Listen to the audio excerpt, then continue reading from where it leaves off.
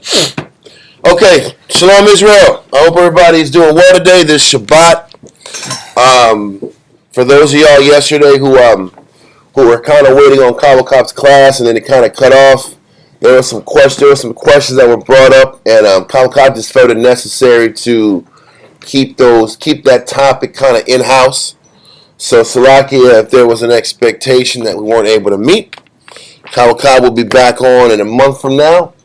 For any other issues and topics that are needed, he'll bring them out then. But once again, shout out Sword of Truth family. Yeah. Hope everybody's doing well from California to Georgia to London to Guatemala. Hope everybody's doing well out there, fighting a good fight. Shalom everybody at Stream of Wisdom. Hope everybody's doing well. Stream of Wisdom Houston, SOW Rochester, SOW Virginia. For Norfolk, Virginia. Hope everybody's doing well there. And, we're about to get going today, and we're going to continue on in our reign of Josiah. I think this is going to be the last class we did with Josiah before we go into complete annihilation of Israel, which is coming up soon. But we're going to go and finish off Josiah's reign, kind of point out a lot about all of his Reformation approaches, and also the blowback from his Reformation projects. So, without further ado, we're going to go into our prayers, send our volume up to the Heavenly Father, and get started with class. Amaja Wapanya, Yerushalom.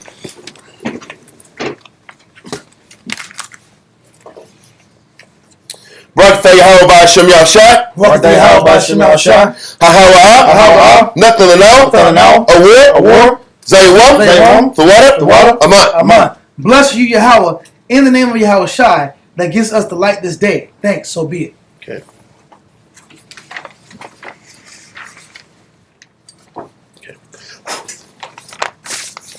Barak Yahweh B'Hashem Yahshua. Barak Yahweh B'Hashem Yahshua. Hahawa. Nathalanel. Rayach. Nayachaka. The water. Aman. Bless you, Yahweh, in the name of Yahweh Shai, that gives us the sweet savor. Thank you, so be it. Okay. Also, don't put any liquid on it. We're going to let it just... Let it flow. Okay. Yeah. Come.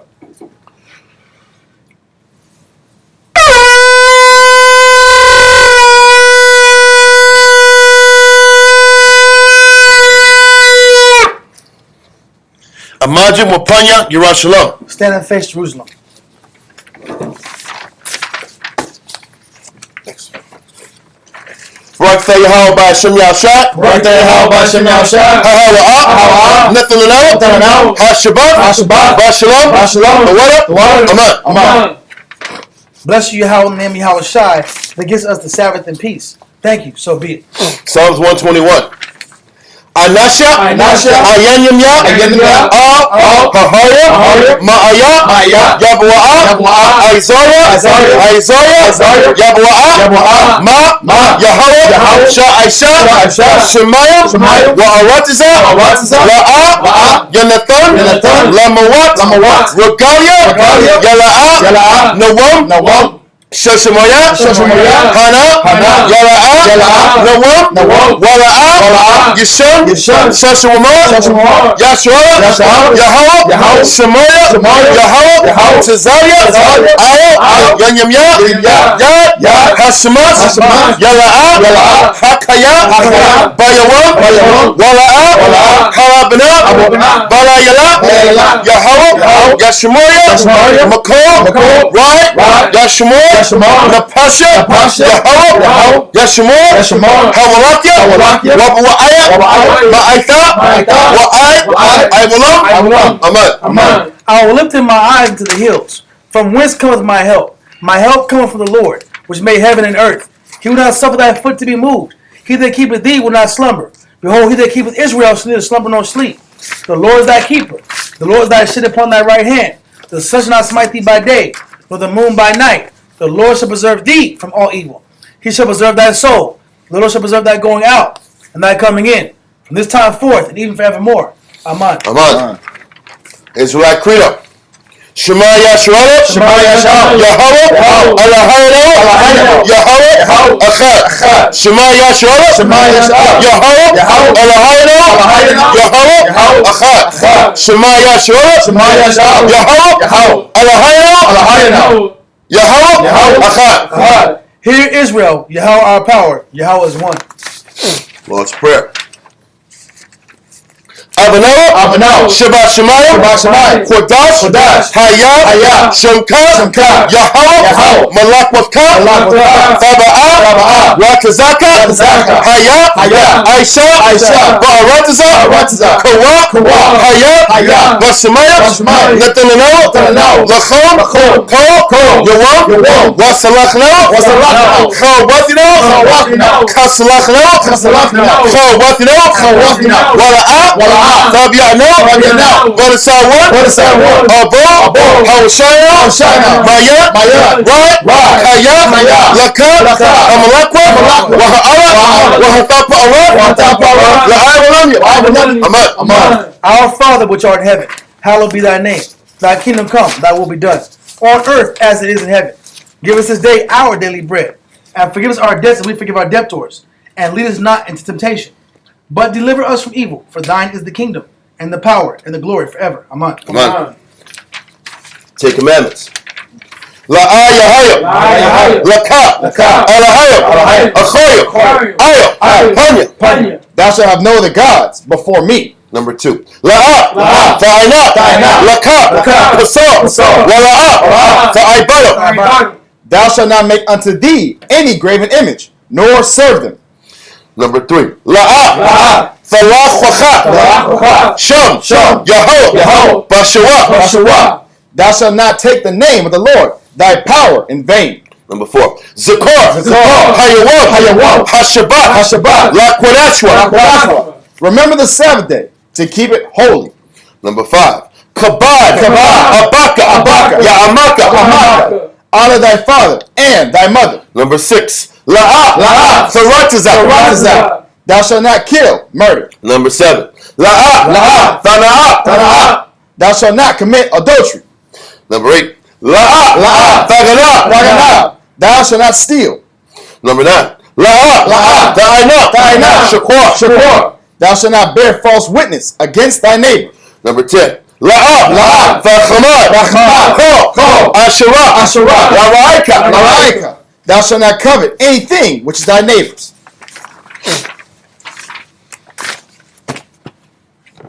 That's the next page, step 11. That's the one. That's the one right there.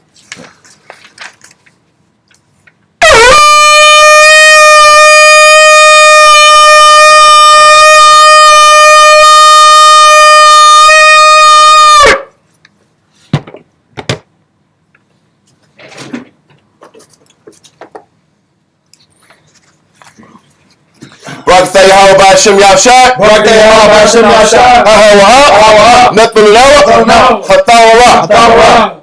Bless you, Yahweh, in the name of Yahweh Shai, that gives us the law. Okay. Israel Yeshavim. Turn it the other way. We're going to go back to that at the end of the class.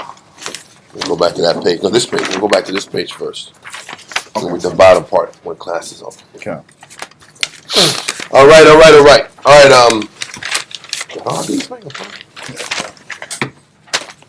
Now we're back on to the last phase of the reign of King Josiah.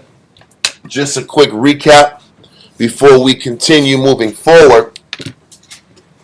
When King Josiah was in power, yeah, you got that? Yeah. When King Josiah was in power, he it starts off with that one. When King Josiah was in power, no, it's this one. He came in at 8 years old, right? And when he started pursuing the Heavenly Father, he was 16. After he was 16 and he started pursuing the Father at that age, by the time he was 20, was when he went on his first campaign to eradicate idolatry from Israel. When he started his campaign to eradicate wickedness that was already inbred in the nation from all the multitude of wicked kings in the nation and the priests and the wicked priests. So he went on that crusade at age 20. At age 21 was when Jeremiah turned 20, and he was called to start prophesying for the Heavenly Father. Jeremiah was called at 21. Well, Jeremiah was called at 20, but Josiah was 21. Okay. Now, we went over that concept roughly, I would say, in the first class. Second class, well, the second one was touching on how Jeremiah was 20 years old when he started his authorship. Yeah, and they're in the same. That was around the second time, exactly. Yeah. Now where we're at now, I'm sorry. Second class kind of dealt with when Josiah read the law. Yeah. Had the law read to him. Okay. And more than likely, it was Deuteronomy 28. Okay. And when he read Deuteronomy 28, great fear came on him. Okay. And he consulted the priestess, or the priest, not the priest, but the prophetess Huldah. He had Hilkiah, which is the high priest, and Shapar, which was the scribe, went to Hilkiah and got the prophecy, brought it back to Josiah. And then he from that interaction on, now we're here in the writing, and we're going to start talking about the second level of reforms that he had started accomplishing. So from the first set of reforms when he was 20, now he's 26.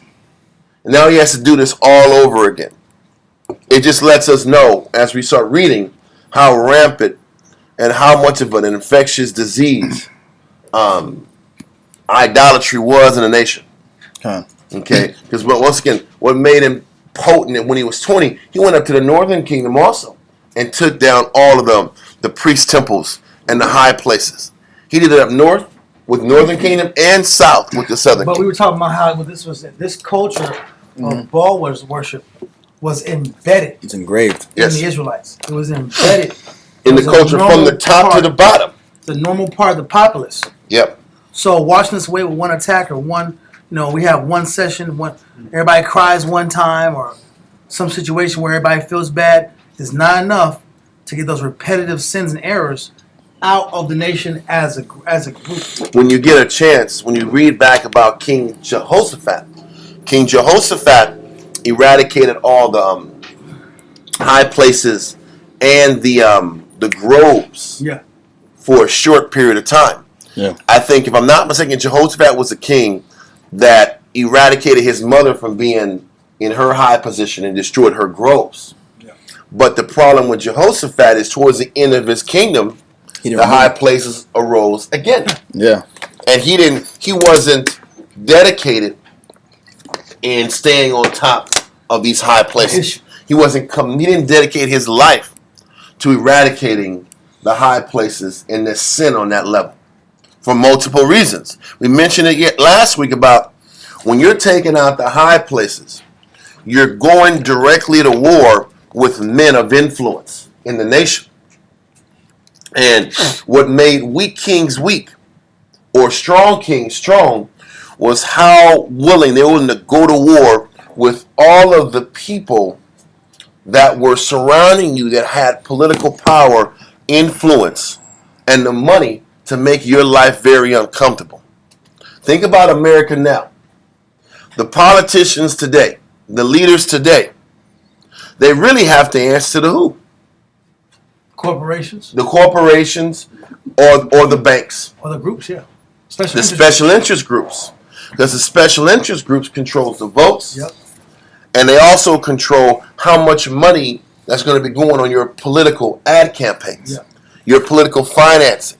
Your political, it takes a lot of money and resources to get the word out, to promote your name, to pay people to push you. It takes an army to sit back and get a person in political office. Remember years ago, Ross Perot.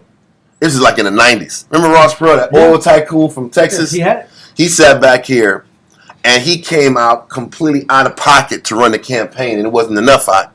When George W. Bush had all kind of other type of people that backed him, Ross Perot didn't have a chance. He was the third leg in the race. And it was almost like he blew millions of dollars for nothing.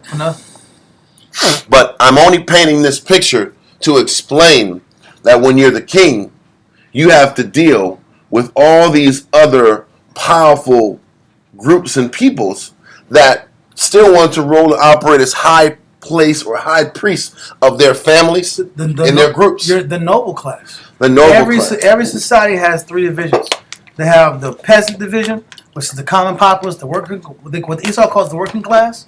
Then you have your middle class, or your middle, your middle class people that are not on the level of the working class. They're doing well, but they're not on the same. Not that high echelon bracket. They're not in the high echelon bracket. Then you have the high echelon, which is what your noble class. There's different divisions of that. And they're the ones who can make the king or the leader's life very miserable. Yeah. While you're in power.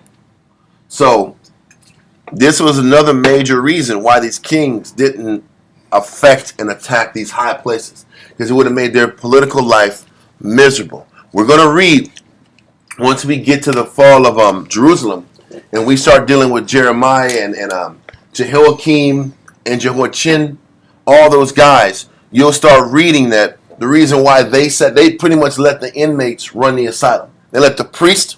And in Israel, you had the priest and you had the rich, influential people. Mm-hmm. So they let the priests and the influential people run the roost. And he pretty much, the king was like the third in line. He was like the pawn in the situation. And the priests are like Congress. Okay. In our time, in our kingdom, this kingdom right here, they're like Congress and politicians. There's a reason why Trump couldn't get anything done in the position, because everybody kept blocking his moves. The people next to him or directly under him would block him, deny it, nullify situations, work against the direction he was going. You can't get anything accomplished in office that way. Unless if you're Israel and you're the king, you just wipe out everybody. You just go to war with everybody and not care. But then what you lose in that situation. It's bloodshed, it's war. It's constant warfare. It's constant discomfort. It's constant problems when you choose that direction. So, this is what's going on behind the scenes. Now, King Josiah. I gotta say one comment. And you saw the same concept when David died. Sir. When David died, what happened? David died. He gave Solomon a letter of all the political figures that are going to be anti the direction that he has to go. And he has to have this quote-unquote kill list and knock these different characters out of the kingdom. Because they're going to Godfather kill list out? There's the Godfather Mo Green got to die. We're taking out Mo Green. Everybody got to go. We're going to take out Barzini. Barzini got to go. Yep. Mo Green got to go. Who else had to go? It was Barzini, Mo Green, and it was his sister's husband who was getting orders from Barzini. He had to go too. He had to go. Because they were a counter directive in the nation. Okay. So you saw a good king make those moves, but it's different over time. Yeah, I get it. And it was that tall, like Herman Munster looking guy that was working for Barzini, that brought the information. I forgot the guy's name. It was just the tall guy, and he's like, just tell him, Michael, it was business, never personal. I get it. He says, can you do me he said, can you give me a break, Tom? He's like, nah, man. You got to go in that car, bro. And he knew he was in that car. It was over. You got to watch Godfather Part 2. It was great. It was great. Anyway, what are we saying? We're just kind of explaining all the inner fightings and battles that comes on when you're even trying to do things the right way. And going back into the topic of the class, Josiah was really pushing reforms to the next level once he knew that Deuteronomy 28 was on the horizon. And when the prophetess Huldah said, "Listen, you're going to be okay, but everybody else is going to fall. You're going to be in peace." She says, "You're going to die in peace, but everybody's going to fall." He sat back here. He could have just coasted and lived his life out and smiled. But he said, I'm going to sit back here and I'm going to do everything in my power to eradicate wickedness in Israel to give our people a fighting chance. That alone showed love, really love at the highest level. Because his whole life was eradicating wickedness. He put the nation before his own personal endeavors. Yeah. So that's why I wanted to pull this verse in 2 Corinthians 5:11. This is what Paul was telling us, and this is why he was so adamant about going to these different places and reminding Israel, hey, you're on the clock. You don't have as much time as you think to make these adjustments. Persuade men. Con. 2 Corinthians 5 and 11. I don't know. Do we still Oh, no, we got some crying.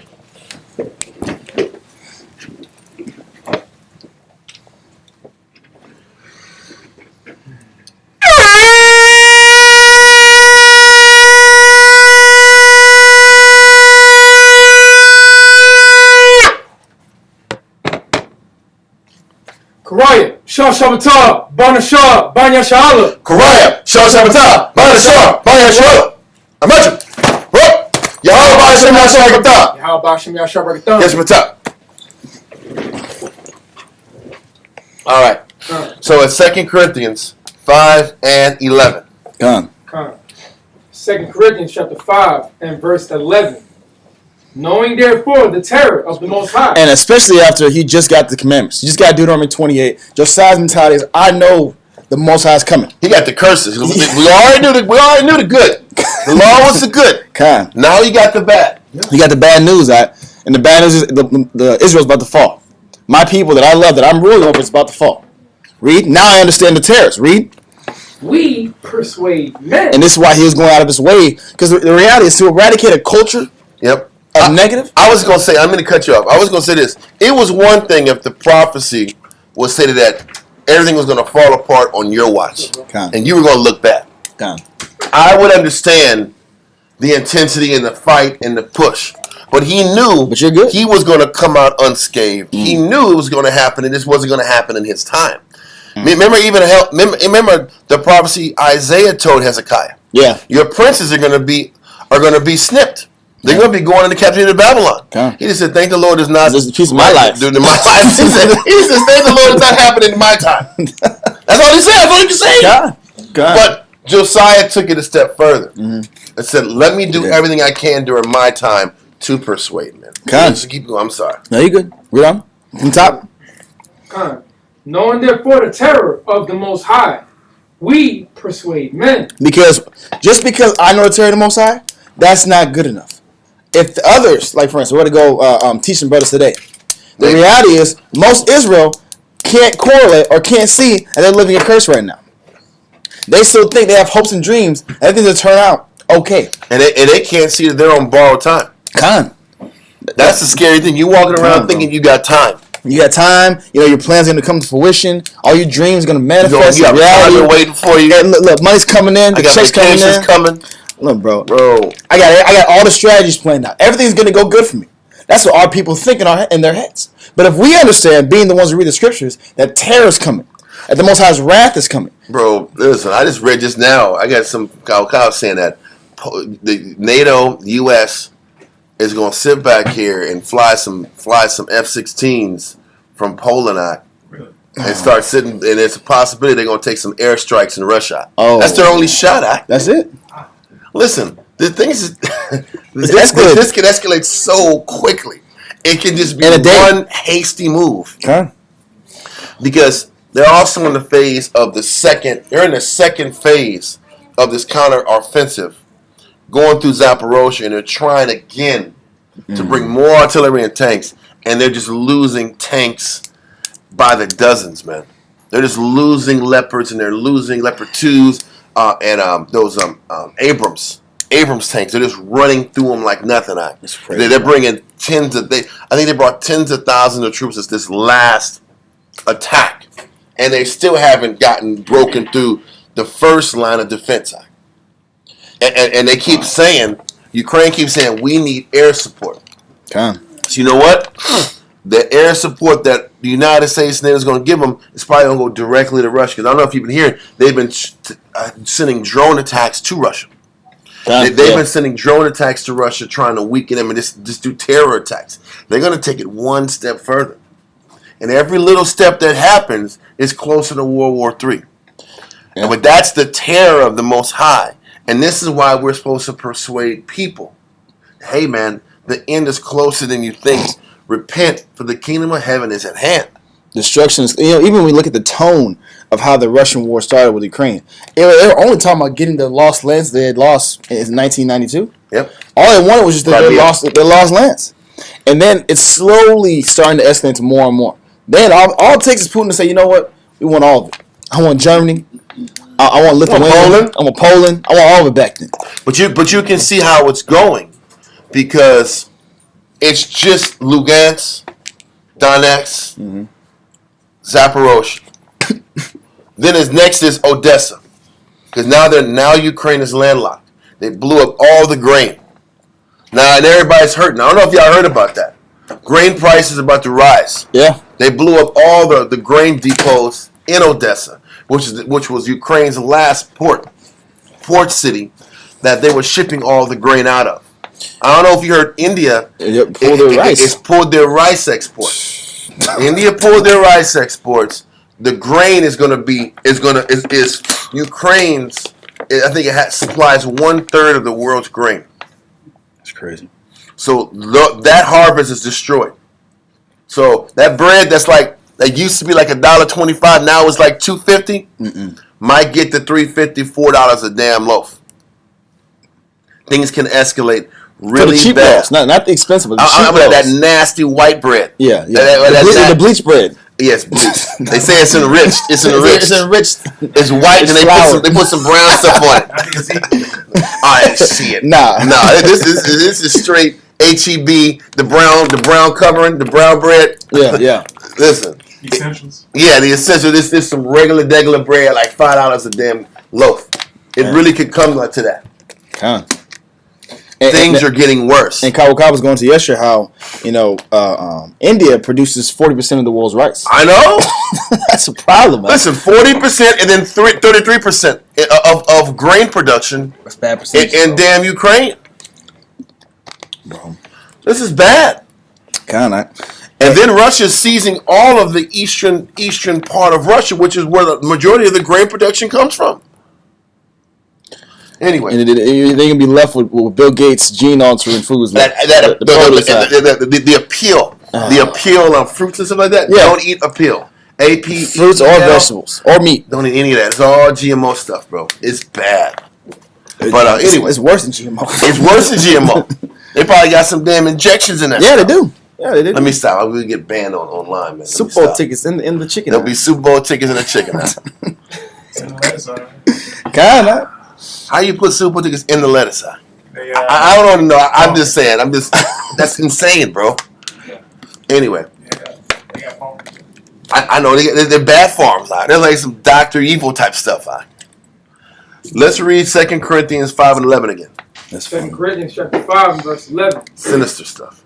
Knowing therefore the terror of the Most High, we persuade men. And there we go. Listen, Josiah saw the terror that was coming to Israel. The crazy thing is this. What we're going to read is literally right after Josiah died. 11 years later, everything fell apart. It doesn't take long, man. We think we got time. When the Most High says he's had enough, he's really had enough.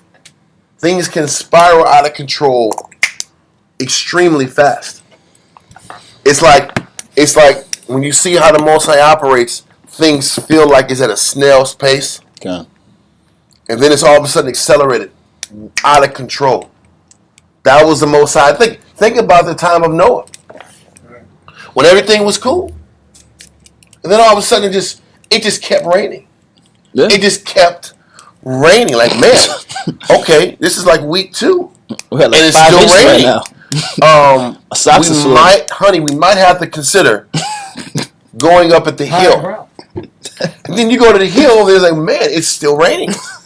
Can you imagine how this is happening? Okay, the hill is not going to be high enough.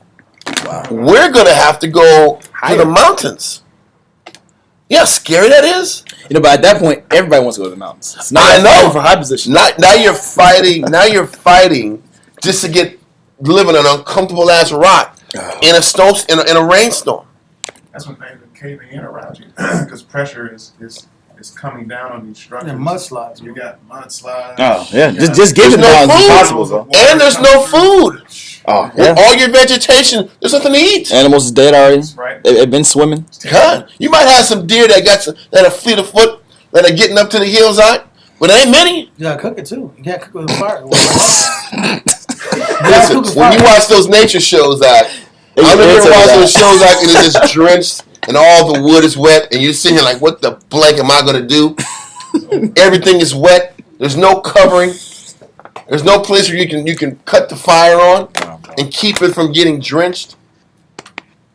All I'm saying is things can go from bad to worse just like this. And Josiah operated with a sense of urgency, with the sense of urgency necessary to get things done. We're going to read into the chapters today to see if that urgency actually, if the people took to that urgency. That's what we got to see. So we're going to go to, you got more? Yeah, I want to keep finishing that verse. Continue. But we are made manifest unto the Most High. You know, this also shows when we get this knowledge, how we manifest ourselves to the Most High, or present ourselves, or show ourselves to the Most High, is by teaching and persuading men, and showing them where they're off at, and where you can change and be better and get right with the Most High again. That's how we show the Most High, hey, I'm really about serving you. And this is what Josiah was doing. I've already had a zeal for you, but not according to knowledge. But now that I got the knowledge, let me persuade you and instruct you according to what I just been read. That's how I make myself manifest in the Most High. Read on. And I trust also are made manifest in your conscience. And then the hope is, once I persuade you and tell you what's going on, what's going to happen if you don't make these changes, your conscience will start to be persuaded a little bit. Now you'll have a warring thought in your head. Instead of it just being full flesh and full negative, now you'll at least have a holy conscience that, hey, you probably shouldn't do this. Because the problem with Israel is we didn't have a conscience. We were going to keep doing negative regardless because we didn't care. Israel's going to double down, bro. They were swift to do negative. Now the hope is, okay, I'm teaching the word. At least you'll have a fighting chance now. Because your conscience is what you need to start changing your negative momentum. And this is what Josiah was trying to establish. So, okay. So let's go now to 2 Kings. Let's go. You put that up. Jeremiah 1 again? Yeah. In the middle. Yeah. So let's go to 2 Kings chapter 23, verse 4 through 20. We're going to do some stops in it, though, in between, though. 2 Kings 23, verse 4 now. Once again, where we're reading at now, this is already at the point when he was 26 years old. He was 26 years old, and he was ready to sit back here and take that next step in his leadership after he had got that bad news from the prophetess. Right? Read on. 2 Kings chapter 23 and verse 4. And the king commanded Hilkiah, the high priest, which is Jeremiah's father. Read on. And the priests of the second order, and the keepers of the door, to bring forth out of the temple of the Most High all the vessels that were made for Baal. So he said, listen, he said, but the keepers of the door were the ones who were in charge of what comes in and what comes out. Listen, they were like the prison inmates. They're like the prison guards. Okay. If you want to know why contraband is in the jails, it's because of the prison guards. They're the ones who's letting the dope in. They're getting the cut of the bread. So that, and they bring the dope in it. They let the dope come in and they can sit back and everybody can get their highs. Whether it's shanks, supplies. Remember in The Last Yard, what was that guy's name? Always had the cheeseburgers. How'd he get the cheeseburgers out? Where'd he get the cheeseburgers from, right? I don't know. Somebody like the cheeseburgers. Listen, but somebody snuck the cheeseburgers in, right? How did sneak it in? Well, he always had them in his pocket. Like, why you guys got these cheeseburgers in your pocket? I don't know if you ever watched that. But it was the guards that brought the cheeseburgers in, right? Or whatever you needed. So I remember a brother I used to work with in the truth called me in a cell phone in jail. How'd you get a cell phone? He said, hey, so what's Shalom, right? I was like, what? Shalom?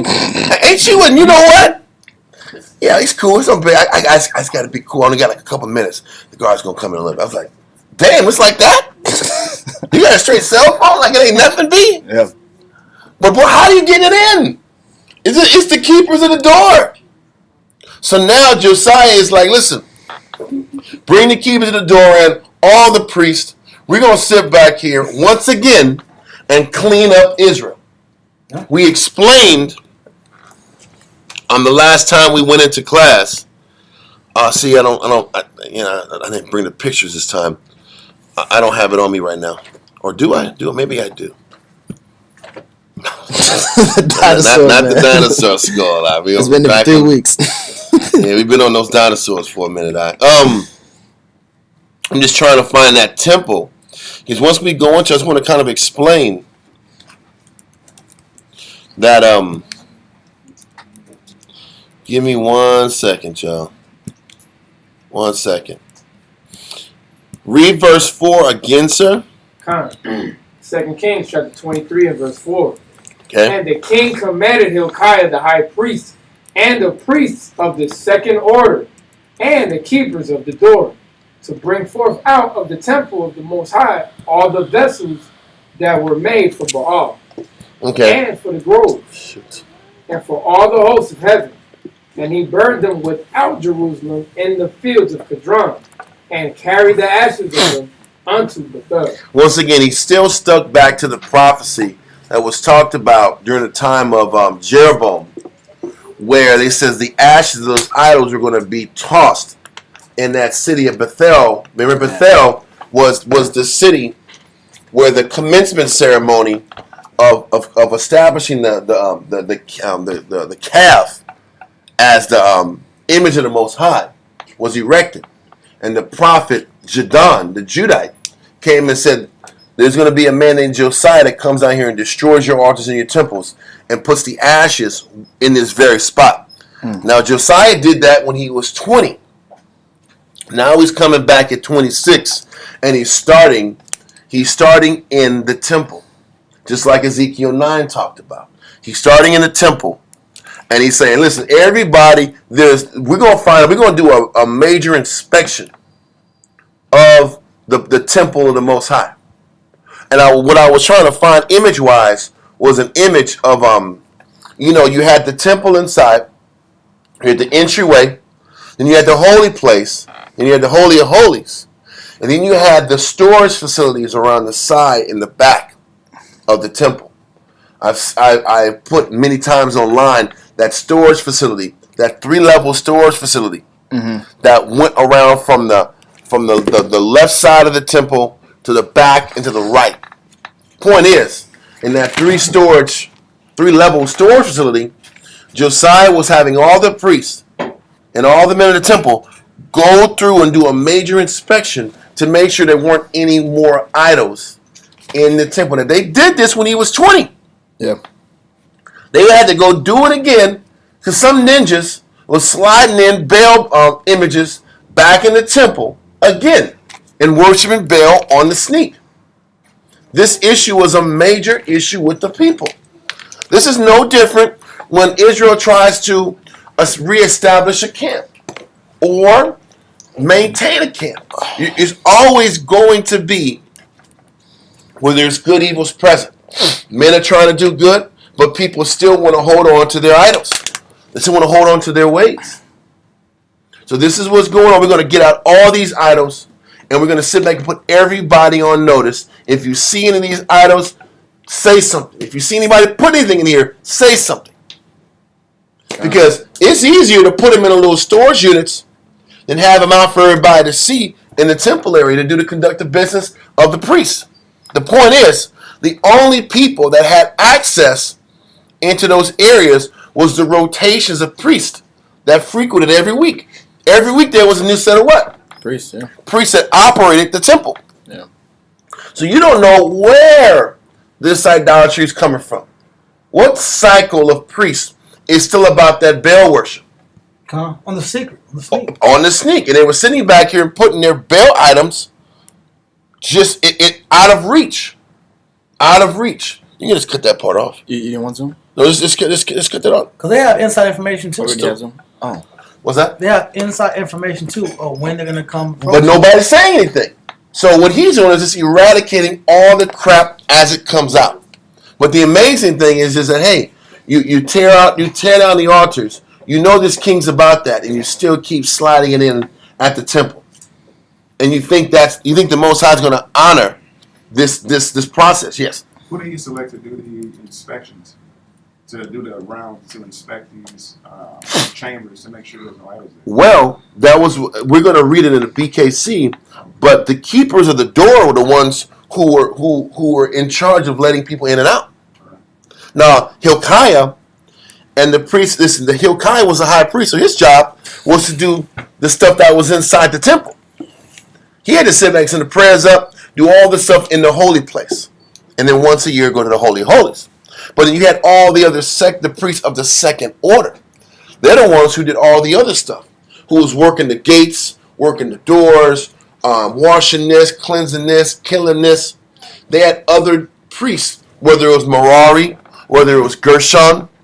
Okay. They had different responsibilities. Those guys is where the possible corruption could have happened. But was it someone he trusted? Did he have trusted men doing these inspections? I would imagine so, because when we went through the first phase, and they'll probably go into it as we read, but when we first went into it, he picked the individuals that he could trust to execute the judgment. You're going to read about Shaphan and Hilkiah. They were trusted men, and I would imagine they would pick those men would pick people that they trusted to get the job done. But read verse 4 again. 2 Kings chapter 23 and verse 4. And the king commanded Hilkiah the high priest and the priests of the second order and the keepers of the door to bring forth out of the temple of the Most High all the vessels that were made for Baal and for the grove and for all the hosts of heaven. Mm-hmm. And he burned them without Jerusalem in the fields of Kedron, and carried the ashes of them unto Bethel. This is the second time. Read on. Verse 5. And he put down the idolatrous priests, whom the kings of Judah had ordained to burn incense in the high places in the cities of Judah. Think about this. He said he put down the idolatrous priests, whom the kings of Judah had ordained to burn incense in the high places in the cities of Judah. Read on. Come. And in the places round about Jerusalem, I know. We'll go there. them also that burn incense unto Baal, to the sun and to the moon and to the planets and to all the hosts of heaven. Listen, these guys were worshiping Venus and Jupiter and all kind of craziness. But they had already eliminated these guys when he was 20. So the question is, they must listen. When they were 20, they must have killed the what? The blatant sloppy guys. Yep. Yeah. I'm doing this right now. I am doing the high priest things. Yeah. The sloppy guys got killed. The subtle, cunning, crafty people fell back. They know what's up. Just watch. They fell back, and they said, we got to go underground. Yeah. That was when Josiah was 20. Yeah. Think about this. You don't think that they had intel that, hey, the raids are coming. The raids are coming. Josiah's taking out all high place dudes. Watch your back. So everybody's like, okay. The ones in the know, they kept their mouth shut. We're going to read about the guys in the know. Because obviously there was moles. Yeah, in the camp. There were moles in the damn camp, right? There were moles. There was insiders. There were people saying, hey, man, watch it. This is why a lot of the kings didn't want to do this. The kid, I know this. Because you can't trust nobody. You're sitting back here on your throne, and everybody's smiling at you. You don't know really who to trust. It could be the doorman who heard some shit, and he dropped some information to somebody else. The raids are coming up tomorrow morning. Watch your back. Get rid of the idols. Hide them. Dump them. I repeat, dump them. This is what's happening. We're going to prove it. Cold work. Listen, it's co-workers. Listen, it was a damn syndicate. And everybody knew. It's the same spirit selling drugs, though. Well, listen, the Bible game is like the dope game. The dope game. People, listen, people, they know a raid's coming. A crooked cop sits here and tells, hey, man, just so you know, we're going to be there on Thursday at 8 p.m. Yeah. And you look up, and they're like, okay, cool, the cops come and raid. Yeah. There's no drugs. Yeah. There's babies and stuff running around. They're like, why you jumping in this house? Y'all should. I don't know if you ever watched The Departed. That was what was happening in The Departed. You had the guys. Listen, man. This is going to be a raid of the cops. The cops are coming. The cops, because it was like a Boston. It was a Boston accent. The cops are coming. Set it down. Set it down. Set it down. The whole movie was a cat and mouse about snitches. Exactly. This is what's happening now. Like, woo! Yes, like Training Day act. Code words, code words, weird dialogue. Oh my God! Yes, this is what's happening. We gotta paint the picture like this because this is how the Jews was operating. Right? We're gonna prove it. Let's go to Jeremiah chapter 2, verse 1 through 13. We're gonna get back to Kings, but Jeremiah chapter 2. Verse 1 through 13. This is Jeremiah sitting back here. Departed was a great movie, but this is, listen, we're reading about the Bible's version of Departed, That's what we're reading about. But Jeremiah 2, remember Jeremiah 1, the Most High ordained Jeremiah to go to war with all the top ranking officials. All the old heads. He said that the priests you're going to go to war with, the princes were the dirtbags, They're the ones who had power. The princes were the ones that were under the king. Noblemen. That's it. The noblemen, the princes were the ones that were pulling a lot of the triggers.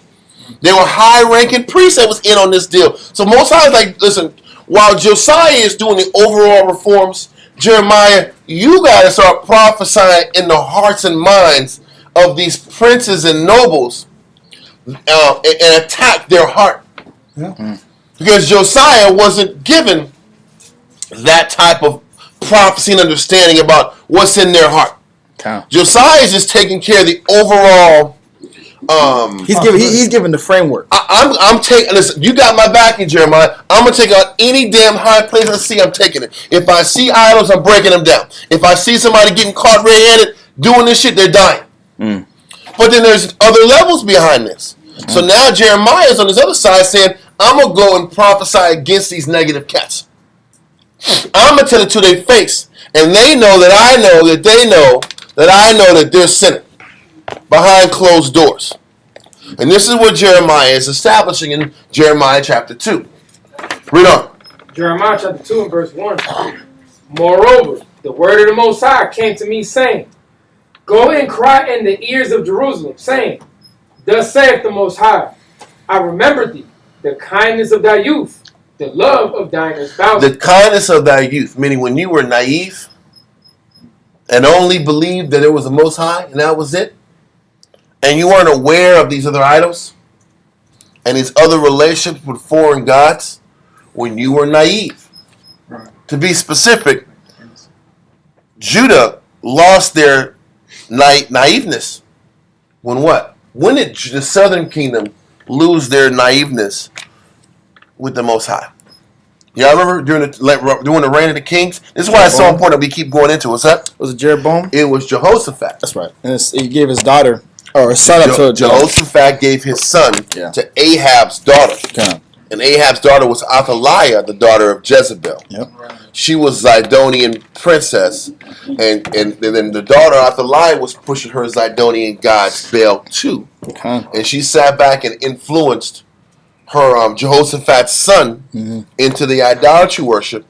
And she killed she had all of Jehoshaphat's brothers. Jehoshaphat's sons killed besides her husband. That's right, yeah. To eliminate the reign of power in the south. It's crazy. So at the same time, you had Ahab that was pushing idolatry up north, and you had Jehoshaphat's one son left pushing idolatry in the south. That dynamic is when Judah, the southern kingdom of Judah, lost their innocence, lost their purity. So now we're here in Jeremiah, and I remember when Israel was pure and they were holy, and they were pure to me. They might have been flawed, but they only knew me. Read on. Go and cry in the ears of Jerusalem, saying, Thus saith the Most High, I remember thee, the kindness of thy youth, the love of thine espousals, when thou wentest after me in the wilderness, in a land that was not sown. Israel was holiness unto the Most High. He said, even then, they were purer than now. Even Israel in the woods And there were some dirtbags in the woods. We were dirtbags in the woods, am I right or wrong? God. But at the very least, we were just ungrateful. Yeah. Idolatry wasn't our number one problem. It was unappreciativeness was our problem in the wilderness. We weren't willfully left, like presumptuous. And yeah, exactly. We weren't sitting back here, we're going to ride it out with these idols. It wasn't like that in the wilderness.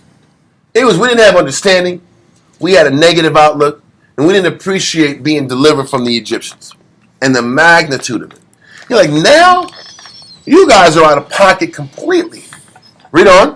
It says, Israel was holiness unto the Most High, and the first fruits of his increase. All that devour him shall offend. Evil shall come upon them, saith the Most High. So because of their love towards him, he said, anybody that touched my people, Get dealt with. they're going to get dealt with quick because of our humility towards him. Read on. Verse 4. Hear ye the word of the Most High, O house of Jacob, and all the families of the house of Israel.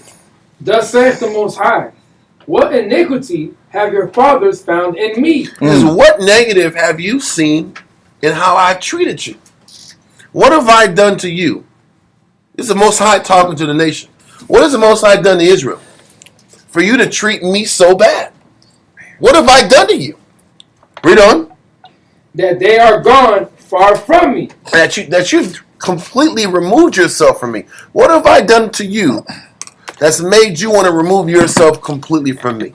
You know, because he's answering the question that Israel asked in Ezekiel when it said, when they say your ways are not equal. Mm-hmm. Your way of operating is not fair, Lord. Yep. Why do we have to do things the way you want us to do it? Yep. You're destroying us. You're taking our stability out, our families out, our kingdom out. You're not fair, Lord. Yep. He's like, look, I didn't do anything unjust. Everything that you're getting is because you deserve it. And he's like, tell me what I've done. Yeah. Tell me how I've been unjust to you. But Israel wants to operate at Victim. at the clip of other nations. Dave was talking about that in scriptures about how his feet had well nigh slipped Yeah. when he saw the prosperity of the wicked. Israel has a problem with their work ethic in comparison to nations. Okay. Nations get the same benefits in their mind. Their crops are growing. They don't have to do all these different actions and sacrifices.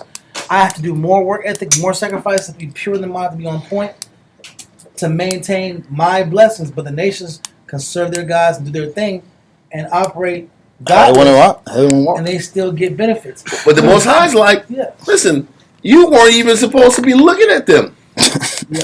If you were just focused on me in our relationship, you wouldn't even say, you wouldn't even be comparing anything. Why are you even comparing how I treat them with how I treat you? Because their eyes not single. But this is where we go left. Mm-hmm.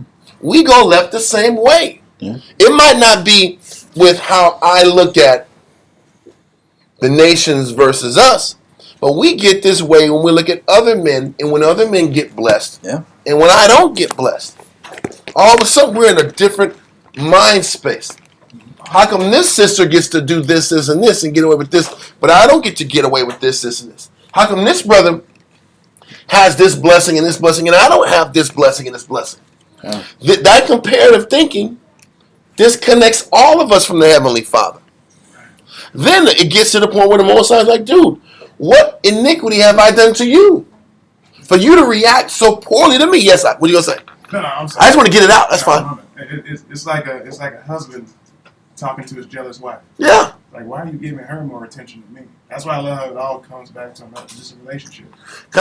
It's all about a relationship, and it's why are you comparing my relationship with you with your relationship with him? It's like if you're a brother and you're hearing a sister say, well, that brother does this in his house. Well, then go stay with that nigga then. That's my answer. It's a very simple answer. Yeah. If you want to compare me to that dude, then go stay at that nigga's house. There ain't nothing else for me to say. The conversation is over. We start comparing this guy to this guy. Shit, I'm done. Ain't nothing to talk about. I mean, listen, I'm not even trying to be that guy. But listen, anybody with a half a brain gonna say that. Yeah. Well, in his house, he doesn't run that way. Go over I think go over there then. Why are you looking at his house? Or why are you comparing his house to my house? Sorry, he talking real loud. There's pure passion coming out of there. That's passion. That's truth. That is truth and passion coming out. Because brother saying I'm saying something I know is hitting a lot of nerves of a lot of people. Why is his? Because it can go two ways. So it goes both Okay, ways. if that's the case. Yeah. Why is this rib more hard than you? How Why about does that? rib cook more than you do? Why does rib deal with the children like this and you don't? Oh, don't compare me. Okay, then I don't hear this. These are one-way people that want one-way benefits. And this is Israel. Israel wants one-way benefits. They want all the weakness the nations can entertain, and all the slothfulness and the freedom of life they can entertain. Israel just has a lust for The grass is green on the other side. Yeah, they want a lust. It's a lust and an envy that controls Israel's nature. Because versus versus really trusting the Heavenly Father. If I trust the Most High, then I also trust that the Most High has got me exactly in the position I'm supposed to be in. Do you believe the Most High or not? And if He's got me where I'm supposed to be, then the reason I'm in my situation is because I haven't done enough. It's still boils down to that. People don't want to take that train of thinking in regards to why their situation is difficult or frustrating. What do I have to do more of? It's easier to say, well, my life isn't fair because these people don't do what I go through. They don't go through what I go through, and they still get rewarded with this. It's a mindset of ungratefulness and lacking of appreciation that Jeremiah, that Most High is using Jeremiah to point out as he starts to introduce Jeremiah in the scene with these high-ranking individuals. Like, what have I done to y'all? And the thing about this, he's going at the people, obviously. He's going at these high-ranking guys that got bread. They got security. They got land. What have I done to you? You guys are in the top of the food chain in this nation. But it's not enough. Still ungrateful. Unhappy. Like, why isn't this enough for you? You're princes of Judah. It's never enough when you're in the flesh. Con. Listen, but let's keep going. Verse 5. Jeremiah chapter 2 and verse 5. Thus saith the Most High, what iniquity have your fathers found in me, that they are gone far from me, and have walked after vanity, and are become vain? What have I done? All you've gotten is blessings. And you still sit back here and go opposite of me? Read on. Neither said they, where is the Most High that brought us up out of the land of Egypt? He said they didn't even say, man, how come the Father ain't coming through for me? They're not inquiring of the Lord. You know what they're saying is? Nobody is asking why the Most High isn't blessing. Or what do I have to do to get the Most High on my side? There's no inquiry. There is no push to find out and pursue what is it going to take to get the Most High on my side. Because they don't want to see the Most High's face because it takes more work. And they don't want exactly. They don't want to be told, "Hey, you got to make this change." Yeah. Because once you get the answer, what's your response? Yeah. All facts. So this is where it is. Read verse 6 again. Neither said they, where is the Most High that brought us up out of the land of Egypt, that led us through the wilderness, through a land of deserts and pits, through a land of drought and of the shadow of death, through a land that no man passed through, and where no man dwelt. What is verse 6 saying? And I've been here the whole time. I've taken you through all these tumultuous situations. Why have you forgotten this? Why do we forget this? He says, neither said they, where is the Lord that brought us up out of the land of Egypt, that led us through the wilderness and the pits and the deserts and the droughts and the shadow of death, through a land that no man passeth through, where no man dwell. Listen, when you sit back here and look at the ancient maps of that wilderness, that's not a place where a nation lives at. You ever see like Star Wars at? And you see like in You see like where Tatooine, the city of Tatooine. It's real dry. It's dry. It's a desert, bro. And those sand. What are those sand dune creatures, man? Them those little sand dune creatures. What's that? No, it's not the sand people. The ones that Yeah, they were the sand. They were like they were like small, and then like they were like Bedouins, and like what would they do? What they eat? What they do? the ones with the hoods. Yeah, those guys. The one that took Anakin's mom, right? Right. You remember what were those Oh names? no, those were the sand people. Yeah. They were the sand people, like, and they had like these little like razor teeth, like, and then they like, One of them little dudes? yeah, not the No. Ewoks. Well, I'm trying to paint a picture, right? I'm trying to paint a picture about the desert, They right? were the little dudes that went around. And they weren't like vicious, but if they had like 20 on one, they might get you out. Right, and that's all. That's what I'm saying, right? And there were these little creatures, like, and they're just living in the desert, like, and there's nothing to eat, bro. It was a little different. There was the smaller ones, and then there was the sand people were taller. They were like regular sized folk. Yeah. But they were like grayish and like. Those are the guys. Yeah. And they're just out here, they're just camping, hanging. they're just hanging out in the damn desert. Those are the ones that killed his mom. Yes. My point is, what the hell are you doing in the desert? How can you live? There's nothing to eat but like snails, and it was something bad. It was bad. It was always hot out there, right? And sand. There's no cactus out. It was nothing. But the Most High, listen, I delivered you from that. No man can live in this damn place. When you look at the map, and everybody's conquering this, and Egypt wants Syria, and Egypt wants this, and Israel wants this, and the Assyrian Empire wants... Nobody wanted that damn wilderness. Did you ever read about the Assyrians or the Babylonians conquering that damn desert? They didn't want that shit out. You can have it. Whoever mole people are living in, you can have that crap out.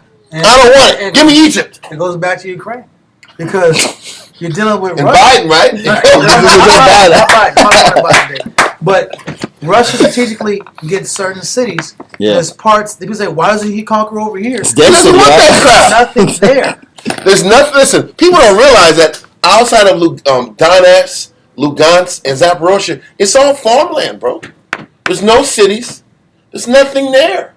You want to go to Western Ukraine? There's nothing in Western Ukraine. Guard ant piles. Listen, Putin said Poland can have it if they want it. That's Putin hilarious. said, he says, if Poland wants Lviv, you can have it. It ain't even that serious. That's literally what Putin said. I don't want that shit. It's native Ukrainians. They don't want to be Russian. Take them. Have it. He said, I don't want them. It's really okay. It's going to be okay. So, my point is, all the Most High is saying is, I pulled you guys through a wilderness that nobody was able to survive in. Nobody could inhabit themselves in for 40 years. I took care of you. There's a reason nobody conquers that land. Because there was nothing there to conquer. There's no value. At least if you take the land of the Philistines, what do you get? You get port cities. You get the coastal cities. You get to do trade. You get to do shipping. You're going to read about the Egyptians conquered the Philistine countries and had some jurisdiction over the Tyre and Zidon, and Syria had some nice land to keep. So they took those spots. They didn't want none of that damn desert. They avoided it because nobody could inhabit it. It's like Devil's Den in San Antonio. This is a place they never built anything there. It's just a bunch of Jeeps they got. It's a car graveyard. It's a car graveyard. And there's stones and rocks. There's nothing there. Yeah. There's certain places you can't do much with. And the Most High is like, I pulled you guys, and that's a floodplain. I pulled you guys through a land and a place that's uninhabitable. I've done miracles for you. How come you don't bring this to your recollection? That's the overall point. How come we don't bring these scenarios that the Most High has come through for us? How come it's not in the front of our minds? How come it's not at the top of our recollection? All the times and ways the Most High has pulled us out of difficult situations. That's what he's trying to say. Why have you forgotten me? Why have you forgotten how I've been there for you this whole time? Continue, verse 7. Well, I was going to say one thing. Even though the Most High is asking this question, it's crazy because even though there was no food out there in the wilderness, we still had manna. We still had that water. Even though it wasn't sweet, But he made it sweet for us in order for us to drink it, though. You know what I'm saying? Yeah. That's crazy, bro. He made water that was rancid. Yeah. Because there was this when we first went out, we beat the Amalekites. We had they dug for a water, and it was just rancid water, and the Jews were mad as hell. X that. And the Most High sat back here, made him go a little further, and everything was okay. But he's reminding us of these situations. He's like, listen, why are we? And the brother sent me a text. It was the Tuscan Raiders. Oh, okay. Those are the ones in the desert in Star Wars. Point is, what are we saying? The Most High? Why can't we recollect all the times He's been there for us? Why are we so quick to forget that? And then what did He do wrong to get treated the way He was treated? Yeah. Let's keep going to verse 7. Jeremiah chapter 2 and verse 7. And I brought you into a plentiful country to eat the fruit thereof and the goodness thereof. But when ye entered, ye defiled my land and made mine heritage an abomination. The priest said not, where is the Most High?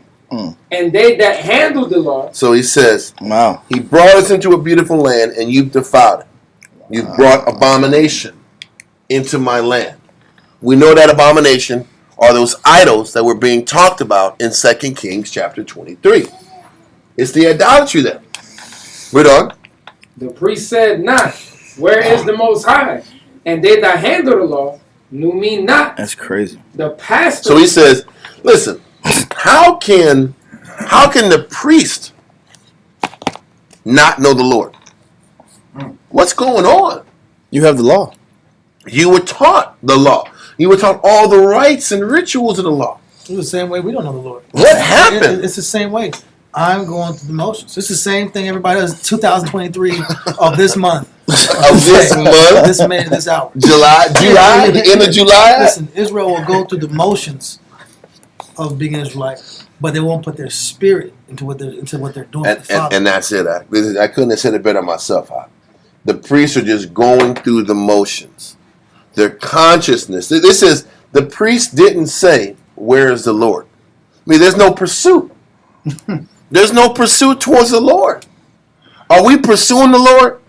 Or are we just going through the motions, telling ourselves we're doing our job for the Most High? Where is the pursuit? He says, the priest say not, where is the Lord? Read on. Give me verse 8 again. The priest said not, where is the Most High? And they that handle the law knew me not. They that handle the law, who were they? They were that second level of priest. You had your first level and your second level. We read about this just now in 2 Kings 23. When Josiah said he commanded the high priest and the priests of the second order and the keepers of the door is everybody that's operating in the functions of the temple. Everybody that had a job in the temple, they didn't know the Most High, bro. So you're doing priestly stuff. You're the doorman. You're security. You're working the construction crew, but you don't know the Most High. You're just working a job, bro. It's just a job. Yeah. What people do that work for the civil service job? Yeah, it's a civil service job. Yeah. And listen, you ever see people like work at Saws? They don't give a shit that the line is 50 people deep. You ever at CPS on San Pedro? Next. And they taking their time out. Yeah. Or DPS. The DMV. The DMV That's is the worst side. one. That's really what it's like. That's vexing. Listen back here. They see it's 50 people out here waiting out, and they will go and eat a sandwich out. Not giving in front of you. And take some time. Close up their little booth and do what they got to do. Like, bro, you know you're in charge of the teas. You're in charge of the teas, every booth is in charge of like a letter or something like that. I'm like T38, bro, and we're on T15, and she wants to stop. Especially at Louisiana DMV. In Cajun DMV, Reckless. the Cajun DMV is reckless. Reckless. You go up there, they talk to you with such authority. Yeah. You better not ask a question. You going back? You got to start all over again. I will press this button and forget your paperwork. Yeah. Turn your way out. Man, this is crazy. You going back? You going back to the back of the line, B? You can act nice, and that's like, no, you got attitude. Oh, Don't bring it up here. oh my God. Oh. Listen, bro, that's what it's like. You got a Listen. guaranteed job. You got to guarantee that you got benefits. I'm a coast. Yeah. I'm going to get him and do my job and live my life. I want for nothing. I'm going to sit back here and follow my idols, do my thing on the side. I'm going to do this God thing, but I'm going to do what I really want to do at home. That's really what's happening. There's no pursuing of the Heavenly Father. Okay, read on. It says, the priest said not, where is the Most High? And they that handle the law knew me not. The pastors also transgress against me. Who are the pastors? The priests. The prophets, I mean. The prophets, There were still people think about this. Remember Elisha? During Elisha's time, there were those men that said, hey, we need to have a bigger school. Mm-hmm. We need to sit back here, go down over here and build and get some wood and build a bigger school. And Elisha said, cool, no problem. Right? Yeah. And in the midst of him doing it, the damn axe handle, or the axe top, the actual axe, Yeah. fell in the water. And then Elisha did some spiritual whoop-de-whoop back, and the damn iron went all to the top of the water. They was able to get it and continue what they were doing. What was that showing you? There were schools for prophets. Yeah. There were schools for teachers. And shortly after that school was formed out, Elisha ended up passing on, had to go to the next place. But that was when that influx of teachers started kicking out. Isaiah came out soon after that. You had Amos. You had Zechariah. You had all of the minor prophets. Mm-hmm. And the major prophets were coming out around that same time. They were getting taught. There were schools for teachers. So, what this is showing you, there were schools for teachers, but not all of them were what? Dedicated to the book. There were a lot of teachers that sat back here and worked as advisors to kings and learned how to adapt their prophecy based on the rulership that was in charge. You're going to read about this later on when we get into Jeremiah into more detail. There were preachers and prophets that would sit back and teach based upon what was beneficial to them. And then there was also teachers who would sit back and teach the Most High, and then teach the idolatry. They would mix everything together. And that happens all the time in Israel, where Israel wants to blend in their different systems of thought with the Most High. Everything is this and the Most High. This and the Most High. Okay. They talk the Most High, Most High, Most High. Then you talk to them a little bit later, talking about some whole different foreign concept.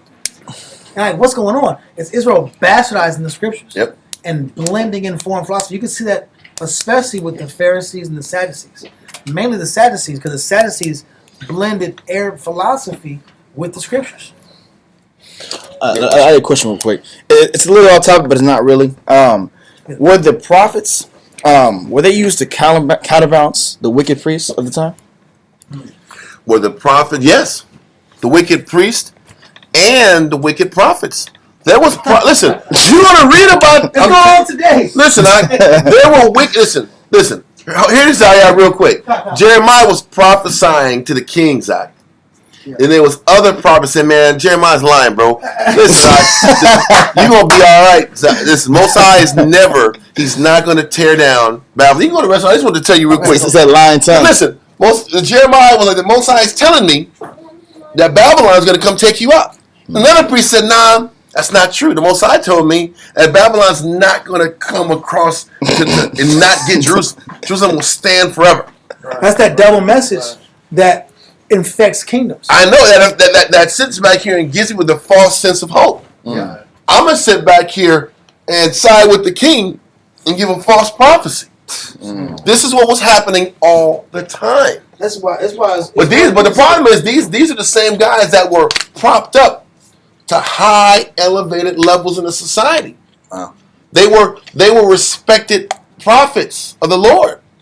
They were respected teachers. And people say, "Oh, how could this happen?" Listen, where you have. What do you think happens now?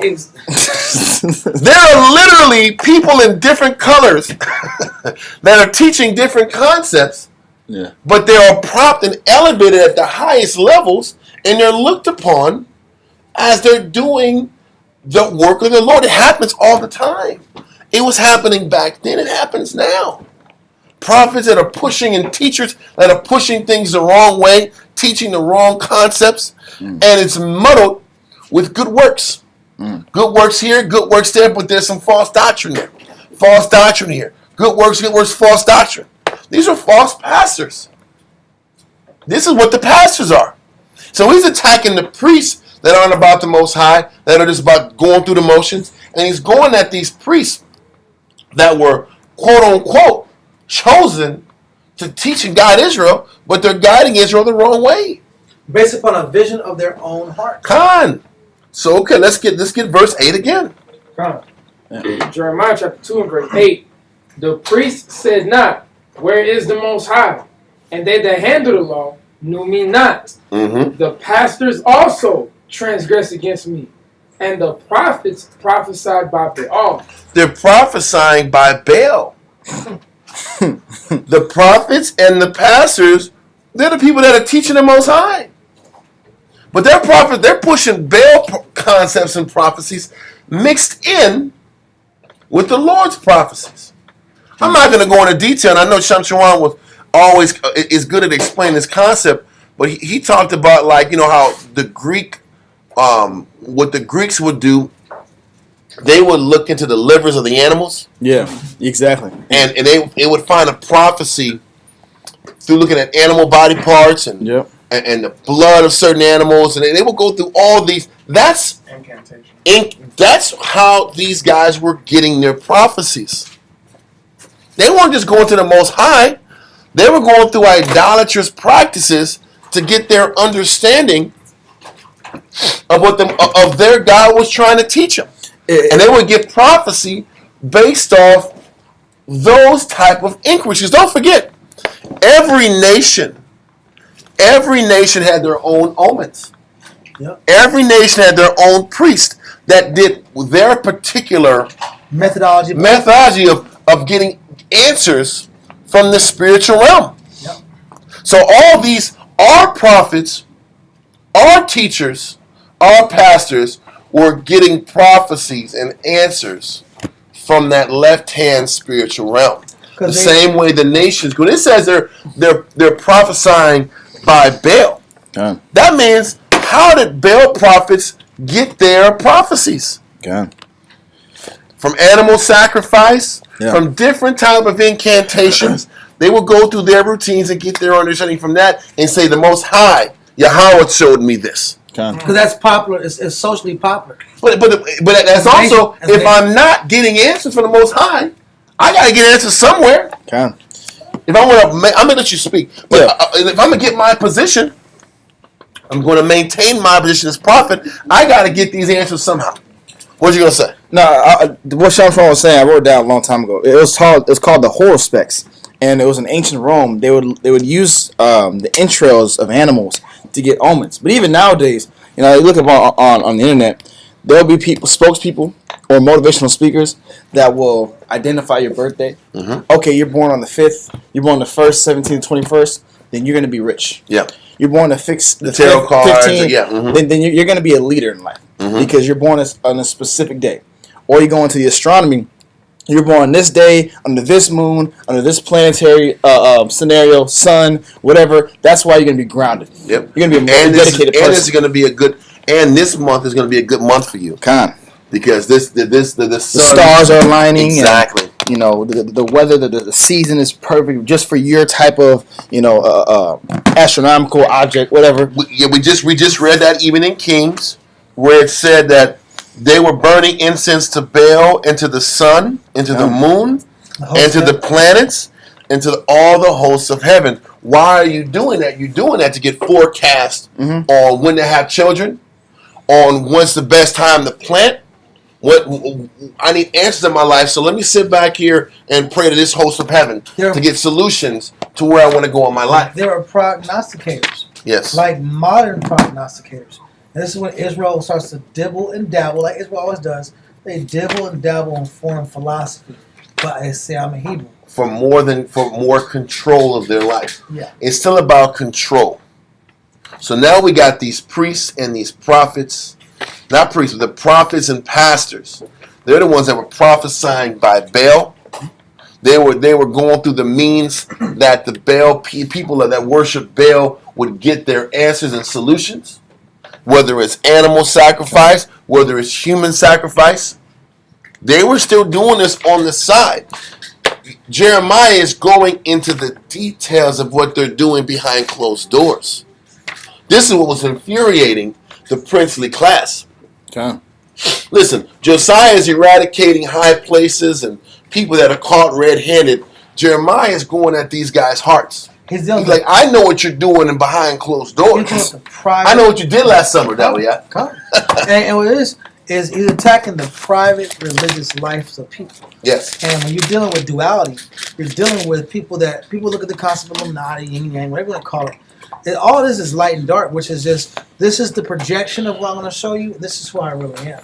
So when you're dealing with these different priests and these kings, or you're dealing with these princes, they have a public image, and they have their true belief systems in their house. Their true belief systems, how they operate. They'll give you one counsel on the outside, but they don't follow that counsel in their own four walls. Their counselors bought in their own four walls.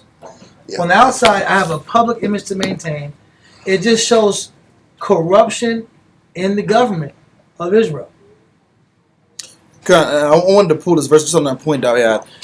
St. John 15 and verse 22 down to 24. Because this is the reason why Christ had to come back in the first place. 15 and what? 15 and verse 22 to 24. Yeah. Yeah, because Christ had to come down to reveal that hidden sin. Yep. Because the reality is, once you're skilled enough in what you do every day, you can start closing and mask the negative that's really in my heart or that's really in my household. Yep. You don't think you went over in the class a couple weeks ago? Did. How you got to be faithful in your house. Yep. Because behind closed doors, when no one can see you, when you're a different guy. You're a different guy when nobody's seeing you. I'm not righteous. Exactly. But he said this is what the princes were up to. Okay. The princes showed one face to the nation, but they didn't show you how they were getting their answers on the back end. Okay. Because what it's saying is they were pushing the most high. Think about this. Why did Josiah have to double back again and eliminate more idols? And why were these idols hidden in the temple? Because do you think they were sitting back here and pushing Baal to everybody? They were pushing most high to everybody. But they were secretly honoring Baal. And they were because they knew in their head Baal was where they got their power from. Remember, there's another chapter in Jeremiah. We're not going into it now. But Jeremiah kept hitting up and telling them to stop serving Baal. And the people told him, our crops are going to stop growing if we stop serving Baal. We're going to stop getting rewards. Wow. I'm getting something out of this. I'm getting something. I'm winning right now. For honoring. That's why I'm a prince. So I keep making money. That's what my Forex worked out this month. Huh? Exactly. I scored in the Forex. It worked. I'm sitting back here proclaiming the Most High, giving you counsel, giving you answers, but I'm getting the answer by serving Baal. Because what you're going to tell me... I'm talking from a prophet's and a pastor's perspective. I'm giving you answers. I'm giving you counsel. But I'm going through the means of a left-hand God to give you the things you're looking for. Man. And I'm worshiping these idols to get the answers needed to maintain my position, my esteem, my respect amongst the nation. Because the social projection of being this religious guy is important for the social common class. Yep. It's an outfit. The respect that you get. It's an outfit.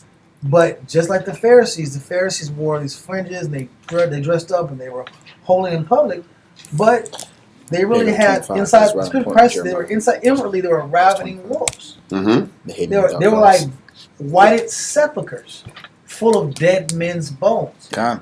What are those dead men's bones? Those negative beliefs and practices, opinions, and strongholds that men hold on to because it's their true trust. This is why I really trust. And the crazy thing is, even Troy brought out a good point about most of these prophets and these priests. They're always pushing prosperity. Exactly. They're pushing prosperity. They're pushing that you're going to get blessed. A blessing is coming. It's on the way. You deserve it. You deserve it. You're going to get it. Everything's going to work out in your life. Where do you think that? How do you think? What do you think they were pushing in these people? How can I paint this picture? Push prosperity to the people to get them on my side. The Babylonians are not coming.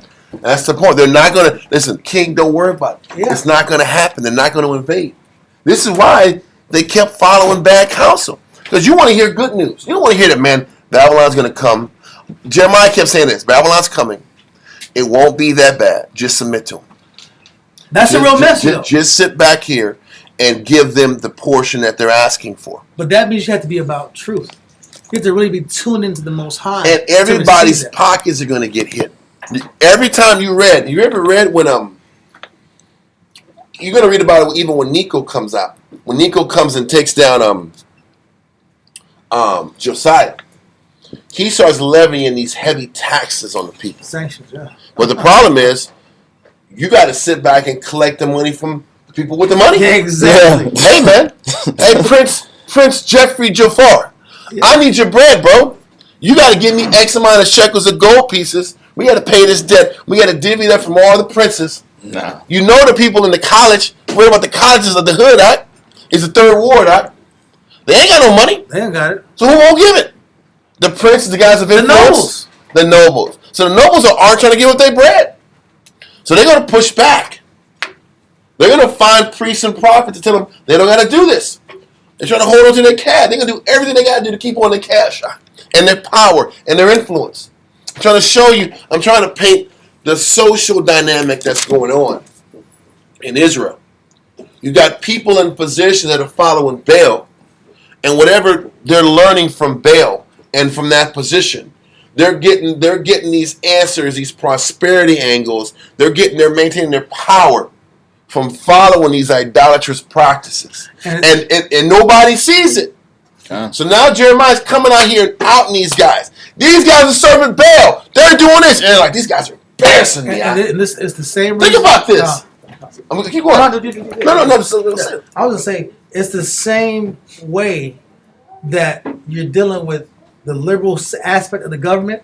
They're getting kickbacks from the Chinese, the CCP, the Communist Chinese Party. It's the same way that Hunter Biden's getting kickbacks from Chinese corporations. Mm-hmm. And he gets Ukraine. It's the same spirit. I'm getting kickbacks from foreign governments. I'm getting kickbacks from foreign gods. Why would I change my policies for that? To lose. For righteous, just to be righteous? Okay. And that's the point. But this is the dynamic. But this is why they was hating Jeremiah so much, because he's pointing out what you're doing in hiding. And these guys are getting outed, embarrassed, attacked. And this is why in Jeremiah chapter 1 he says, in verse 18, for behold, I have made thee this day a defense city, and an iron pillar, and brazen walls against the whole land, against the kings of Judah, against the princes thereof, against the priests thereof, and against the people of the land. You was public enemy number one in a city full of crime. It was like Jeremiah was teaching the Bible in Gotham. Yeah, for real. It was like in Gotham City. You gotta check the Joker. You gotta check the Penguin underground. Kingpin. You gotta go deal with Kingpin. You gotta go check them the Riddler, Two-Face at the Judicial Hall. You gotta go to everybody. You gotta do with the corrupt damn cops. Yeah. The Gotham PD. Yeah. It's crazy. You know all these Harley Quinn. Harley Quinn. Like, what's going on here, right? All these criminals, there's nothing but crime bosses around you, right? Yeah. Bro, but this is the damn battle that Moses said, Jeremiah, you're chosen to do this. But who wants to be a prophet of God? Because that's what you got to do. You got a war against Israel and Gotham, right? Kinda. Rockhead niggas, you got to be anti-crime in Gotham. And you wonder why Batman was so dark? You had to be. You had to be crazy to go against all those maniacs.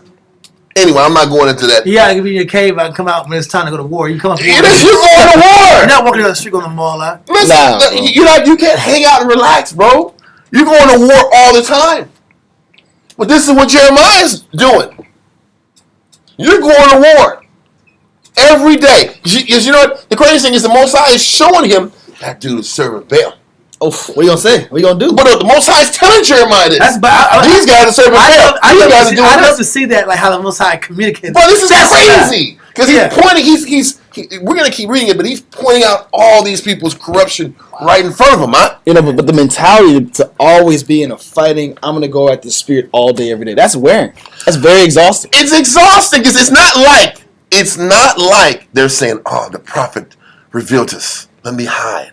They're like, no, how can we break this nigga out? Just like those damn crime bosses was doing when the Joker came out. How are we going to sit back here and kill Batman? What are we going to do to kill Batman? You got any ideas? Valcone, what are we going to do, man? We're going to keep talking about how we're going to break these dudes. That's what they're doing. How are we going to break Jeremiah? How are we going to discredit him? And they're all off. But they're all plotting to take him down. And that is what you have to understand. This is what teaching is about. But the level of people think, oh, I'm just teaching. He's teaching God's word and go home. No, bro. You tell people they're off, fuck, and you really address them spiritually, you're going to be hated and despised for what you stand for. You're embarrassing people. You're bringing people to shame with your works and your words. And you don't think there's going to be retaliatory actions that come from that? This is the challenge that comes from teaching the word of the Most High. Yeah. It's not just, I just gave the people God's word and went home. No. And had some chicken. It's not that easy, Ak. Your life is miserable, just like those princes were making the king's life miserable when they didn't obey to their direction and path. Listen, Zedekiah told Jeremiah, listen, man, you don't understand. You got to tell them that we didn't talk about this. Promise me that. That's what Zedekiah said. He said, I promise you I won't kill you. But you got to promise me that if they approach you, you tell them we didn't say nothing. Because these guys are going to kill me. Wow. And you're the king. That these guys are going to make my life a living hell. It let you know the pressure he was on as a king. And that these princes and nobles and priests were gunning for him if they didn't operate, if he didn't align themselves with them. Right. That was the vibe. It's important that we paint the picture. Because you would think the king should have the power to do whatever the hell he wants. But if you're not strong enough, you'll get pushed. And you'll get broken. And you'll get manipulated by the leadership. It's that time to cry. I get it. Next man to read, Nagaha. This might be a part 4 of this Josiah, man. I don't think we're going to get very far on this.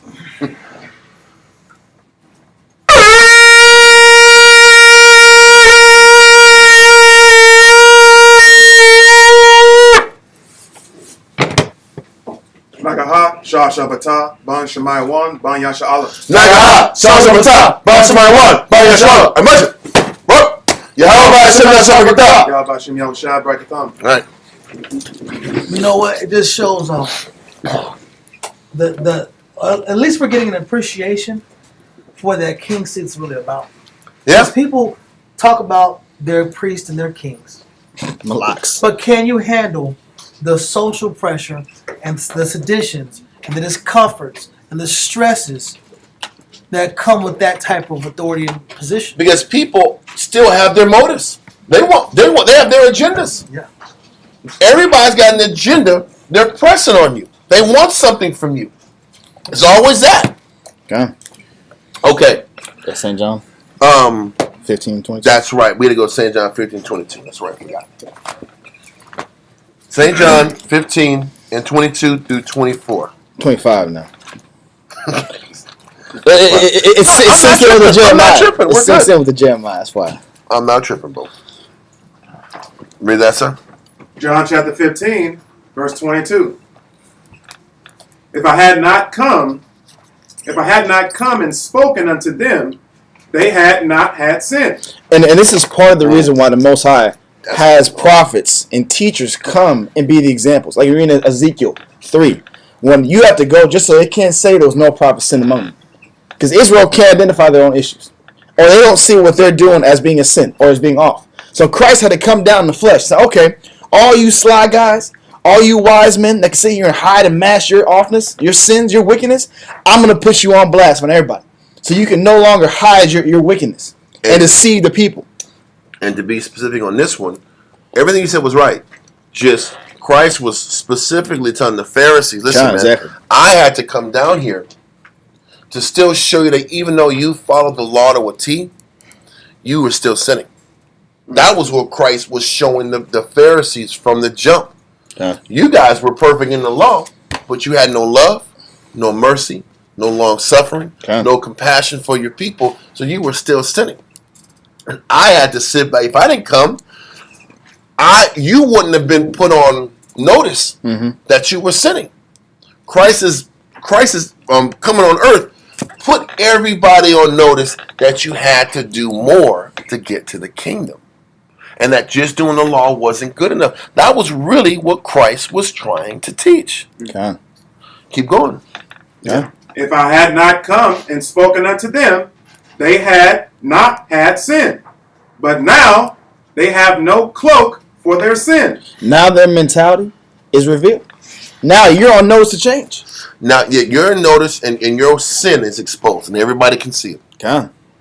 Now the Pharisees who hid behind the law and their knowledge of history and the scriptures and reading, now all of it, they were so exposed and their weaknesses and their fallibilities were shown. That's why they wanted to kill Christ. Okay. They wanted him out. They wanted him eradicated. Because now you can't walk around here like you're the man no more when Christ is showing you that, hey, this guy got the power to heal. You know, he had to sit back here. Christ had to give the people something in the flesh to hold on to. Exactly. So I'm doing these heals and miracles. Exactly. And the people are like, damn, y'all ain't doing the healing and miracles. Exactly. That's the answer. So then maybe what this guy is saying is trumps you. And Christ would say, if you believe me not, believe in my works. Yeah. Exactly. You can see it right in front of you. Yep. They need to see the miracles. The miracles had to be established for people to accept that was the greater way. It's the same thing with Elijah. Mm-hmm. All the Baal worshippers in Elijah said, look, let me see your power, your God. Oh, that don't work? I'm going to show you my God. Remember Elisha said, hey, man, or Elijah said, man, maybe they didn't wake up yet. Let's wait a couple hours. Maybe they'll get up here at noon, bro. Maybe they'll be ready at noonday. We'll hold tight. We'll wait. Everybody, we're going to wait till noon so these Baal guys can sit back and wake up on it. Yeah. They're in the dungeons in the underground somewhere. Sounds like He wants more. We must pay the sacrifice. exactly. They said they were stomping and jumping on the altar. Looking stupid. Looking bad. Looking stupid.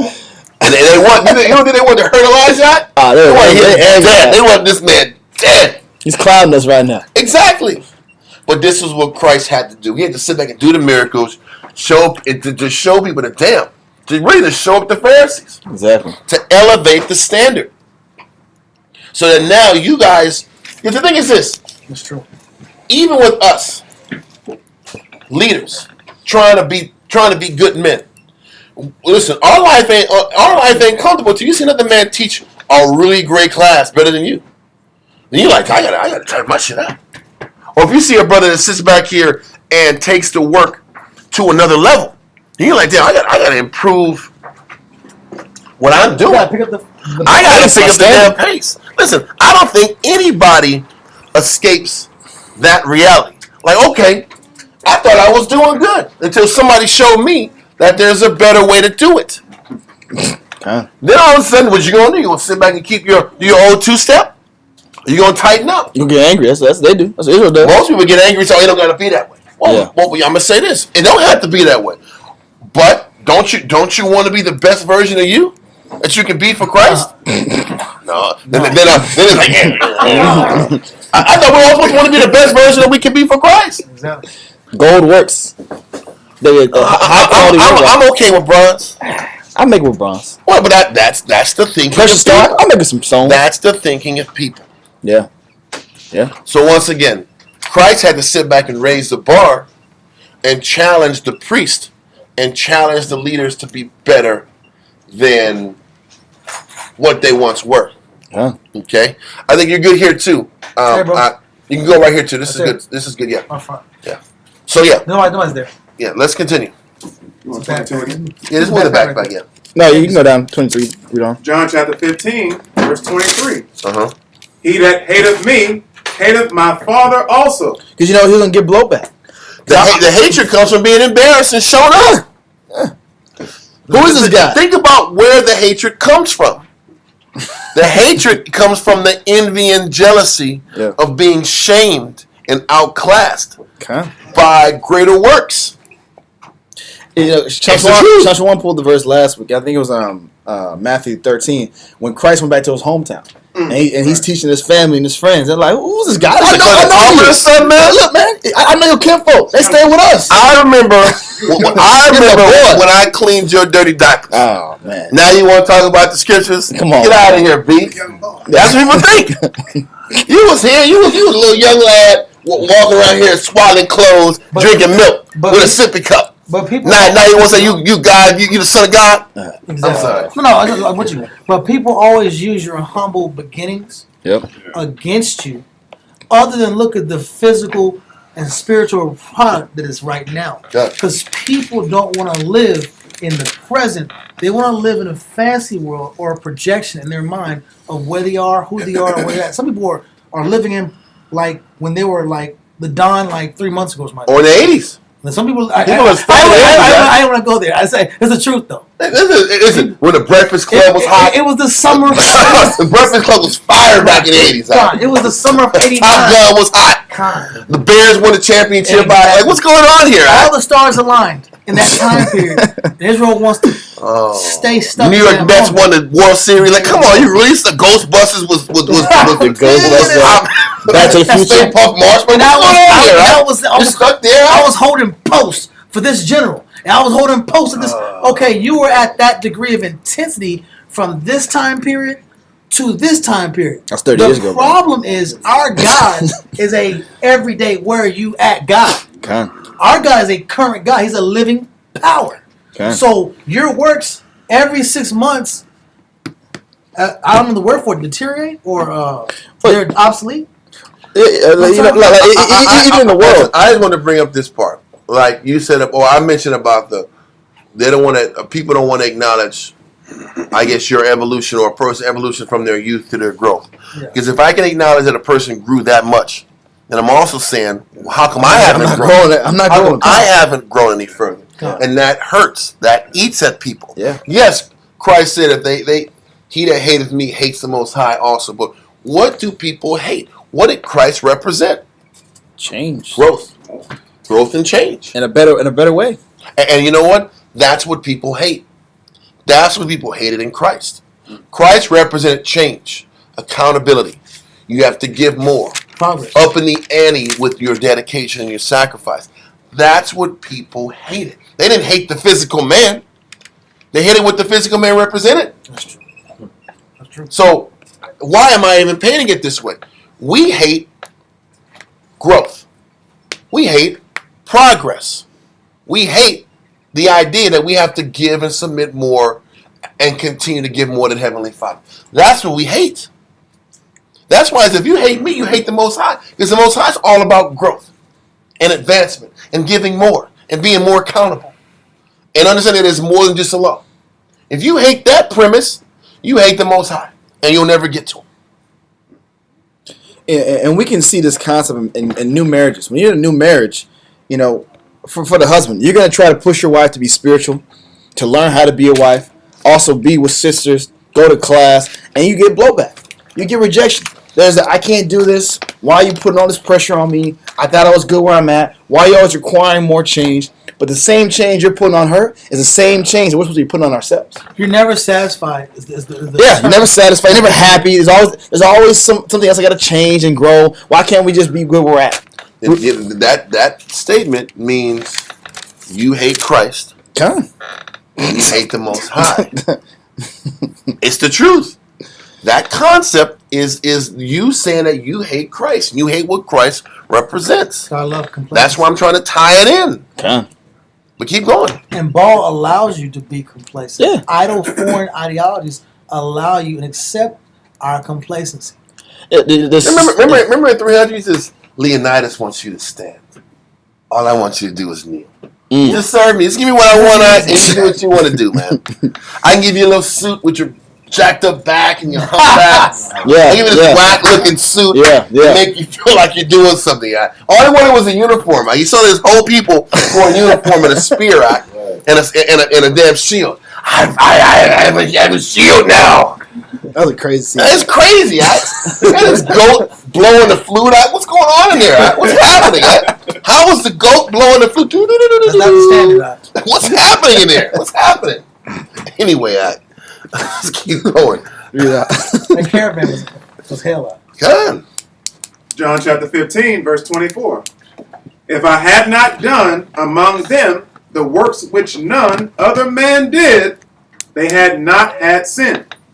But now have they both seen and hated both me and my Father. And that's what the Lord was just saying. The fact that Christ or the prophets had to show you in a fleshly sense how my power is superior to yours, it shows their lack of love already. But it puts them on the spot. You know what? If I can't do his level of works, then maybe my power that I'm serving isn't that good. It wasn't necessarily to convince the false teachers, but more the followers of the false teachers. Which power is superior? Is it my power superior or is it your power superior? And Israel is so carnal and need to see signs that I have to see your way of doing things is better. Because just convincing myself or just seeing my life fall apart isn't enough. I got to see my teacher teach better classes. I got to see the examples, the camp. I got to see a better camp flowing to know, okay, this is probably a better way of going. I can't accept the fact that the Most High is requiring me to do more. Or I can't accept the fact that, you know, my idols, even though I've been told by the prophets over and over and over again, stop following his idols, to change my ways. I got to see, okay, if I don't do this, you know what, that this guy that's teaching the prophesying the word will strike you down with lightning. Or you see him and blow 400 false prophets up in my face. So therefore, now you're looking at the different agreement points or the different selling points of this class of nobles. Now these princes, some didn't want to do more labor. Some wanted financial benefits.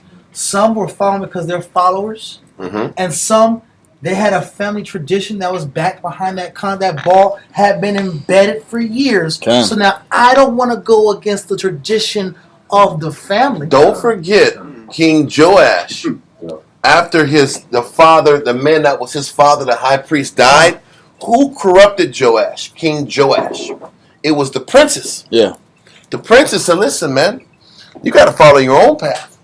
And I'm going to show you the own path. You got to pay your own path. I'm going to show you your own path. Yeah. And that own path, as soon as the high priest died, the princes came in with their ulterior motives. And their false Baal religion. And we can relate this to today because when you're dealing with the media, when you're dealing with pop culture, when you're dealing with social engineers, what are they doing? These are quote unquote Caucasians or whatever you want to call it in the background with special interest groups that gather money and they have cults and they have a religion, they have an agenda so they can make financial benefits and they filter through celebrities.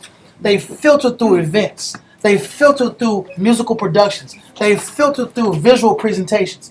And they filter through TV commercials. They filter through holidays and we're going to have a march over here. And they're going to pretend and they say, you know what, this is for civil rights when it was never for civil rights. Okay. They have like BLM going on here. I'm just going, all these different spirits, all these different people, what they're doing, they're saying that you can go your own way, but they're telling you what way to go. Exactly. And they're saying you need to be an individual, but you're not being your individual. Choices. These are your That's choices. the game. Yeah. It's the illusion of choice. Yes. It's the illusion of choice, and people fall for it because people are simple-minded. Yep. They don't read the scriptures. Yeah, even when you go into a liberal college, so to speak, right? Yeah. When you go to a liberal college, they always push freedom of choice, freedom of options. It's not freedom. But everything around you, the class structures, the information you're being taught is focused on one way of operating.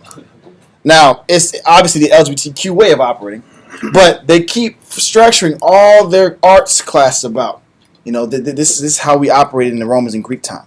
When we understand the history of the Romans and Greeks, you know, okay, that's, you know, it's questionable. or mathematics, science, all these classes, all this history is to frame your mind to think, you know what? It's okay to be this free spirit. It's to persuade you to left-hand, ulterior, paganistic beliefs. Young girls, when they're raised, they're watching the Disney Channel. And if you watch the Disney Channel, every single episode is about witchcraft. I watched it. I watched it, bro. I'm like, what's going on over here? Everything's about witchcraft. Everything is subliminal concepts about witchcraft. Then they get older, and guess what? Now it's about sexual liberation. Don't you see that they're just raising your children in the background, pushing subliminal concepts in their mind? And with the sons, it's the same thing. Yeah. With the sons, they're pushing, you know what, bro? You don't have to live like this. You don't have to live like that. You're toxic. Grassy high. Yeah, We'll give you the grassy high. Exactly. We're going to sit back here and show you that Fagano stuff is okay. Yeah. Satan's job is to give you options, just like Eve and Adam in the garden. His job is to give you options and tell you to be individual. Because the average person is going to make a choice that benefits their weaker nature. You know, but like the princess. even those options on TV, right? I remember in 2012, there was a movement or a television movement where the men were characterized as soft-spoken. They were always needing their girlfriends to support them and think for them because they just couldn't think. They're always the dumb guys. They had the smart girlfriend, the super fine girlfriend to help them through their ways. And the girls, there would always be these bratty women, or they'd be goth women. At the same time these TV shows are going on, all the girls are dressing the exact same. They all went through a goth phase. They all went through a bratty phase. Because that's what they're seeing on TV all day long. I remember those times. It's influence. And so with this game, this happens to every demographic. From kids, preteens, teenagers, and adults. It's just different sectors and different demographics of people. This is what happens. The whole point I'm trying to say is this is what happens when you're not tethered to the book and the Father.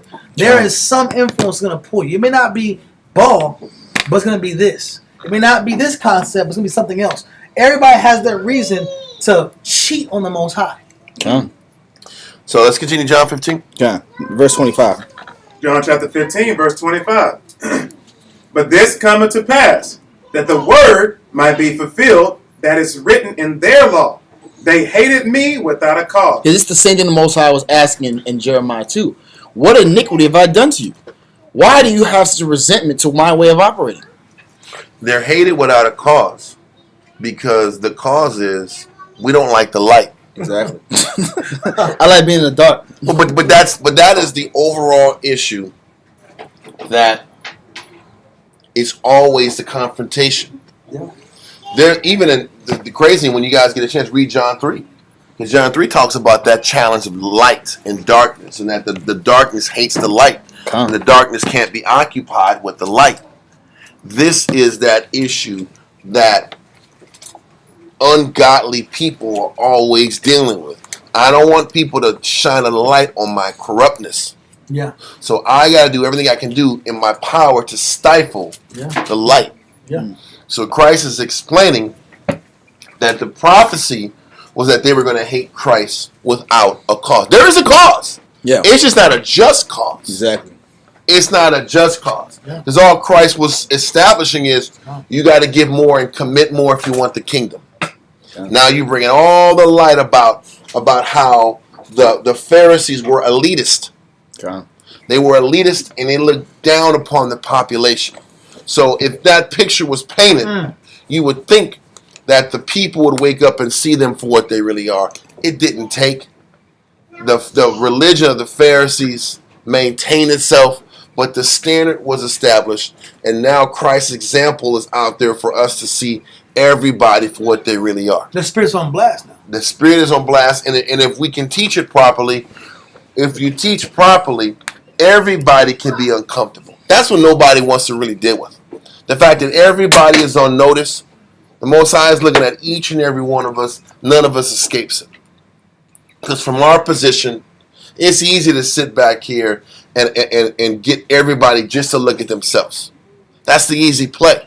But Christ was about everybody. Christ's message puts everybody in an uncomfortable position where nobody can escape scrutiny. Everybody. You said it's easy for everybody to look at themselves, or No, it's easy for us in our position Okay, kind of. to get people just to look at themselves and not hold ourselves accountable to a standard. Kind of. Christ established, you got to understand, Christ came to heal the sick, but he also came to establish a higher standard of how leaders should operate. Because that was really the problem. Yeah. When we had great leaders, at least the nation was stable. Yeah. It wasn't perfect, but it was stable. As the head is, so are the officers. Mm-hmm. Everything falls apart. So he was really trying to establish and reestablish the proper standard of how leaders should operate. For a stable nation. For a stable nation. Yeah, listen, when he dealt with the sick or the sinners, he just said, sin no more, I can get to the kingdom. Kind of. Because that's where you're at. If you just can't stop sinning, then you will get to the kingdom if you stop sinning. But for the guys who know better, this is the scary thing. This is why this is why we are supposed to teach the law.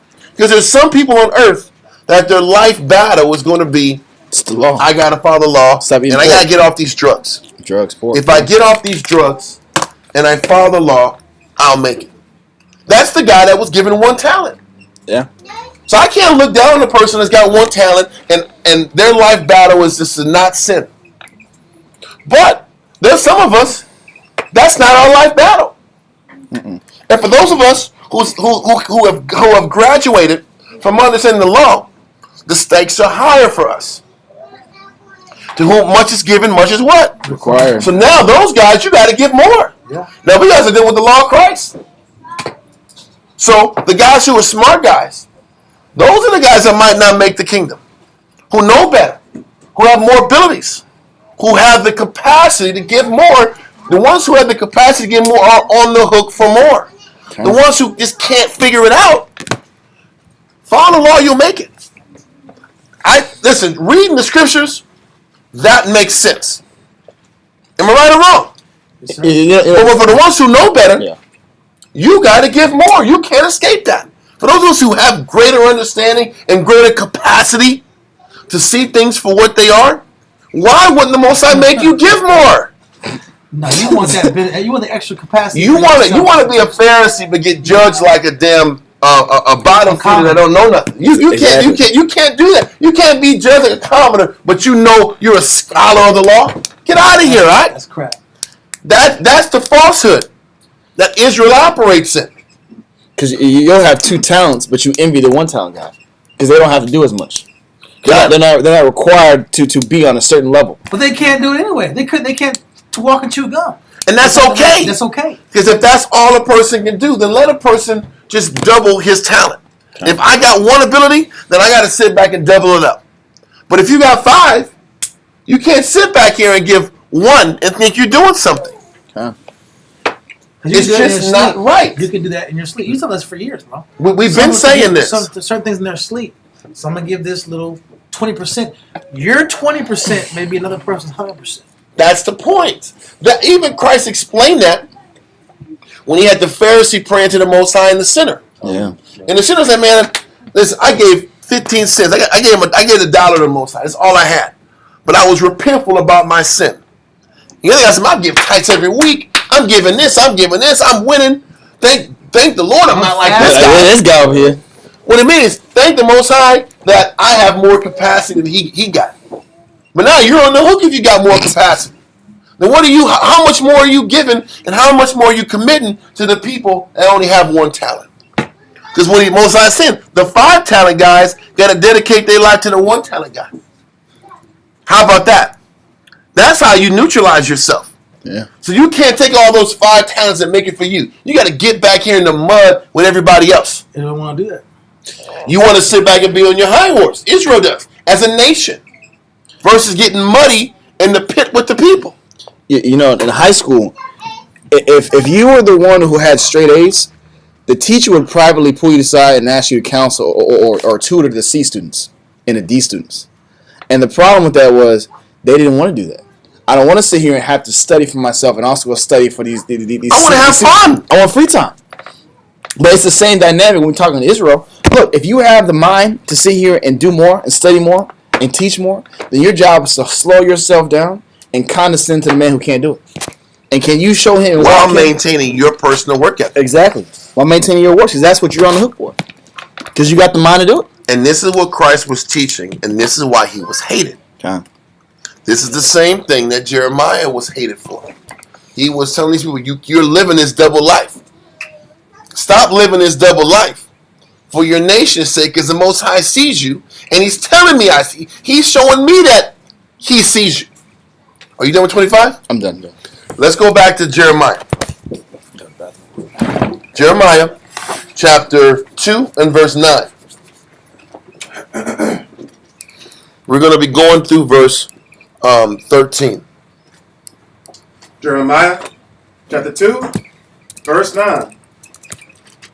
Wherefore I will yet plead with you, saith the Most High, and with your children's children will I plead. He says, I'm going to plead with you and with your children's children. Don't forget, Jeremiah was prophesying for 40 years, man.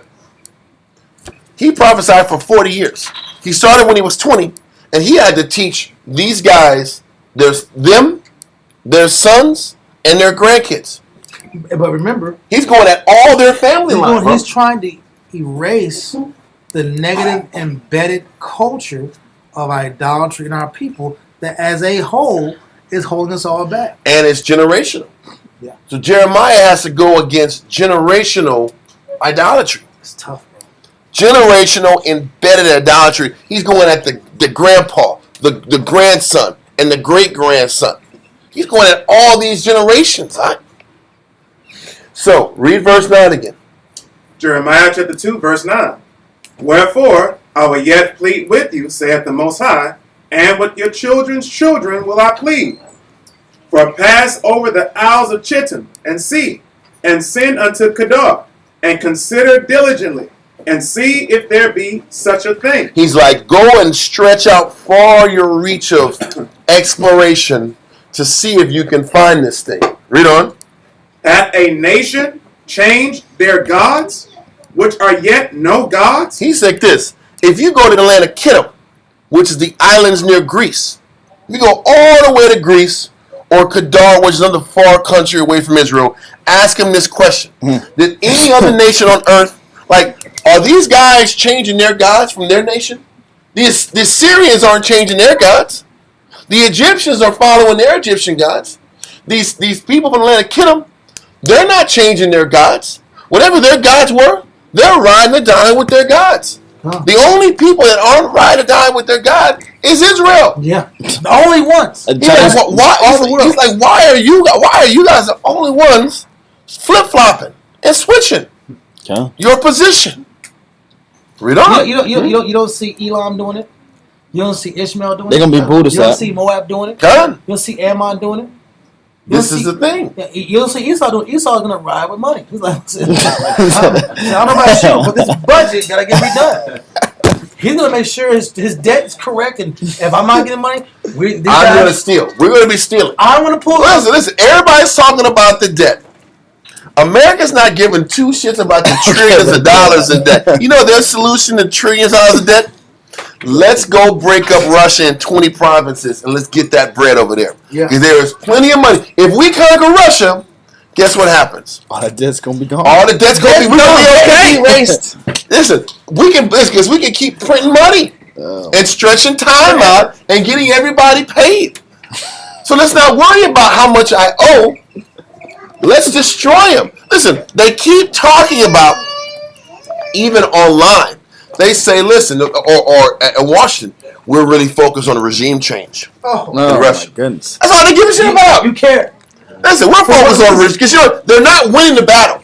No. There's a reason why there's a BRICS summit coming up in South Africa within a week or two. Putin's not going. He can't. He's a marked man. They are going to poison his enchiladas out. They're going to poison his enchiladas out. They're going to try to shoot down his plane. They're going to do something out. They are going to try to kill this man. He's going to go via Zoom. He's going to be via Zoom class. Listen, he's going to be. Listen, Putin is bunkered up. This man can't go nowhere. You're bunkered up, B.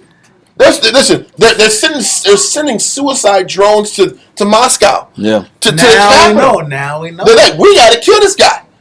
If we kill him, Put a puppet in there. everything will be okay. And there was but they don't understand. If they kill him, they're gonna get a more extreme Russian guy. Yeah, real I guy. don't know if you ever heard this guy named Dmitry Medvedev. This guy was the president. Russia. Putin kind of like rigged his term, so he like was in president for like 8 years.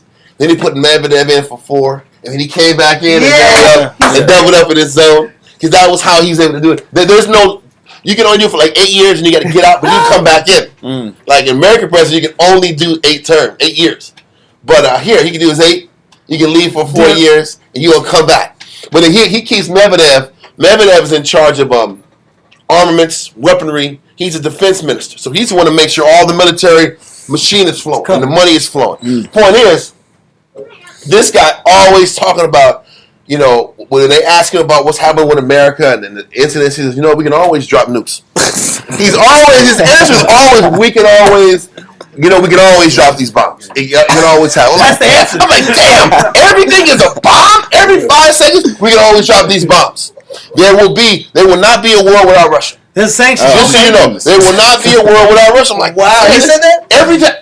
No, all the time he says it. Not just like a little bit. He's doubling down on I get Americans doing this, but Russia, there will be a Russia. Or there will be no countries. Man. I'm like, my God. He's all in raw. That's raw. But like I talked to Kawakabe, he said Medvedev got huckstered and used during the time when Russia had influence in Libya. Oh, wow. Russia was trying to do business with Gaddafi. But Hillary Clinton and them kind of got in his head and coerced him to bring their troops in, and they took out Gaddafi, and now Libya is a damn slave trade capital of the world, bro.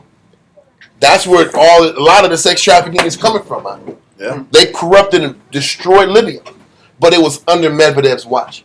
So now he's like, man, I'm not getting. He's like, never suck it again. He's like NBA Medvedev. He's like, it's NBA Medvedev. Never broke again. You ain't gonna hustle no more. He got bamboozled. Never bamboozled again. You gotta live with that. He got suckered. Putin got suckered. They all get suckered with this idea of diplomacy. Yeah. And we're working with NATO, working with Europe. We're gonna be together a global, and they hustle you, and they dump on you, and now you got used. And then they smile at you. It's like a really bad drug dealer. I don't go out to drugs today. Yeah. I don't know what's going on now. What's going on? I don't know what the problem is. So listen, break down your interpretation. Tell me what it is. It's like somebody gave him some fake dope out, and it's like a little trade-off, and it was like, this is just Too much bacon. This is just baking soda. Just gave him some time. He gave you bacon soda, but that transaction, you never see him again. Yeah. In this transaction, they're back at you next week. What's up, man? Yeah. Like nothing else. Bro, you robbed me. But it doesn't matter. I'm here smiling with you again. Well, we're back at you in talking whatever. Yeah, and that's why the beef can't die, because you got me, and you're acting like you didn't get me. But everybody in the country knows Medvedev got sucked at. That was a sucker deal. You embarrassed me in front of my people. Yeah. And my boy got killed. Yes, I know. My boy got killed in the exchange. A guy we were doing business with. It can't die, bro. The beef can't die, bro. Well, and this is why he's so extreme with his positions. Now it's like nukes. We're gonna drop nukes. The point is, if they take out Putin, which is the chess player, you got the guy that's strategist and patient. The next guy is a mad bomber, bro. That wants to just roll and end this shit tomorrow. I'm gonna clear his name out. He's got to. But this is what's going on. And the Most High is bringing it back, tying it back into Jeremiah 2. The Most High, go through all these countries in the world. Kittim, Kedar. No other country flip-flops on their national gods. But us. Yeah. Read verse 11. Jeremiah chapter 2, verse 11. Hath a nation changed their gods, which are yet no gods?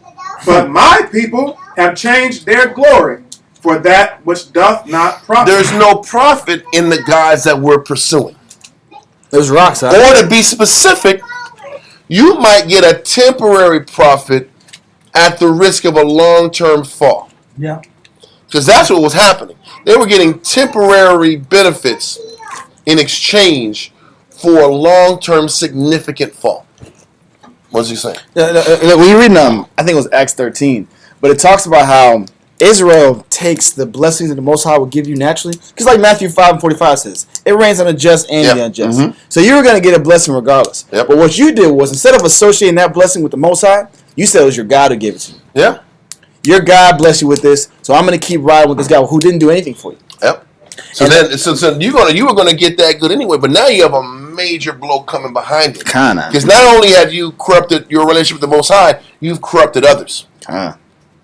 So now, once again, this message that Jeremiah is dropping is to all the different levels and heads of state, and the common man too. Let's continue. Verse 12.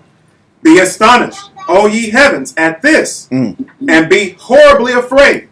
Be ye very desolate, saith the Most High. Don't forget, this chapter is dealing at the beginning of his prophecies. This is another thing that what makes people not really want to change. Because Jeremiah is prophesying doom and gloom in his early 20s.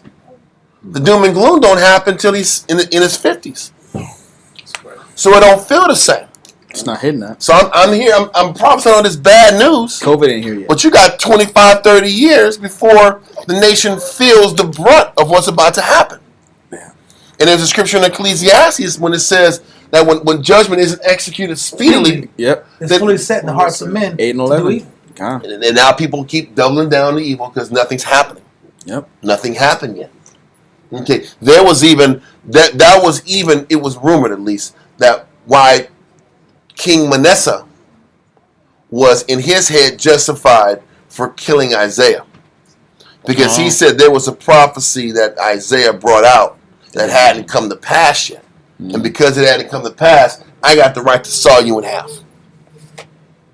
It's jacked, but let's not mention all the prophecies that was hitting right. Yeah. Maybe this one just didn't happen yet. But I'm going to pull that card and kill you because of it. That's all it is. Well, that's because he had a lot of future prophecies that hadn't come out yet. Anyway, let's continue. Let's get verse 13. Verse 13. For my people have committed two evils. They have forsaken me, the fountain of living waters. Listen, the one evil was that they forsook the Most High in Christ. Read on. And hewed them out cisterns. And hewed out their own cisterns, their own paths. That cistern is that path. My way. They hewed out their own path and broke off from the path the Most High had them on. Read on. Broken cisterns that can hold no water. But it's Israel want to make their own path versus stick to the path the Most High had laid out for us. This is what kills us anytime, all the time. We want to craft out our own path. That's what all the commercials are about, like you said already. Find your own path. Manifest Be your own destiny. individual. But your options are being Fagano, or what other option is? Ally. Drughead. Sympathetic. Extension. This dope fiend, huh? Yeah. Be the dope fiend or you be the drughead. These are the It's really you're an ally or you're one of them boys. Huh? You don't got a choice. Or be a sympathetic ear and say, I love school teachers. Yep. Hey, you know what? We're just gonna push the curriculum. This is my job. I'm just doing my job. Listen, bro. The curriculum is not. I'm not even gonna say that. You ever watch Libs of TikTok? Libs of TikTok. Oh, they're the worst. Though. If you guys get Twitter, look at Libs of TikTok. And what this guy does, or he or she, I don't know who it is. But listen, she's really good at what she does. Because all she does is picks up clips of teachers and people that are pushing this wicked agenda in the world. Mm-hmm. And you look at all the teachers that are pushing this LGBTQ scenario. All the teachers that are pushing pedophilia in these angles. And she just used her whole Twitter platform to just keep outing these people. That are saying, yeah, you know what? We're going to push this curriculum. We're going to sit back here. I'm going to have this gay flag in my classroom. Yeah. This is going to happen. I don't care what the curriculum I don't care what the office tells me. We're going to sit back and teach these kids. This is elementary school kids. Right. About this zone. They're sliding these books in. Oh, bro, the books are the worst. They're sliding these books in that have pictures with a grown man and a little boy in the bed together. Yeah, that was the worst. This is happening. Yeah. Now, in Texas, you don't feel it as prevalent. Yeah. But in California, they are pushing the hell out of it. Those liberal cities, those liberal states, they're pushing it heavy. And that TikTok really kind of shows the volume of this movement and how it's really being pushed in action. And these people that have this power are in the education sphere. You know, in college, you're not allowed to teach race theory, right? You can't teach segregation and how black folks has been done wrong and the Native man has been done wrong and all. They don't like. Actually, they ban it in the schools. They ban it in college. But there's classes and courses called gender studies.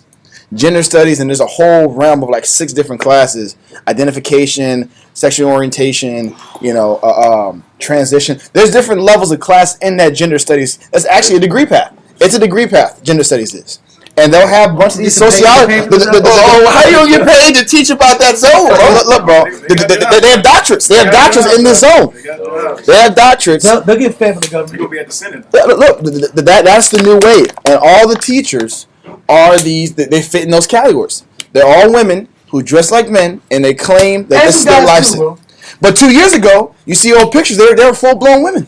They were full blown women. All of a sudden, yesterday I may have been her, but now I'm them. Now I'm they. Now I'm him. It's a heavy movement, man. It's bad, bro. They got they have a list of enemy states also. Enemy states? The LGBT community. Texas is one of the top ones. Texas is an outside. I'm glad I'm in Texas. Texas. They got a whole list of enemy states, and they have a whole agenda how they're going to attack or weaken those the powers that be. Listen, they wanted Beto here bad. They wanted Beto to win bad. When Beto didn't win, and I think they passed the abortion, the anti-abortion. They brought in professionals. I remember we were in history class. And they brought in professionals that are in the field of gender studies to just talk about the unjustness of the abortion laws and the unjustness and the new LGBTQ laws. And we had to sit through 2-hour classes because it wasn't just one class that they did this. There were several professors that it didn't matter if you were in mathematics. It didn't matter if you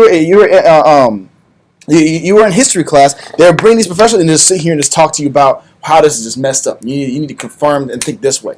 It was the worst, bro. It was the worst. I had to skip class that day. But the point of the matter is that's what they're pushing all day long. Bro, listen. So we're gonna let that in Jeremiah chapter 2 go, and we're gonna jump to Jeremiah 11, verse 9 through 18. I got it in there. Okay, cool. And this still coincides with 2 Kings 23 about the idolatry and the building of the altars in and around Israel and in the temple, having the idols in the temple.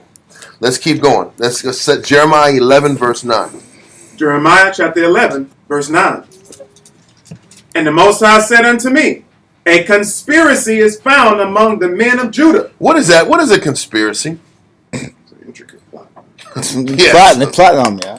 Listen, let's get the definition 1828.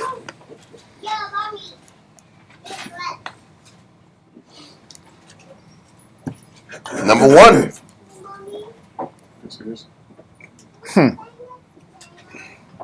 I got it here. Oh yeah. Cool. Conspiracy, definition 1. You want the noun, right? Mm-hmm. A combination of men. Stop. It's a combination of men. Priests, princes, pastors, prophets. They're all in on the fix, right? They're all in the fix. Read on. A combination of men for an evil purpose. So Jeremiah is like there's a combination of men that are all in this for an evil purpose. Read on. An agreement between 2 or more persons to commit some crime in concert. And they've syndicated this crime amongst Israel in the city, and it's on the low. This is happening during the reign of Josiah. It's starting off here. Listen, when we start going into Jeremiah, you're going to read that all these chapters don't coincide and they don't line up like 1, 2, 3, 4, 5 all the way to 50. It jumps. The chapters jump. The time periods jump. The Most High is letting Jeremiah know, listen, man, there is a conspiracy of people that are operating this negative and this idolatry behind closed doors, and it starts at the top. That's what a conspiracy theorist talks about. A conspiracy theorist says there's a lot of underworkings in high government positions where all this corruption is happening. This is what Jeremiah is saying. There are people in high positions of authority that are corrupt, that have sold out, and they're serving Baal under the pretense of serving the Most High. This is what's happening. This is what's happening as Josiah is establishing the reform. It's so bad, it's beyond Josiah destroying high places. It's beyond him killing a couple of negative priests that are outwardly exposed to the whole world. There is a literal conspiracy going on in the country. Read on. Particularly, a combination to commit treason. Mm-hmm. And really, the plan is to try to either replace the king or eventually wait him out and implement your ideals right after he dies. That's a major part of the reason as to when Josiah died and his son came into power, he was automatically corrupted. He was automatically corrupted. It's not just this guy woke up and had an evil heart and just, we're going to sit back and break laws. From the top down.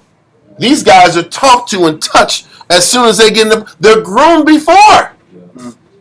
They're getting groomed by the princes, just like Joash got groomed by the princes before too. This is what's happening. So as Josiah's going through these reforms, they're going at his son. They're working him down. They're breaking him down. They're corrupting him from the inside. They're corrupting the nation from the inside. This is happening in the country now. Read on. Or excite sedition or insurrection against the government of a state. Or they want a regime change. Yeah. Isn't the same thing that happened, or they tried to do with Josiah's father after he was taken out? They had a conspiracy, or they tried to put their own. Well, Josiah's father was wicked. Kind. And there was a plot to take out Ammon, but it was a plot to replace him with somebody else that was not in the line of David. Kind. But then there was a separate group of people that was still about maintaining that prophecy in the line and keeping the line of David together, and they put Josiah in after that. Yeah. But that's what's happening. Everybody's fighting and positioning to get their guy in. Yeah. This is what's happening back then. Let that go. That was perfect. Let's continue it on verse 9. Jeremiah 11 and 9. And the Most High said unto me, a conspiracy is found among the men of Judah. You know, I should have had you read because it says as a conspiracy against the life of a king. Mm-hmm. But that's cool. But it's still the same thing. Mm-hmm. So there's a conspiracy found amongst the men of Judah. Read on. And among the inhabitants of Jerusalem. He's telling you that this was a damn... and don't forget, Jerusalem was the city where the royals and the priests and the princes lived. That was like the elite city, like New York. And there were other outside cities around, but Jerusalem was where all the authoritarians were. He says, and there is a conspiracy amongst all the people that had power at this time. Read on. Verse 10. They are turned back to the iniquities of their forefathers. So he's like, man, all these people in high positions are committing high-level iniquity, along with trying to commit treason against the king. These guys are out to take out Josiah. It makes sense as to why, even though Josiah broke down all these altars and temples, that the Most High didn't recognize it and bless the nation afterwards. See, whenever the king does right, normally the Most High sits back here and blesses the kingdom for a period of time. Okay. He didn't sit back here and turn his eyes to the curse that was coming, even though Josiah did everything he could, because the conspiracy was too deep. The negative had embedded too much into the core of the people. Read on. They are turned back to the iniquities of their forefathers, which refused to hear my words. And they went after other gods to serve them. The house of Israel and the house of Judah have broken my covenant which I made with their fathers. They've broken the covenant, and the people with the real power were in on it. It wasn't just the commoners who were sinning. The people of authority were the ones breaking and following Baal, and they controlled the tone and the pace of the city. Read on. Therefore, thus saith the Most High, behold, I will bring evil upon them, which they shall not be able to escape. And though they shall cry unto me, I will not hearken unto them. For the fact that Israel is crying to the Most High is that they're operating in a duality. Yep. They still have a similitude of a relation with the Most High. They're going through the motions, like we read earlier, but they're still serving Baal. He said, I'm not going to listen to your prayers and requests because really, you're just praising me with your mouth, but your heart's with Baal. Your heart's far from me. Now, you see how these scriptures make a lot more sense now? But let's keep going. Verse 12. Then shall the cities of Judah and inhabitants of Jerusalem go and cry unto the gods unto whom they offer incense. He says, then shall the cities of Judah and inhabitants of Jerusalem go and cry unto the gods unto them that offer incense. The thing is, they're going to sit, and their true colors are going to show. Yep. They're going to sit back and reach to the Most High, but they're really going to go and burn their incense to these other gods. Now listen, if the high places are destroyed, they're going to be burning incense where? At their homes, underground. They're going to burn these incense in places where nobody knows. And these little, I'm not going to say secret societies, but these groupings of people that are all confederate against the Most High. Just like you read in Psalms 96 about the nations being confederate against Israel. We were all together as the nation of Israel and leadership being confederate against the Most High. Read on. Then shall the cities of Judah and inhabitants of Jerusalem go and cry unto the gods unto whom they offer incense. But they shall not save them at all in the time of their trouble. All of these idols that we were searching and following is not going to save us when these Babylonians come and take over the country. Read on. For according to the number of thy cities were thy gods, O Judah. He says, as many cities as the southern kingdom of Judah has, these confederate people had that many gods to match the cities that are out there in Jerusalem. He said, we had a whole slew of gods that we were following under the pretense of us serving the Most High and caring about the Most High. Read on. And according to the number of the streets of Jerusalem. Hallelujah. Now he's for every street corner in Jerusalem, there was a God, a different God that we served. Same thing now. God. What verse are we at right every now? Every neighborhood. Verse 13. And also, too, they would name the cities after those gods. They would say Baal Gad, Baal Harmon. Yep. You look at the actual cities, they would name the cities after the gods. Well, just so we know, those cities were Canaanites when they were named that. Just so you know, I'm not trying to change it up, but when you did see those names in those cities, there were cities that weren't changed. Their names weren't changed when we ended up populating them. Okay. Like they were Baal this, Baal that when they were Canaanite establishments. What here he's just talking about for the number of streets that are all out in the city, we had these underground gods that we were serving when nobody saw. Because don't forget, Josiah was wiping out all the idolatry on the outside, but the underbelly wasn't touched. Okay? You can't get, it's too many. You can't get to all. But that's the point. You can listen, you can work as hard as you want to work. You can teach and counsel all day. You can't make a person want to love the Most High. Sure. You can't make a person want to serve the Most High. All you can do is set the tone, set the standard, and pray that a person changes. And pray that a person embraces the word like you embrace the word. Let me ask you a question, because this is almost like a Mission Impossible scenario. It is. Because as long as I remember, you'll counsel, exhaust counsel all day, all night, and you'll teach classes, and you're waiting years for people to get it. If you don't do it, people fall faster. Yeah.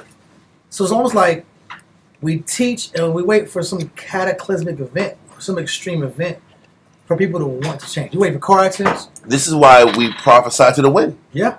We're prophesying to the wind, meaning a lot of times the process of teaching is thankless, and you don't get a lot of results. The job is to teach and for everybody to know that there was a prophet that taught. I forgot that verse where it says, you will know that there was a prophet that taught. Ezekiel 3. Is it Ezekiel 3? Yeah. Yeah, it is, because I was looking at that. Yeah, it is. I think it's 3 and Maybe There was a 4. prophet among you. Yep.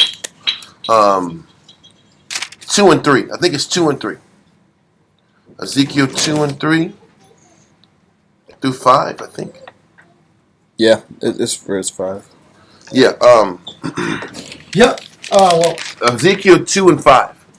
There's another one in chapter 3 later on in the chapter. Yeah, there is. But Ezekiel 2 and 5 is fine. Can you read that real quick? Matter of fact, just read verse 3 to 5. Because I got it in the class. That's in 3 weeks on this class. If you read it. Read that verse. Ezekiel chapter 2, verse 3.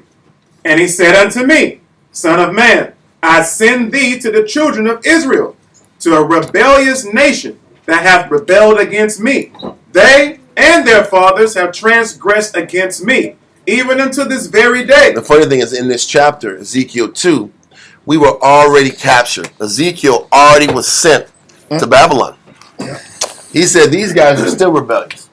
no give a damn. He says they were rebellious, and that's why I sent them to Babylon. Now they're in Babylon, and they're rebellious even now. And you said there was 3 waves, right? Yeah, there was 3 waves. But this was the second wave, which was like, this was the second wave because he went in with King Jehoiachin. Jehoiachin was the son of King Jehoiakim. So he came in, he got captured in March of 597. And Jehoiakim, the people were captured December of 598. We'll go into that later. Point is, the second wave, these were the elites and the people of renown that could be used to build cities. They got shipped out. So from 597 BC to 586, it was just the lower level class of Israel was still there. But the elites were already shipped out. And Ezekiel was part of that group. But he says, man, I'm sending you to a bunch of rebellious people that are still rebelling, even after the fall. Read on. Ezekiel chapter 2, verse 4. For they are impudent children and stiff-hearted. Impudent, it means shamelessly bold. There's no shame at this particular point. There's no shame in their game. They're gonna stick to their way regardless. Read on. I do send thee unto them, and thou shalt say unto them, Thus saith the Lord power. So that whole verse is like, damn, I'm sending you to people that I know aren't going to listen to you. This is horrible. This is what teaching is. I'm sending you to people that I know aren't going to listen because they don't listen to me. But so the question a logical person would ask is, why am I going to teach people that don't want to listen? That you know don't want to listen. That's what Jonah said. That's what Jonah's asking. Why am I being sent? Read on. Verse 5. And they, whether they will hear or whether they will forbear, for they are a rebellious house. So that means he's telling you they're going to forbear. He's saying they're a rebellious house, so they're going to forbear what you're saying. They're not going to listen. Whether they hear or not listen, he said whether they hear or not hear, they're more likely not going to hear. They're going to forbear because they're rebellious. Read on. And it kind of comes down to, everybody says this, but they say, if it's just for that one, I'm going to do this, if it could just change one person, right?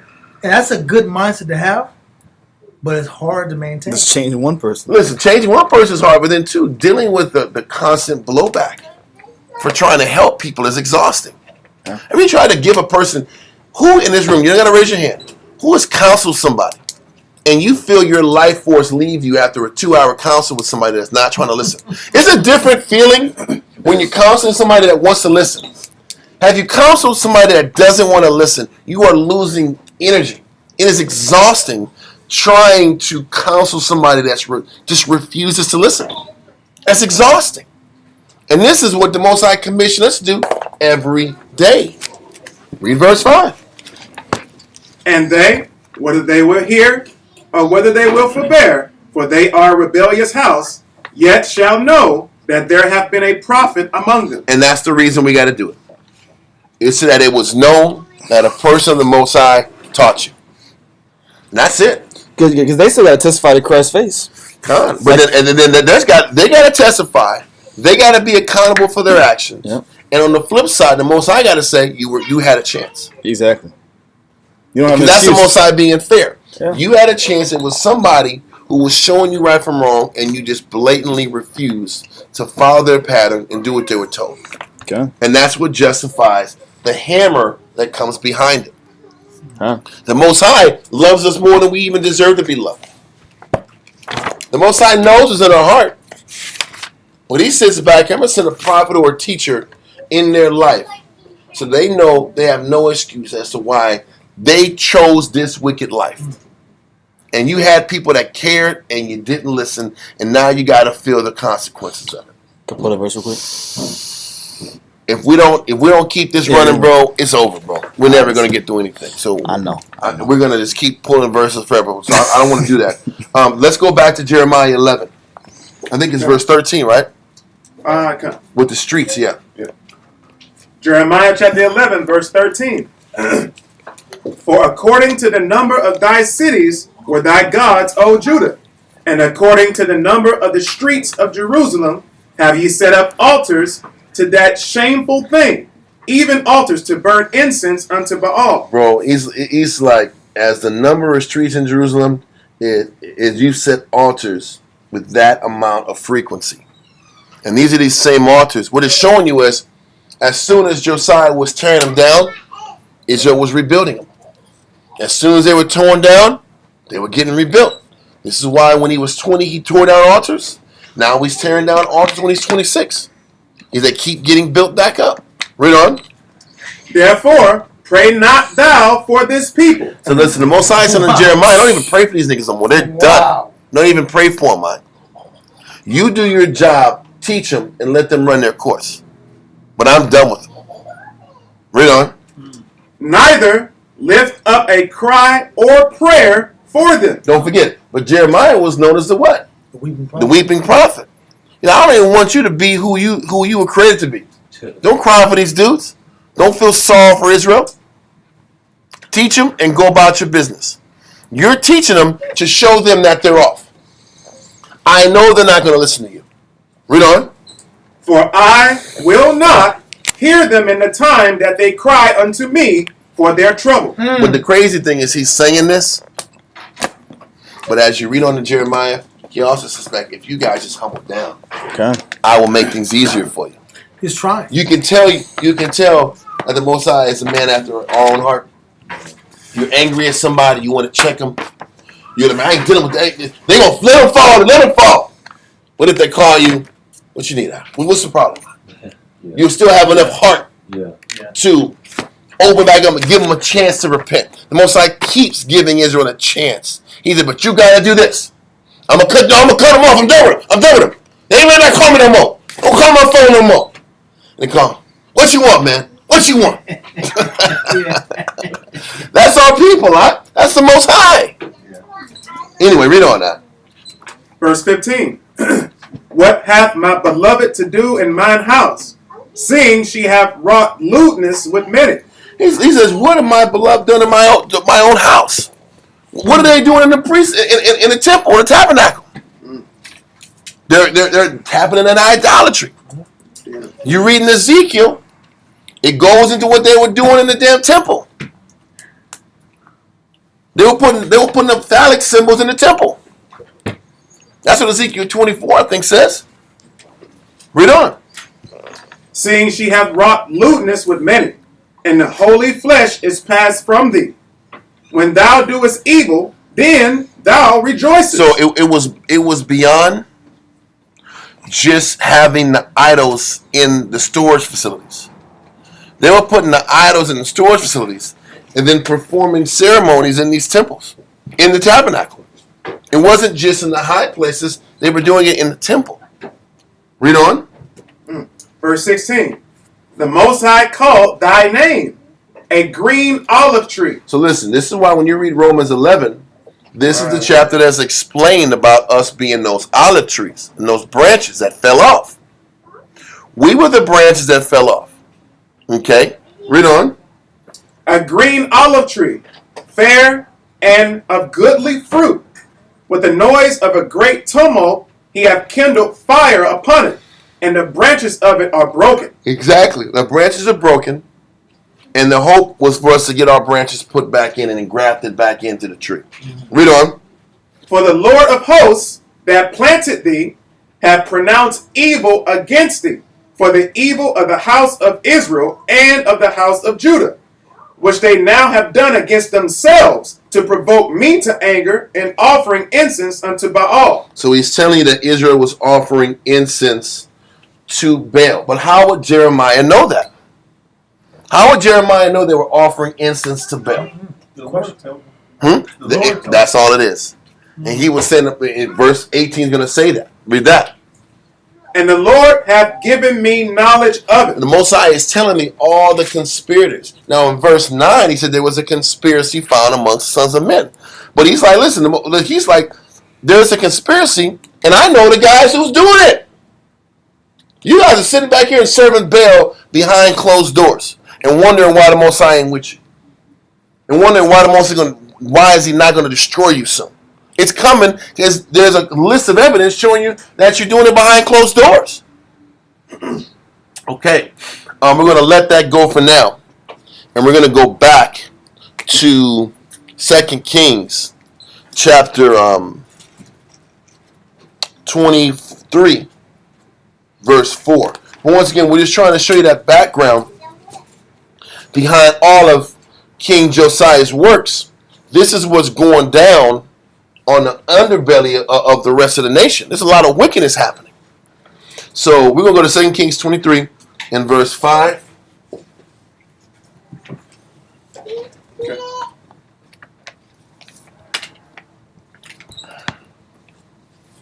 Mm-hmm.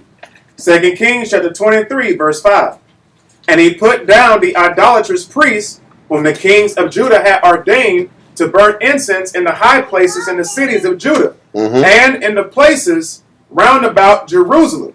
Them also that burned incense unto Baal, to the sun, and to the moon, and to the planets, and to all the hosts of heaven. I want to kind of give a little more detail about this. Can you read page 582 of this book, BKC, the Bible Knowledge Commentary? It is it's letter E. Matter of fact, it's from here all the way to there. From here to there.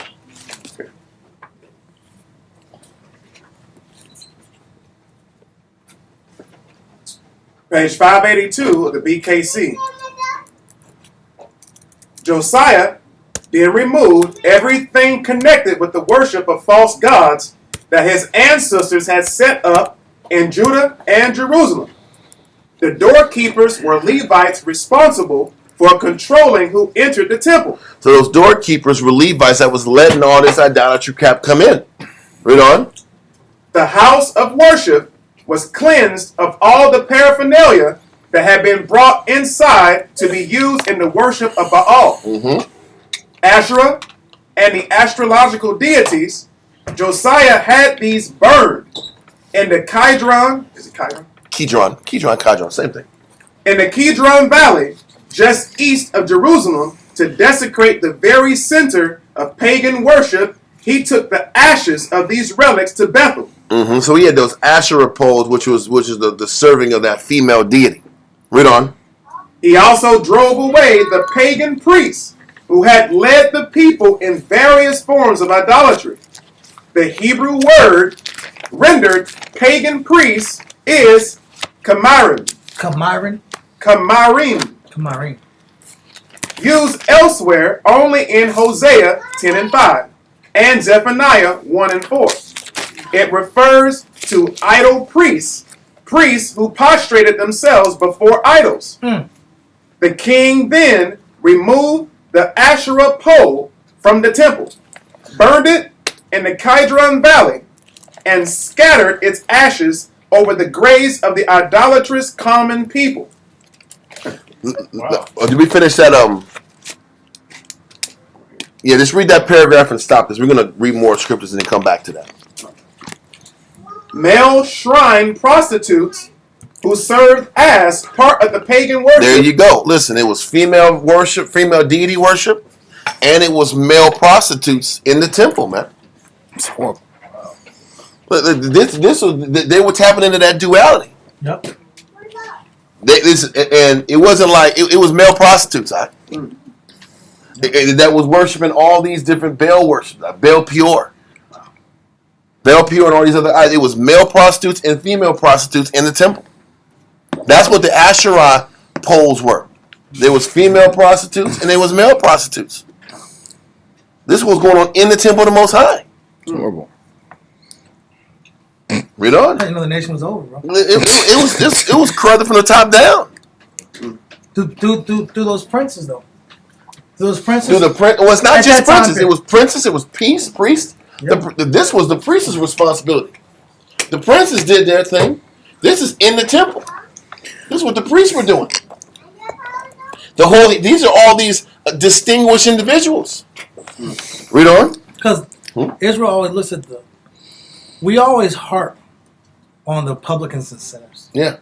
Israel, and it's not wrong to harp on the common man and the common sin, but we don't look at each other as a nation how we affect each other on a social class level. Mm-hmm.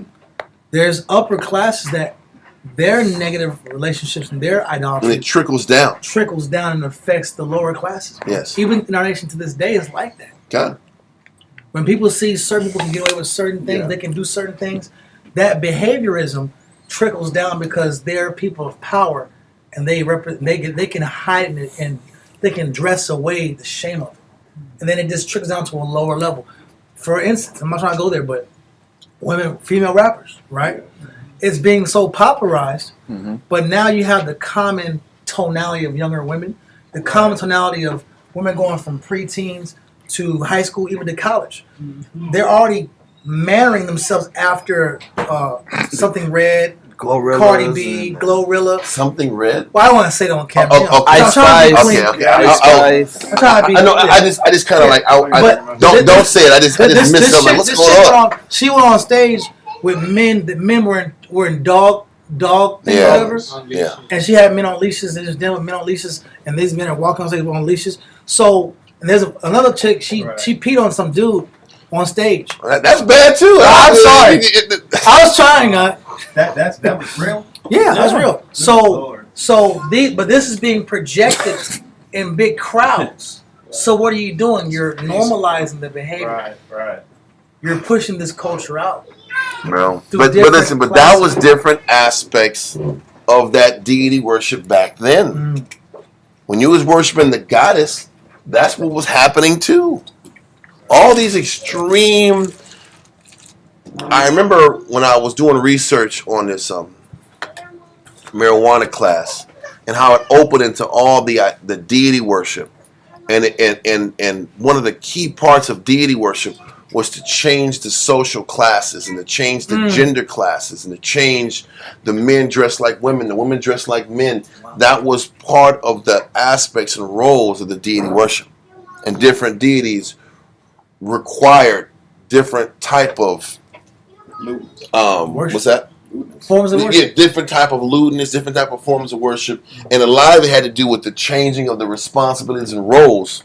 Like young boys were dressing the young girl dresses. Young girls were dressed in boy clothes. Yeah. This is what was happening. Men were dressed like women. Yeah. There was like Or animals. I remember when they was going into the Assyrian gods. They were heavy into that transgender zone. The Assyrian gods was into that requirement to appease those gods. So all we did is brought that transgenderism stuff back to Jerusalem. That was literally happening. And now in America today, they've just refined that same deity worship. Yes. They just refined it through music. Yep. And they formed that idolatry through music and through society. You know, even when you listen to rap music, you can't tell sometimes if it's a female or a man rapping at that point. Yeah. You actually look up the person and see, oh, this is actually a woman. Listen, That's grown like a man. I never forget seeing that album Jeffrey. I saw Jeffrey. Look at the album cover. Jeffrey had a like a denim dress on. Young Thug? Yes. No, it was Jeffrey. It was Jeffrey. Yeah, and he had his little dress on, and he had like a damn umbrella on. It's purple. I was like, what the hell's going on? Look at it, Jeffrey. It's bad. My young thug. I'm like, what's going on with this dude? Huh? The image of Yeah. It's young thug. I'm in a dress. It's Thuggalicious and Boondocks. I've never seen that at. Boondocks, Thuggalicious at. Take a look at it. It looked like it was a Victorian dress. It was a long floor. What's going on with this And dude? it's projected because the people that tap into it are the younger demographic. That's the game. They're going to milk them and invest in them to where they're going to be 25, 30. I saw before Jeffrey. There was a song. I forgot who the guy's name was. This guy was in a white wedding dress with like an AK out. I was like, what's going on? He was doing this. I was like, what's going on? He got a big old dress with gas in his hand. I'm like, what's going on? He had a woman in a bikini next to him. Yeah. I'm like, there's so many mixed messages here. I'm a gangster, but I got a dress. I got a bag. Got it next to me. I'm like, what's going on here? He was in the hood. I'm like, this don't make sense. And then Jeffrey came out a couple years later, right? And you remember that guy? I know you're talking about. Yeah. And they defend them brothers, man.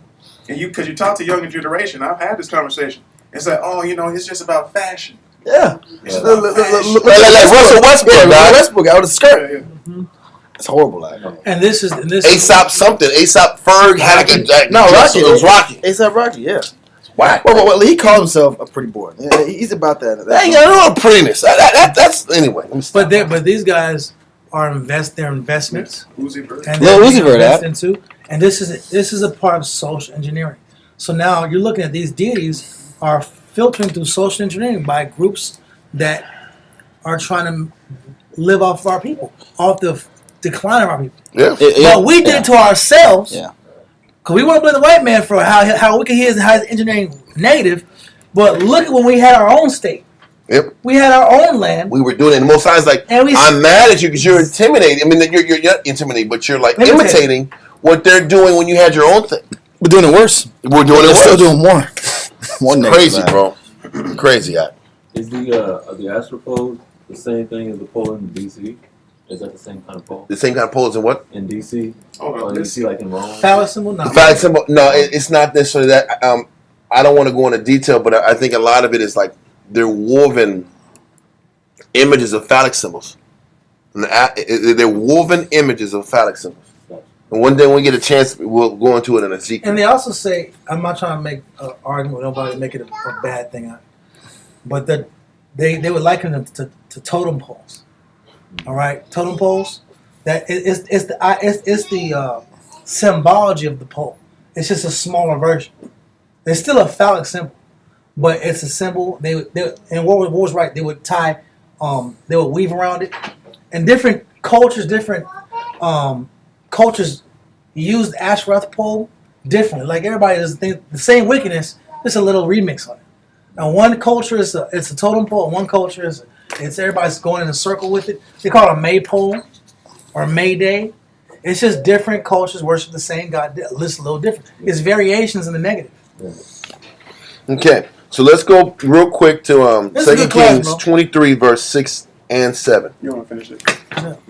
Oh, yeah, finish it up, then we're going to read verse 6 and 7. Because Yeah. I was saying we're actually seeing detail the decline of Israel. Why? But in particular, And what's happening under the scenes, even though there's a good king there. yeah. Even though there's a good king. And once again, this is the second rotation of breaking down these idolatrous places. This is the second time in 6 years. Let's keep going. Male shrine prostitutes who served as part of the pagan worship has set up tents in the temple courtyard. Now listen, now check that out. The temple prostitutes, the temple male prostitutes were on the outside of the temple, on the courts. The courts is where you washed your hands and they had the lavers for the cleansing of the ceremonies. That's where the court is. You had the temple and the court was outside of it, and then the people will walk into the court to offer their sacrifices. You had homosexuals in the court prancing around doing ceremonies right around the temple. This is what's going on. So when I'm sitting back here and I'm offering a sacrifice to the Most High, I see some dudes twerking over there. Popping it. There's a real thing. I'm dead ass serious. Crazy, bro. This is happening. Our people are doing it. So you want to do right and offer burn incense, and you see why would I want to burn incense when I know that you guys are letting punks out here do their thing at the temple, You get a sacrifice. and the high priest should let it happen. Okay, let's get this sacrifice to be. Boom, boom, boom, boom, boom, boom, boom, boom, boom, boom, boom, boom, boom. It's a damn blue oyster over there, right? Yeah. It's a blue oyster right over here to the right of me.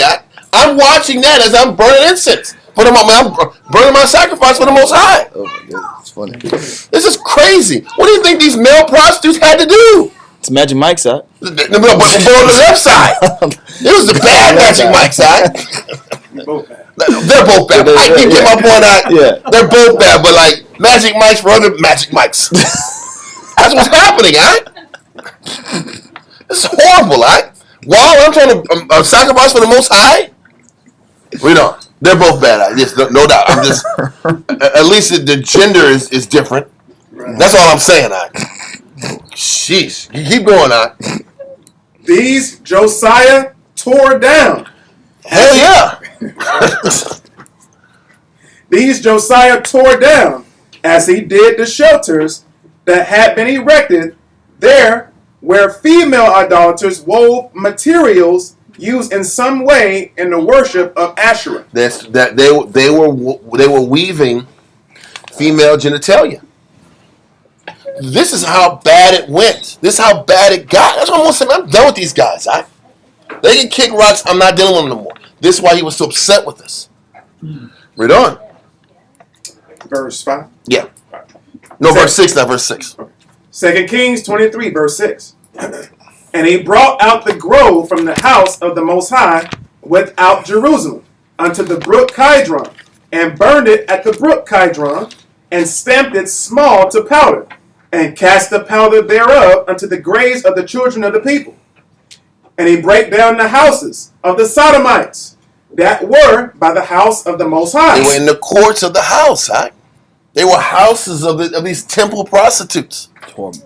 They were accepted. They were allowed to be right there amongst all the servants of the Most High.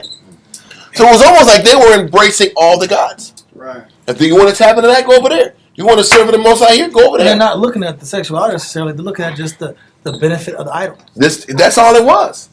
So was it the same dynamic then, like how they have spokespersons for the LGBT community to Yeah. push the inclusion? It was the same thing. Listen, whoever was voting for it won. Don't forget, that took high-level decisions to be accepted. Those princes and those priests made it happen. Maybe the princes pushed it and the priests didn't have a choice. Maybe they didn't I'm under orders. If I don't accept this, I'm dead. So I'm letting it happen. I ain't going over there. Do not go over to the right side of the damn temple. Remember, the king Don't go to the court over there, The bro. king had no leverage, right? Not like that. Not like that. The king didn't have leverage. The priest didn't have leverage. The high-level officials did. Still, either way, whoever gave the thumbs up, it was wicked. Anyway, keep going. Verse 7. And he brake down the houses of the Sodomites that were by the house of the Most High, where the women wove hangings for the grove. So there were male prostitutes, and right next to them there was women sitting back here making wovings and wavings for the damn female goddesses. It was just a free-for-all up there. Now, it wasn't actually happening in the Holy of Holies, in the holy place, but it was right next to it. It's just as bad. Hold this. Go to 2 Chronicles 34 and 33.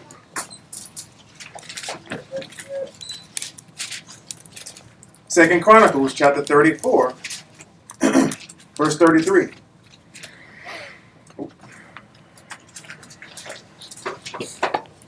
And Josiah took away all the abominations out of all the countries that pertain to the children of Israel, and made all that were present in Israel to serve, even to serve the Most High their power.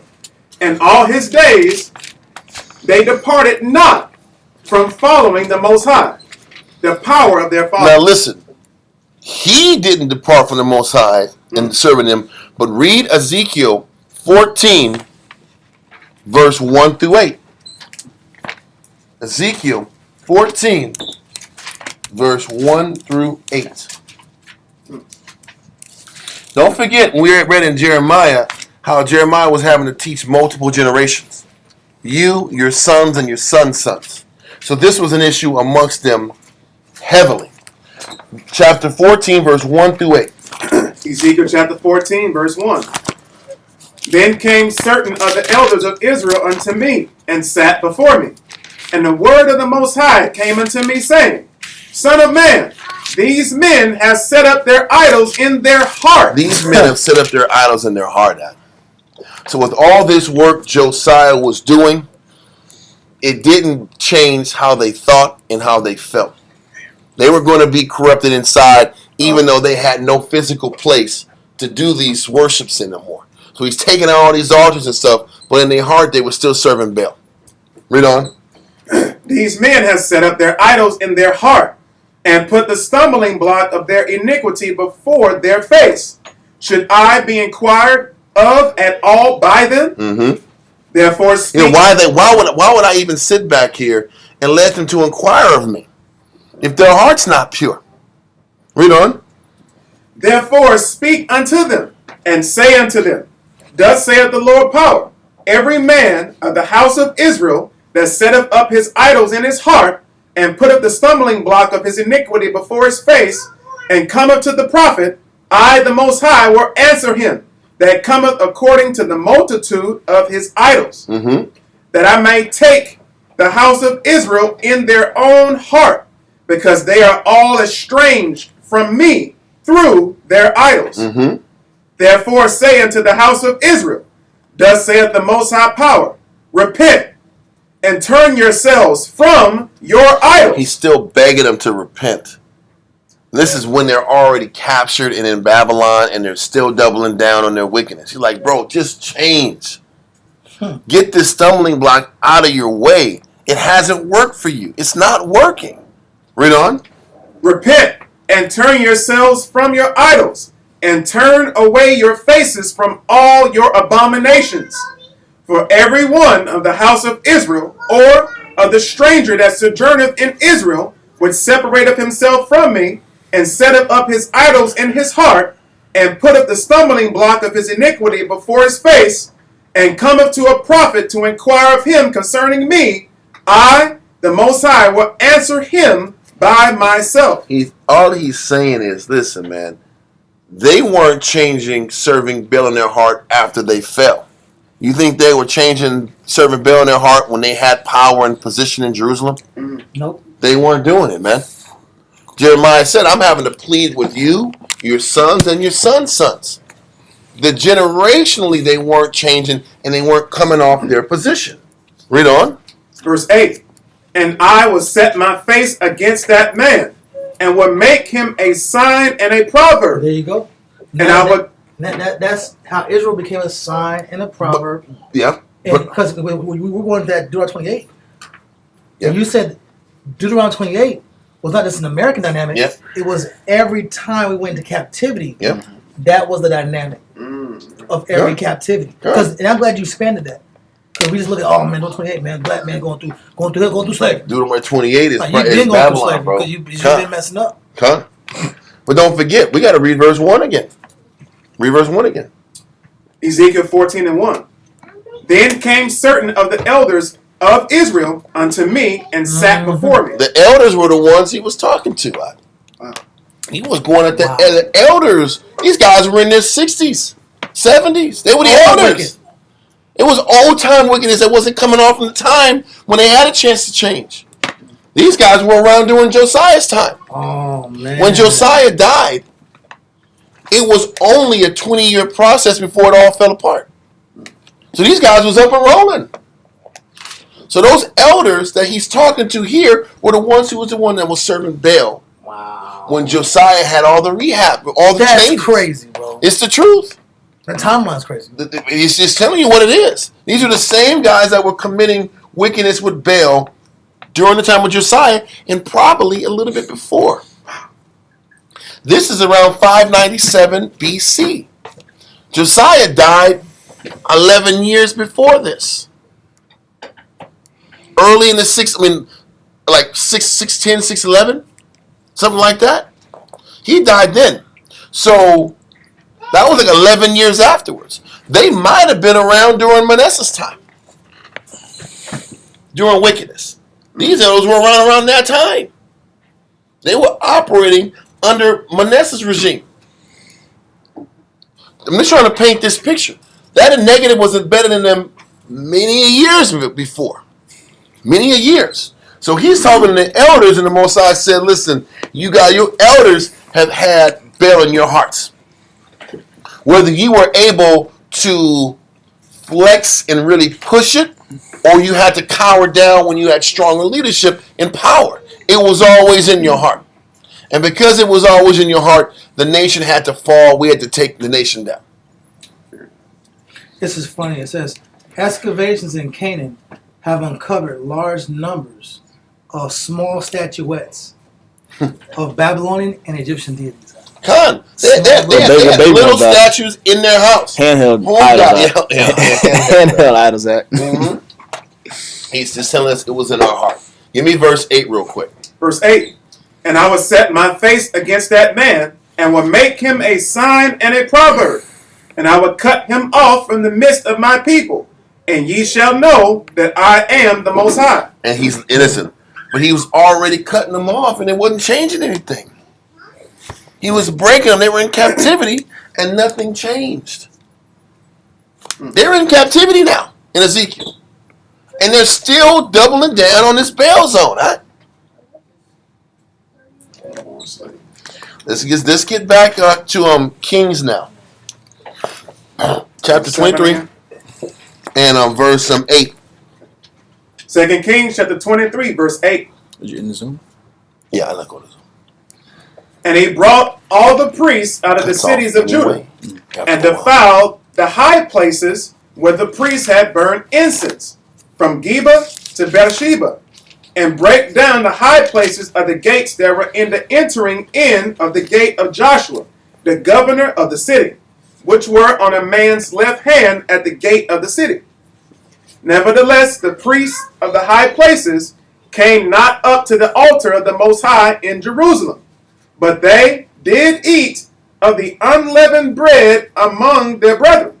Now we're going to read about this down the line where he has this has the next Passover. So he's sitting back here and reforming everything again, cleansing the temple, doing all the work of breaking the high places to get ready for this Passover that's about to come up. Okay? But listen, read verse 9 again. Verse 2 Kings 23 and 9. Nevertheless, the priests of the high places came not up to the altar of the Most High. This we had talked about this before. The priests of the high places, they didn't sit back here and go to the temple to do their service. This verse proves and explains what the priests of the high places were. There were priests of the high places that committed idolatry. Yeah. Those are the ones that were killed. But the ones that were serving the Most High, they were priests that served the Most High that just didn't want to lock into the leadership. Self-proclaimed priests. So they sat back here and they went to the Passover, but they said they ate unleavened bread with their brethren, but that was the only time they would sit back here and go up to the temple to sacrifice anything. They weren't going to sacrifice at the temple. They were going to sacrifice at home. And they weren't going to sit back here and only come together unless it was literally super ordained and it had to be a high holy convocation. That happens in Israel now. Yeah. This is the same. The things we're in the force, we're in for our knowledge. This has happened. Read on. Nevertheless, the priests of the high places came not up to the altar of the Most High in Jerusalem, but they did eat of the unleavened bread among their brethren. When it was Passover time once a year. Read on. And he defiled Topheth, which is in the valley of the children of Hinnom, that no man might make his son or his daughter to pass through the fire to Molech. So that city of Topheth was where they were actually burning children alive. Wow. That Topheth? location was a special place because it was constantly a place where they were killing kids to Molech. So we destroyed that entire place again. Read on. Verse 11. And he took away the horses that the kings of Judah had given to the sun at the entering in of the house of the Most High. They give to the sun, like S-O-N. The sun god. S-U-N. Yeah, S-U-N. Oh, wow. They gave horse to the sun god. In verse 11. Man. And he said, the entering in the house of the Lord. I mean, that was right. That's right in front of the damn temple. All this wickedness happening right in front of, quote unquote, the Most High's eyes in this temple. It's just... That's blasphemy. It is. It's sodomites. It's Asherah poles. It's sun gods. It's Molech down the street. It turns to America, huh? It's crazy. It's like a mockery. Were they doing that on purposefully, Spite? in front of God's eyes? Yes. To mock Yes. to literally mock him. Years ago, when we talked about when Solomon went left, I remember I had a picture of the topography of Jerusalem. And in comparison to when Solomon made his gods, he made these gods on a mountain higher than Jerusalem. Yeah. It's crazy. So even though Jerusalem rode at an upward pace and the temple was made the highest point of Jerusalem, you could still see the temple of the gods from a distance. He was making a So sacrifice. that specter of idolatry was always in Israel's face. And Solomon led him into it. Ultimately, Solomon led him into that. We're asking why is all this idolatry right in the temple? When Solomon did his thing, it was right next to the temple. You can see it. You can see all these little buildings. What's these buildings up there? Oh, that's where they do the dirty business. That's where they do the negative stuff. They just brought it closer. But Solomon introduced us into it. Unfortunately. So, let's continue. Verse 11. And he took away the horses that the kings of Judah had given to the sun at the entering in of the house of the Most High by the chamber of Nathan Melech. Remember, the horses were just used for rides by Solomon. Now the horses for the gods. They advertise the God. Crazy, all right? Read on. By the chamber of Nathan Melech, the chamberlain, which was in the suburbs, and burned the chariots of the sun with fire. So they burned the chariots. They kept the horses, but they burned the chariots so they couldn't be any more riding for the quote-unquote sun god. Read on. And the altars that were on top of the upper chamber of Ahaz, which the kings of Judah had made, and the altars which Manasseh had made in the two courts of the house of the Most High, did the king beat down, and break them down from thence, and cast the dust of them into the brook of Kedron. And the high places that were before Jerusalem, which were on the right hand of the Mount of Corruption. The Mount of Corruption was the area where Solomon had all the idolatry. Read on. The Mount of Corruption, which Solomon, the king of Israel, had builded for Ashtoreth, the abomination of the Zidonians, and for Chemosh, the abomination of the Moabites, and for Milcom, the abomination of the children of Ammon, did the king defile. Read on. And he brake in pieces the images, and cut down the groves, and filled their places with the bones of men. Moreover, the altar that was at Bethel, and the high place which Jeroboam the son of Nebat, who made Israel to sin, had made, both that altar and the high place he brake down, and burned the high place, and stamped it small to powder, and burned the grove. And as Josiah turned himself, he spied the sepulchres that were there in the mount, and sent and took the bones out of the sepulchres, and burned them upon the altar, and polluted it, according to the word of the Most High, which the man of the Most High proclaimed, who proclaimed these words. Listen, there's a lot of work that had to go into cleansing and purging Israel. There's a lot of non-stop work. Let's continue. Yes, I wanted to, I guess, comment, but add. Well, Well, I was going to ask you the question. okay, well, No, the question was because this is the second time he's going back and purging. Mm-hmm. So it's almost like after we got the law, the Deuteronomy 28, he finalized and went further into taking down idols. Because the first time, these buildings were still up. Yeah. These sanctions were still up. The Solomon's building was still up. Manasseh's building was still up. Or they got built back up. Okay. Right. Or they got built up. Okay. Listen, however it is, this movement was strong. And tearing him down one time wasn't enough. We read about the tearing down when he was 20. Yeah. Now we're sitting back here and he's doing it again. Yeah. After they did the reconstruction of the temple. They were doing all this before the temple reconstruction. Now they're doing it again after the temple reconstruction. Now, either on this particular part, he's just they're just rehearsing the works he did when he was 20, or it's they rebuilt all these places again. Okay. So it just showed how corrupt the entire body was. The entire body was sick. And the whole head was sick and had to be eradicated. Khan Shalom, Mike. Continue. Let's keep going. Shalom, Mike. What's good, bro? Verse 17. Then he said, "What title is that I see?"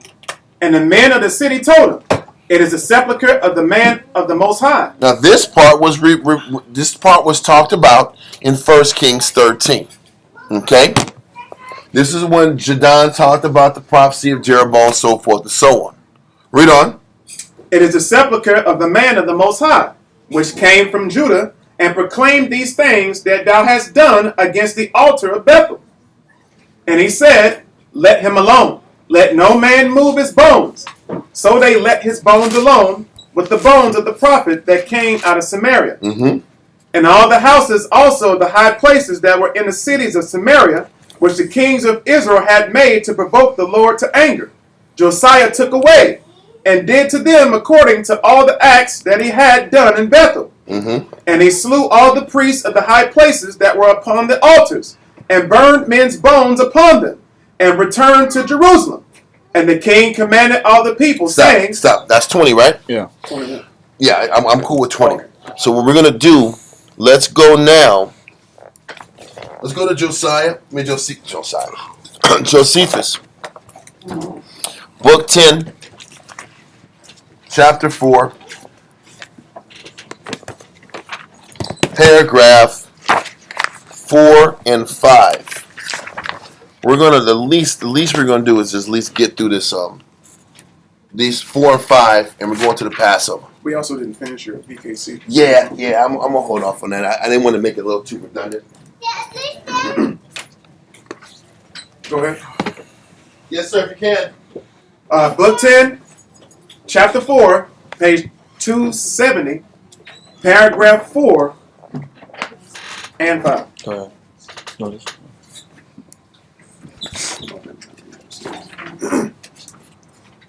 And when he had done thus in Jerusalem, he came into the country and utterly destroyed what buildings had been made therein by King Jeroboam in honor of strange gods.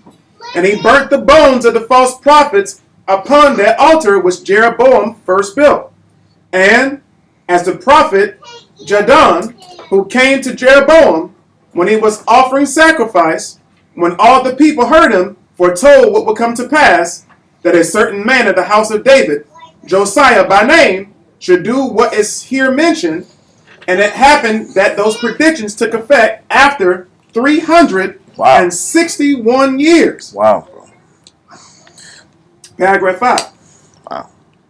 After these things, Josiah went also to such other Israelites as had escaped captivity and slavery under the Assyrians, and persuaded them to desist from their impious practices, and to leave off the honors they paid to strange gods. And so Israel wants to escape the consequences of slavery. They want to escape the oppression of captivity, but they don't want to escape their own idolatry. It also shows you just got out of danger. You got out of danger. You got out of captivity. This is northern tribes. You escape Assyrian captivity, where you're starving, being forced to eat unholy foods. And you're poor and seeing dead bodies in the streets, like Toby was talking about. Yep. I'm trying to give you the understanding so you don't go back into that same lifestyle again.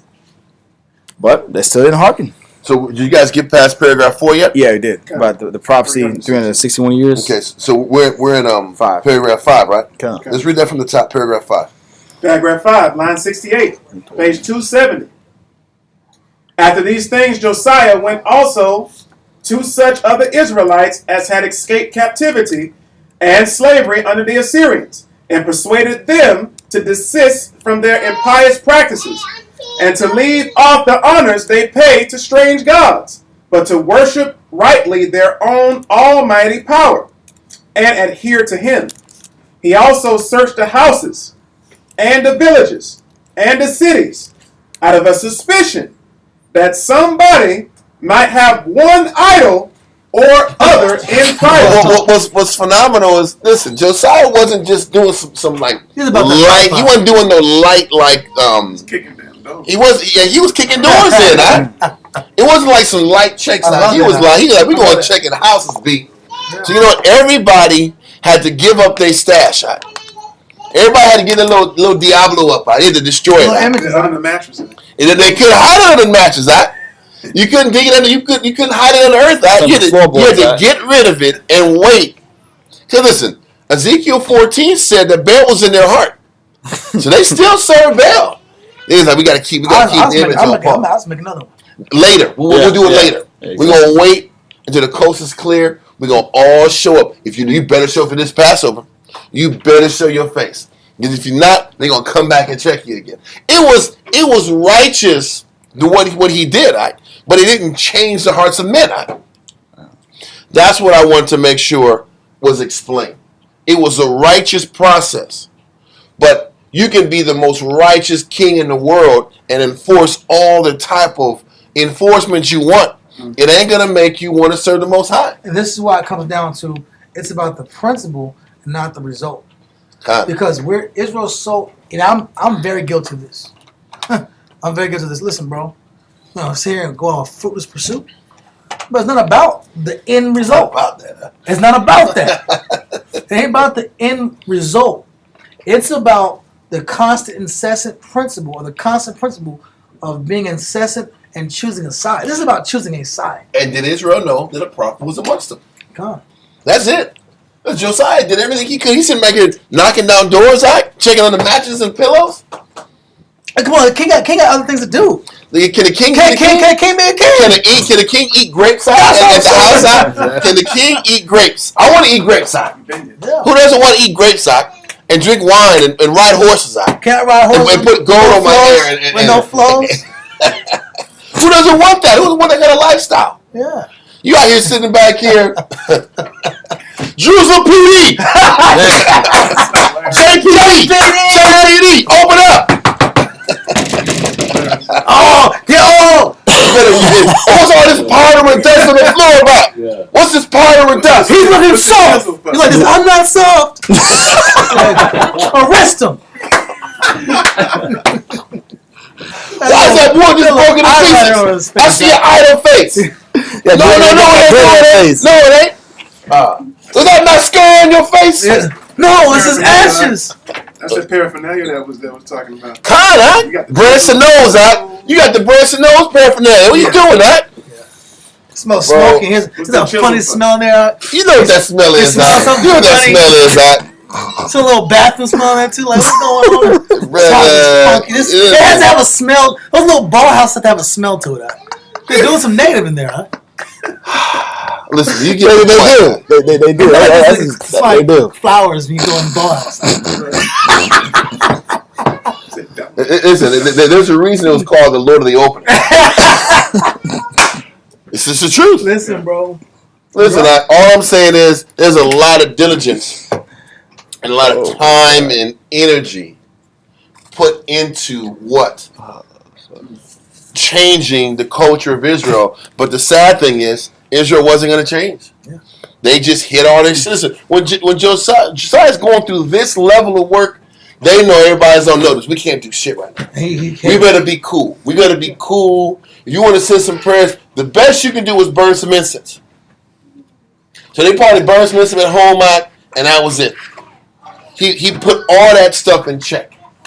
So let's keep going. Yeah, that's the best you can do. That's great works. He still did. It even says that the Passover he did superseded Hezekiah's. He took it to the next level. He gave a damn. Huh? He gave a damn. Even though the Moses said it was a futile battle.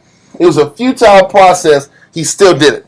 And that's why the Moses said out of all the kings, 3 were not defective. Yeah, we're not defective. Well, let's keep going. Line 69. He also searched the houses and the villages and the cities out of a suspicion that somebody might have one idol or other in private. You gotta love that, bro. Because he knew they were. Jeremiah will say, man, these guys doing this underground. There's an underground conspiracy to do this. I mean, you guys also, like, you're watching the people, too, in the circuits, like, where they going tonight? Yes. Where they going? But you have to create that environment where you guys, hey, man, snitching this guy. Right. 1-800, call a brother. We're gonna get this guy out. You had to create that energy. They were doing it in the reverse with Manasseh. If you was reading the Bible, you was getting snitched out. That's true, too. If you was about serving God, you was getting pointed out. Crime stops, kind of. Read on. Nay, indeed, he took away the chariots of the sun that were set up in his royal palace, which his predecessors had framed, and what things soever there was besides, which they worshipped as a god. And when he had thus purged all the country, he called the people to Jerusalem, and there celebrated the feast of unleavened bread. I'm going to say it again. It might come off like when you read 2 Kings chapter 23 that this was only a one-time thing. But don't forget, he purged everything at 20. It said it. He purged everything at 20. Then he was shown Deuteronomy 28, and he did this again. Then the Passover happened. That's how you know it was 2 separate occasions when he sat back and went in this rampage of eliminating idol worship. Okay? This is crazy too, bro. I'm not gonna go there. Okay. But that'd be for us to talk later. Another time. Yeah. But we know it shows. Listen, what young man wants to waste his 20s out game banging on ball? You better love God, right? You got ribs you can be dealing with. You can there's travels. There is a luxury and there's a liberty that comes with being a king, bro. And that's what makes him powerful. He threw away his liberty. Listen, and he made everybody uncomfortable. That means he was uncomfortable. Yeah. If you're making your entire royal court uncomfortable, that means you're walking on eggshells. It's not fun to be in the court anymore. I know. Everybody's uncomfortable. When you're sitting back here and checking everybody or everybody's life is turned upside down, that means that the whole country is uncomfortable. Nobody's smiling. Nobody's smiling. Nobody's happy. So they're sitting back here and serving you, but you know it's like I'm just doing what I'm doing and I'm getting home. I'm getting off. Nobody's happy, but that's what it takes to put things in order. Let's continue. And there celebrated the feast of unleavened bread, and that called the Passover. He also gave the people for Paschal sacrifices, young kids of the goats, and lambs 30,000 and 3,000 oxen for burnt offerings. So he gave the people extra if they needed money. They needed things for the sacrifice for the Passover. Read on. The principal of the priests also gave to the priests against the Passover 2,600 lambs. So he's like, they didn't match the king's offering, but they sat back and contributed more to the offering also. The priest did. Once they saw the king contribute, the priest contributed. Read on. The principal of the Levites also gave to the Levites 5,000 lambs and 500 oxen, by which means there was a great plenty of sacrifices. And they offered these sacrifices according to the laws of Moses, while every priest explained the matter and ministered to the multitude.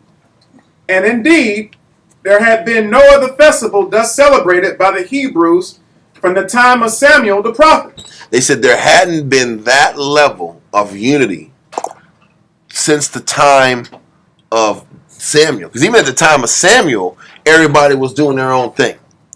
You had the northern kingdom was on their zone, and Judah was kind of separate and isolated. He said this was more connected and put together than even then. And this is why we're supposed to enjoy righteousness. There's a true feeling of happiness, especially when you're sitting here busting your tail for the Father. There is a fulfillment. Because everybody harps on the lack of fulfillment in Israel. There is a fulfillment when you're going to that degree. You're taking to the ultimate level. You can take it to attack negative in your household and around you. Mainly yourself, though. And also writing for your body, writing for the book. You can enjoy and feel a sense of peace when those opportunities come to gather and really enjoy Christ. And you can tell when you fought. And when you're doing things the right way, they might not like it, the people, but they end up accepting it. And they did see, the people obviously saw that there was peace and harmony in the nations. But you got to also understand, with that, there's always that underbelly of people that want to push their way once the time comes up. Yep. But you can't avoid that stress level there and that issue there. You can't avoid it, no matter how hard you work. There's going to be people not content and not happy. Listen, hell, when David had one of the greatest kingdoms of all time. They still had angry-ass Benjamites wanting to cuss him out. Yeah. Remember that? Yep. Yeah. It talks about how everybody was unified, but Benjamin had a problem with him too. There was a faction of people that didn't like the fact that he took the kingdom from Saul. So even when you do things right, everybody ain't going to like it, and you got to be okay with that. Okay? So, continue. Are we done with that paragraph? Almost. Okay. And the plenty of sacrifices now was the occasion that all things were performed according to the laws, and according to the custom of their forefathers.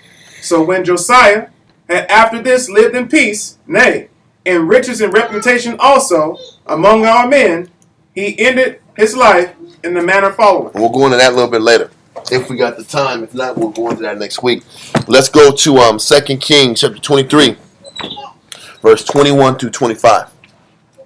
2 Kings chapter 23, verse 21. Read on. And the king commanded all the people, saying, Keep the Passover unto the Most High your power, as it is written in the book of this covenant. Surely there was not holden such a Passover from the days of the judges that judged Israel. Because you know what? You know why? Again, they go back in the time of Judges, but we've read the book of Judges, and the book of Judges, everybody was doing their own thing. That was the one constant thing in the book of Judges. Everybody was an individual. Now people can scoff at Josiah's methods and approaches, how he was kicking down doors and enforcing the law and enforcing the premise, but everybody was galvanized to the best of his ability. Yeah. And it was nobody had galvanized the people better and more efficiently than when Josiah did it. Okay, read on.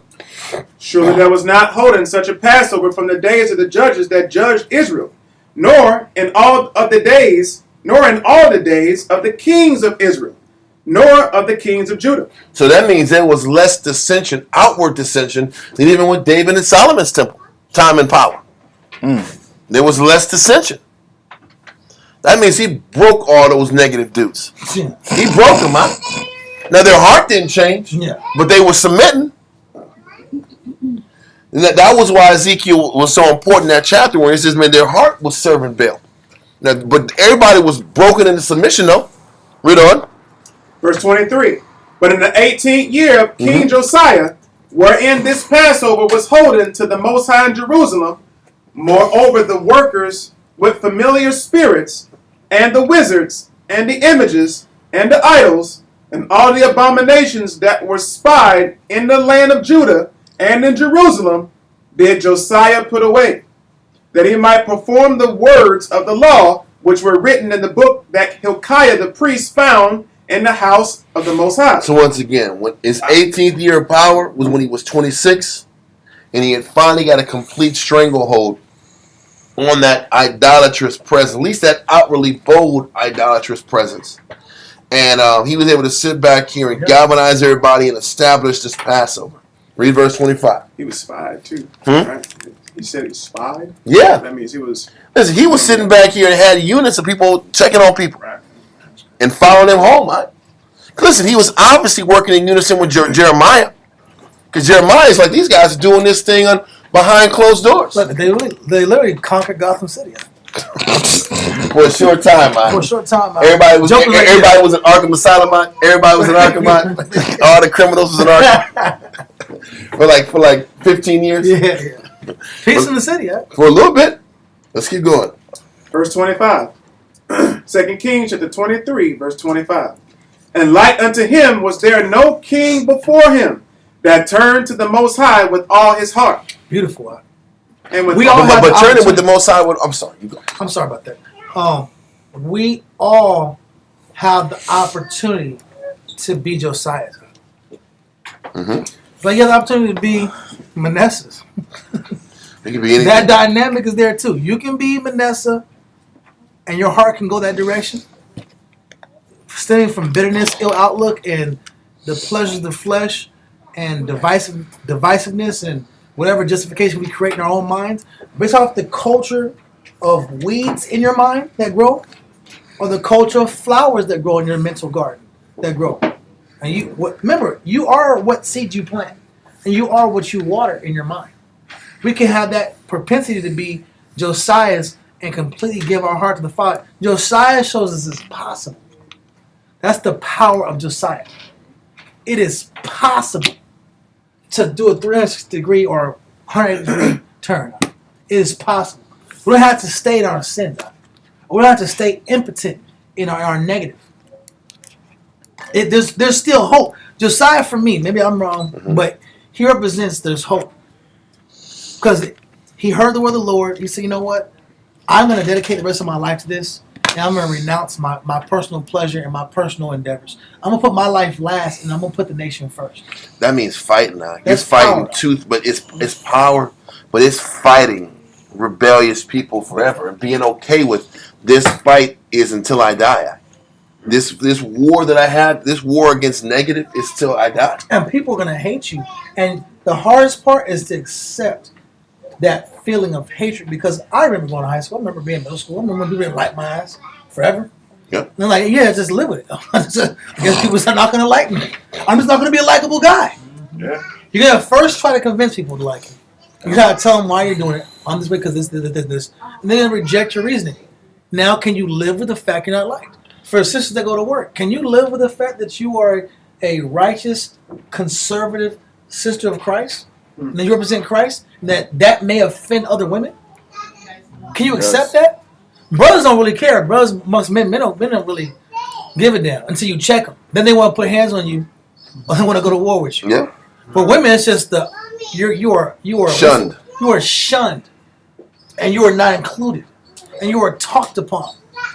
Right. Yeah. You have to accept whatever side of the coin, whatever consequences come. There's a consequence for negative, and there's also a consequence for righteousness. You gotta accept Talk both about it all the sides. time. Yeah. So let's keep going. Verse 25. And like unto him was there no king before him that turned to the Most High with all his heart, and with all his soul, and with all his might, With all his might. Read on. according to all the law of Moses. Neither after him arose there any like him. Anybody that was willing to fight, to use his power the right way. Because actually, he used his power and influence in his military and his resources to enforce righteousness. And nobody was able to do it. Nobody. Listen, the crazy thing is, by the time that David was able to do it, he was so caught up in family drama, he couldn't focus on the issues of getting the nation galvanized and to force him to push. Couldn't do it. He was fighting with Absalom, and Joab was a damn maniac. He couldn't get in control of his household because of his sin. So he was able to have a laser focus on staying on top of all the issues, the spiritual issues of the nation. And even that, Israel held on to their ways. And he been there, and you always go into the war. You've been into it for years on this topic about it's hard to focus on the real issues when you're at war inside yourself. Con. And this is why the nation's in progress. Con. Because if you keep wrestling with negative in you, you can't have a clear mind on what's going on with the body. And they go, It's not as clear. You're hazy in what's going on with everybody else because you got so much wrapped in your life. I mean, listen, Kyle talks about it always about abstinence. If you don't know how to control and abstain the things in your life, the spirit can't really work with you to the degree it needs to for you to be of as good a service to the body. Because you're wrestling with what's inside of you. And then if you're wrestling with issues in you, and a brother got to counsel about things that you're weak in, what are you gonna do? Give him a pass. You're gonna give him a pass on it because you're going through it. This is why we, as much as we can, we have to have much of a grip on as much things in us so we can be of a better service to everyone else. I love that point. And also it shows too, this relates to parenting. Because we have children that are growing, or young men that are growing under our authority, under our tutors, under our watch. But if I'm wrestling with me, then there's things I'm missing in my children. Yeah. Things I'm missing in the younger men. Okay. Well, let's keep going. Did we finish verse 25?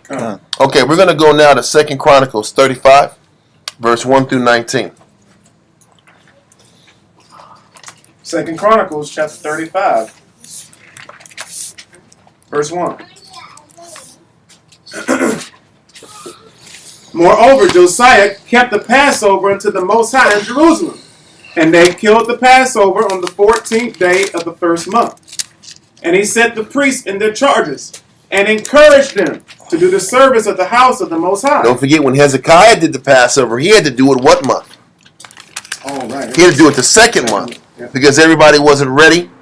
The Northern Kingdom brothers weren't prepared. They weren't clean.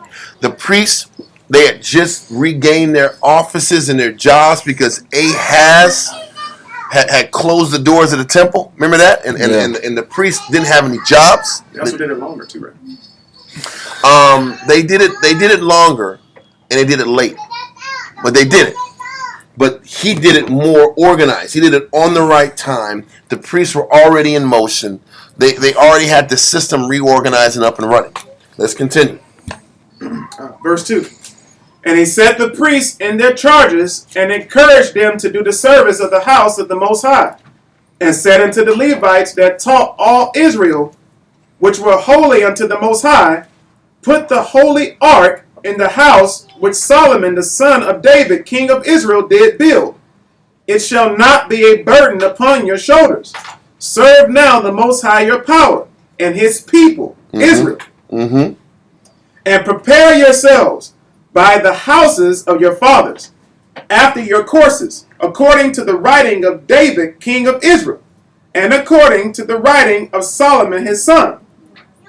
And stand in the holy place according to the divisions of the families of the fathers of your brethren, the people, and after the division of the families of the Levites. So Josiah is sitting back here and helping set in order all the priests in their jobs, like David did and Solomon did before. He's like, don't be afraid to take on that responsibility that your forefathers at once did. Read on. Verse 5. And stand in the holy place according to the divisions of the families of the fathers of your brethren, the people, and after the division of the families of the Levites. So the people that were able to stay in the holy place was the family line of Eleazar, Aaron's lineage. Again, then you had your Merari and your Gershon had their different jobs. Merari was construction. Gershon was more of the at least back in the day, they were the roofing people of the tabernacle. He's like, everybody has their jobs to fulfill your jobs. Read on. So kill the Passover and sanctify yourselves and prepare your brethren, that they may do according to the word of the Most High by the hand of Moses.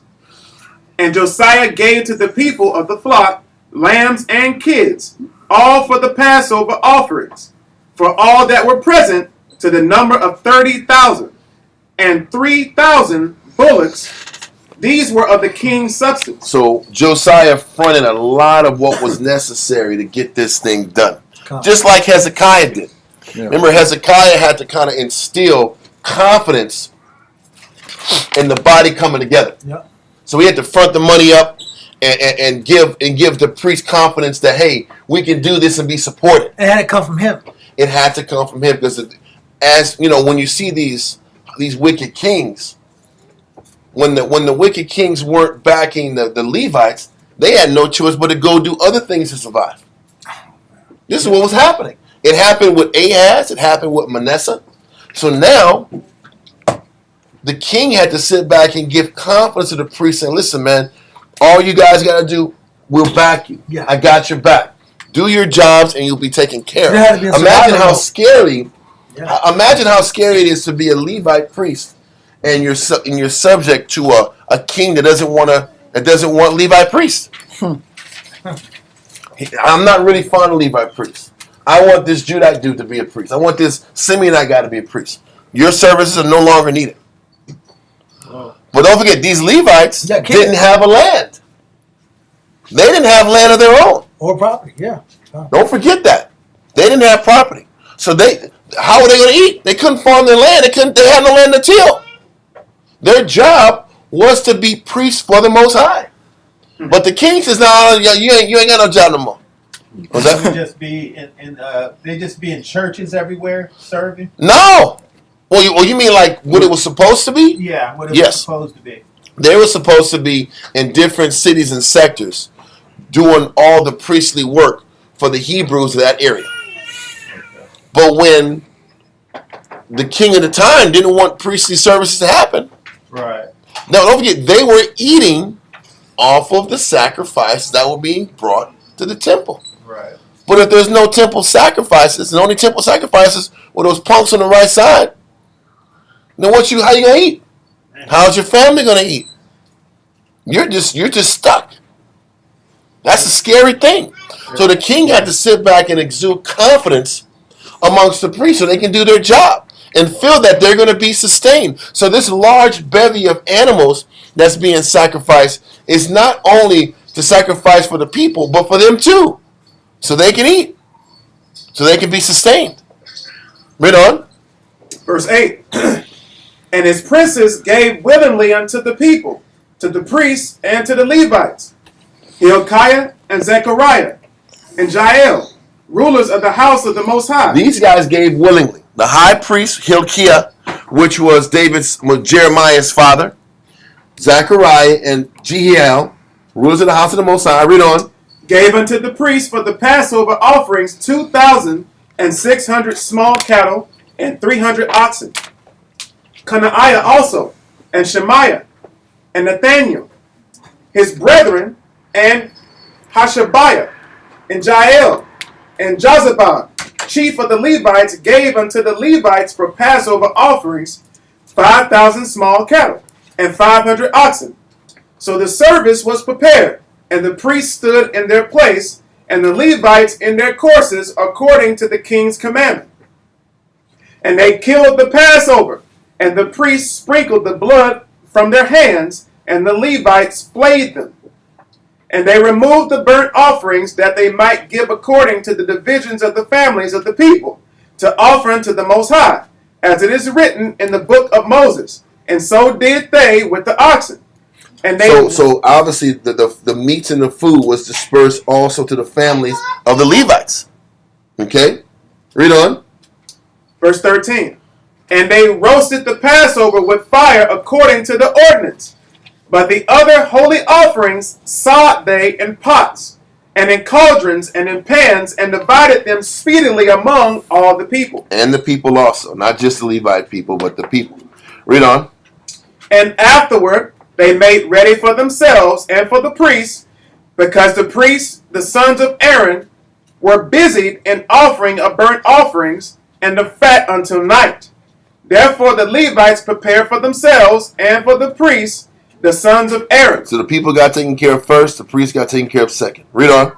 And the singers of the sons of Asaph were in their place, according to the commandment of David. And Asaph and Haman and Jeduthun, the king's seer, and the porters waited at every gate. They might not depart from their service, for their brethren the Levites prepared for them. So all the service of the Most High was prepared the same day, to keep the Passover, and to offer burnt offerings upon the altar of the Most High, according to the commandment of King Josiah. And the children of Israel that were present kept the Passover at that time, and the feast of unleavened bread 7 days. And there was no Passover like to that kept in Israel from the days of Samuel the prophet. Neither did all the kings of Israel keep such a Passover as Josiah kept. Mm-hmm. And the priests and the Levites and all Judah and Israel that were present. That just proves right there that Israel was still, a lot of Israel, well, I'm not going to say a lot. Enough Israel was still up in the northern kingdom that was operating and living. Every single Israelite, northern kingdom person was not sent to Assyria. There was still a pocket of Israelites still up in the northern kingdom. There was a residual. There was still residual. I can't say significant. There was just enough. There were Israelites there. So by the time of Christ, there were still Israelites, northern kingdom people still up in Israel at the time of Christ. It wasn't large, but it was still enough people there. Well, even when we just we read it during the time of Hezekiah, he had brought some of those people from the northern tribe that were left from the Assyrian captivity. Yeah. But we just read how there were some that came back that escaped from the Assyrian captivity. So there were some that even went back into their lands again, just to fill in that pocket. So there was still Israel. My whole point is there was Israelites, northern kingdom people there, even after the southern kingdom got sent back to Babylon. Okay? So, are we done with verse 18? I've got 3 words left. Let's keep going there and then go verse 19. Concert. And all Judah and Israel that were present, and the inhabitants of Jerusalem. Okay? In the 18th year of the reign of Josiah was this Passover kept. Okay. So now what we're going to do is go to 1 Ezra chapter 1, verse 1 through 24. I want to sit back here and because in 1 Ezra we got to make sure as we're going through these chapters. Now 1 Ezra kind of comes into play a little bit. Gives us a little history. 1 Ezra 1 verse 1 through 24. Sweet. 1 Ezra chapter 1 verse 1. Yeah, that's fine. Read that. And Josiah held the feast of the Passover in Jerusalem. Now you see Josiah. This is Greek for Josiah. That's why the spelling is a little different. So Josiah held the feast of Passover. Read on. In Jerusalem unto his Lord, and offered the Passover the 14th day of the first month, having set the priests according to their daily courses, being arrayed in long garments, in the temple of the Lord.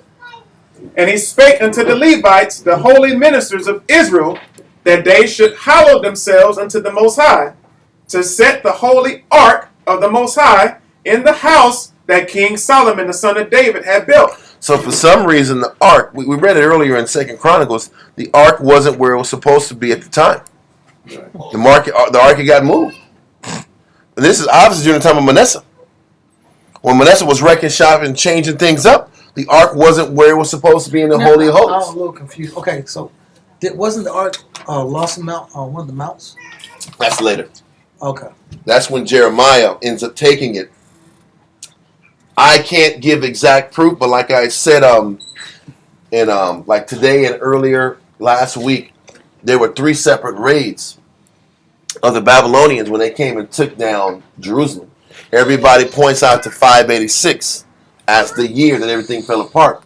But 598 was when, in December of 598, was when Nebuchadnezzar came the first time and took a lot of royal things. Then they came back again for seconds in March of 597. So somewhere between December and I think it was in December. Because if I'm Nebuchadnezzar, bro, when I first come in and I raid the temple, I'm getting the best stuff first. Yeah. So I would imagine putting 2 and 2 together before December, Jeremiah took it and hit it then. Before. Well, I would say this, it would have had to have been that. It would have had to have been that. Jeremiah would have had to have taken it before he was jailed. Yeah. Yeah. Because Jeremiah was jailed all the way until... He couldn't get to. He couldn't get anything. He was in jail. Now, the thing is this. Now, this is the situation. He got in jail during the time of Zedekiah. So, Zedekiah was the last king that was put in around March, April of 598. Because what happened is in 597, 598, Jehoiakim was killed. And then they put his son Jehoiachin in power. Nebuchadnezzar thought, he said, man, I just killed this dude's daddy. He ain't going to be following me. He going to rebel out. I got to come back when the winter gets warm, when it gets warm after the winter, and come back and take him again. So they took Jehoiachin 3 months later, and they sent him to Babylon. They killed Jehoiakim, the father, and they took Jehoiachin to Babylon in March of 598 BC. Point is, both of those things happened before Jeremiah was jailed. Jehoiakim, the first guy, tried to kill Jeremiah and had him on the run, but he didn't completely get the job accomplished of jailing him. So it probably happened before December of 598, where the ark was hidden in Sinai somewhere. Oh, okay. But this is different. Come on. This was the ark was in a different place before that. You got to understand, everything of value spiritually, Manasseh was destroying, man. Manasseh was taking out anything that had to do with the Most High for a long period of time. So that the ark was probably hidden or put in a different place because of Manasseh. So now Josiah is like, man, put the ark back where it's supposed to be. Put it back in the Holy of Holies. It just shows you what type of residual damage that comes from kings that didn't want to serve the Most High. Okay? It also lets you know why that book was lost. Yeah. Because according to the law in Deuteronomy, the book of the law was supposed to be right alongside of the Ark of the Covenant. That makes sense, yeah. Okay? So maybe the Ark was put in the damn storage area. It wasn't in the Holy of Holies, and that's what the scriptures are saying. Let's keep going. So Verse 4. Yeah. Well, let's go verse 3. Verse 3. First Ezra chapter 1, verse 3. And he spake unto the Levites, the holy ministers of Israel, that they should hallow themselves unto the Lord, to set the holy ark of the Most High in the house that King Solomon, the son of David, had built. And said, Ye shall no more bear the ark upon your shoulders. So that means they kept traveling it and carrying it back and forth somewhere. Read on. Now therefore serve the Lord your power, and minister unto his people Israel, and prepare you after your families and kindreds, according as David the king of Israel prescribed, and according to the magnificence of Solomon his son, and standing in the temple according to the several dignity of the families of you the Levites, who minister in the presence of your brethren the children of Israel. Offer the Passover in order, and make ready the sacrifices for your brethren, and keep the Passover according to the commandment of the Lord, which was given unto Moses. And unto the people that was found there, Josiah gave 30,000 lambs and kids, and 3,000 calves. These things were given of the king's allowance, according as he promised, to the people, to the priests, and to the Levites. And Hilkiah, Zechariah, and Silos, the governors of the temple, gave to the priests for the Passover 2,600 sheep and 300 calves. And Jeconiah and Samaias and Nathaniel his brother, and Asabias and Achiel and Jerome, captains over thousands, gave to the Levites for the Passover 5,000 sheep and 700 calves. And when these things were done, the priests and Levites, having the unleavened bread, stood in very comely order according to the kindreds, and according to the several dignities of the fathers, before the people to offer to the Most High, as it is written in the book of Moses. And thus did they in the morning, and they roasted the Passover with fire. As appertaineth, as for the sacrifices, they sawed them in brass pots and pans with a good savor, and set them before all the people. And afterward they prepared for themselves and for the priests their brethren, the sons of Aaron. For the priests offered the fat until night, and the Levites prepared for themselves and the priests their brethren, the sons of Aaron. The holy singers also, the sons of Asaph, were in their order, according to the appointment of David, to wit, Asaph, Zacharias, and Jeduthun, who was of the king's retinue. Moreover, the porters were at every gate. It was not lawful for any to go from his ordinary service, for their brethren the Levites prepared for them. Thus were the things that belonged to the sacrifices of the Most High accomplished in that day, that they might hold the Passover, and offer sacrifices upon the altar of the Most High, according to the commandment of King Josiah. So the children of Israel, which were present, held the Passover at that time, and the feast of sweet bread 7 days. And such a Passover was not kept in Israel since the time of the prophet Samuel. Yea, all the kings of Israel held not such a Passover as Josiah's. And the priests and the Levites and the Jews held with all Israel that were found dwelling at Jerusalem. In the 18th year of the reign of Josiah was this Passover kept. And the works of Josiah were upright before his Lord, with an heart full of godliness. As for the things that came to pass in his time, they were written in former times, concerning those that sinned and did wickedly against the Lord above all the kingdoms, and how they grieved him exceedingly, so that the words of the Most High rose up against Israel. Okay. Now listen, it's not going to take long. Let's read this real quick. Let's go to Josephus 10, book 10, chapter 5, paragraph 1. 10:5:1. We're going to kind of go into after the climax of the Passover in its 18th year, age 26. We're going to go into the death and the fall of Josiah. Okay. What do you think? We want to keep doing this? We can go on this or this. We're going to go over it. What do you think? I think we should save it next time. We'll do it next time because the truth is we're going to have to repeat this. Yeah. We're going to have to repeat Here, this guys. part. So we're going to have to repeat this anyway because we're going to have to show how this transition ushered in one of his sons, Shalom, and how Shalom ended up being a prisoner of war in Egypt. It'd be a good stretch. It's going to tie in. We'll wait. We'll wait to deal with them. I'll just kind of give a brief overview just by talking about it. We'll go on to it another time. Hey, War, Yes, sir. did you want 2nd Maccabees chapter 2? Just off of what you said about Jeremiah. No, I'm gonna go into that later. Okay. Yeah, that's gonna be I have it all written down. I just don't know when it's gonna go, but I do have that.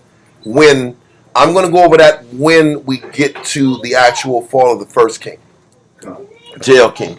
That's gonna happen in a bit. But yeah, let's not rush it because I'm gonna have to go over this Josiah's death anyway, and it's gonna go into some history. Because I never understood why the hell Josiah ended up fighting the king of Egypt. It just didn't make any sense to me. Because you read the history, King Necho said, "Hey Josiah, we're going to go around your area and we're going to go up and fight Assyria. We're going to fight Babylon. We're going to partner ourselves with Assyria." And then Josiah said, "No, we're going to fight." And he's like, "Bro, I'm not here to fight with you." He's not. We're gonna fight. And then he's dead. An archer kills him. Yeah. The process didn't make sense as to why would he fight King Necho and not let him pass through to help assist the king of Assyria. So we'll go into that, and it makes sense that I take my time to explain that. What they don't tell you is that the Egyptians had control. Not just of Egypt at the time. They had control over Syria. They had control over the Philistine country. And they had control over Tyre and Zidon. The Egyptians were starting to tap into the shipping aspects of the kingdom. So they wanted that entire region to themselves. And they made a deal with the Assyrian Empire.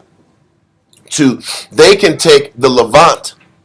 The Levant, that area is the Mediterranean area.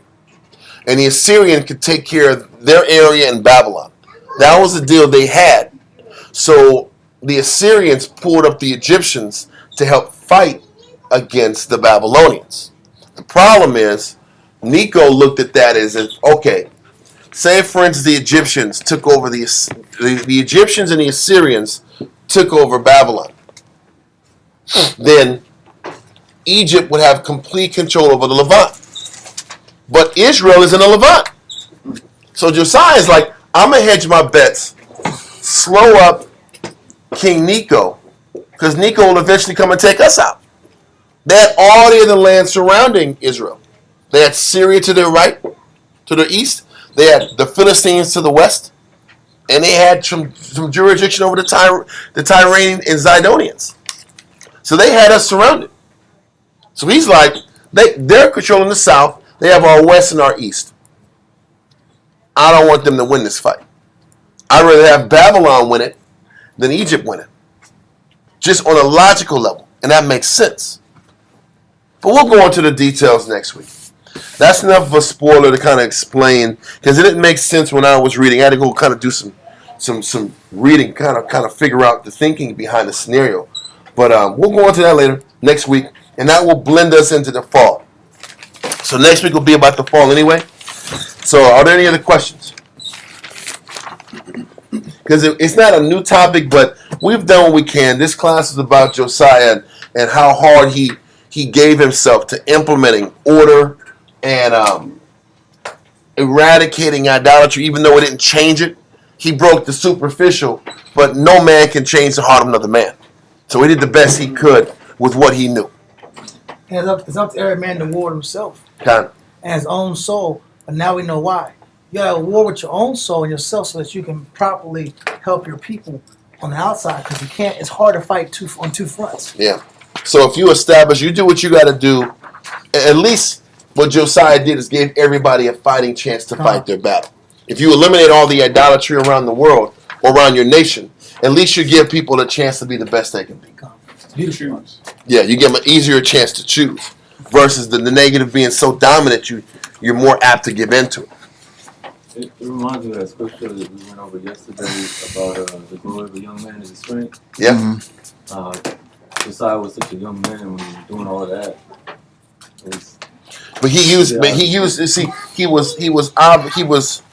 He acted older than a 26-year-old. Even when he was 20, he was sitting back here eradicating idolatry. He acted above his age, but he used his strength and vigor to help give Israel a shot. Any questions? I don't know about Josiah that much. What main book can I read? Or is it several books? No, it's not several books. This is our third Josiah topic on Saturdays. Okay. I would go back from 3 weeks ago, and it's the Reign of King Josiah Part 1, Part 2, Part 3. Okay. And it just gives you like the 20s of 2 Kings and the 30s. I think it was 35 and 34 and 33 of 2 Chronicles. Okay. So it's like some of the last chapters of Chronicles and Kings. 2 Kings. 2 Chronicles, 2 Kings. Okay. He was the last righteous king before his sons just screwed it all up. He had 4 sons and they all jacked it up. God. And that also proved that you can be a righteous guy, but your sons ain't going to necessarily guarantee to lock in. Right. This is what it is. But any other questions? Okay. Imagine Wapanya, Yerushalayim, rise to face Jerusalem.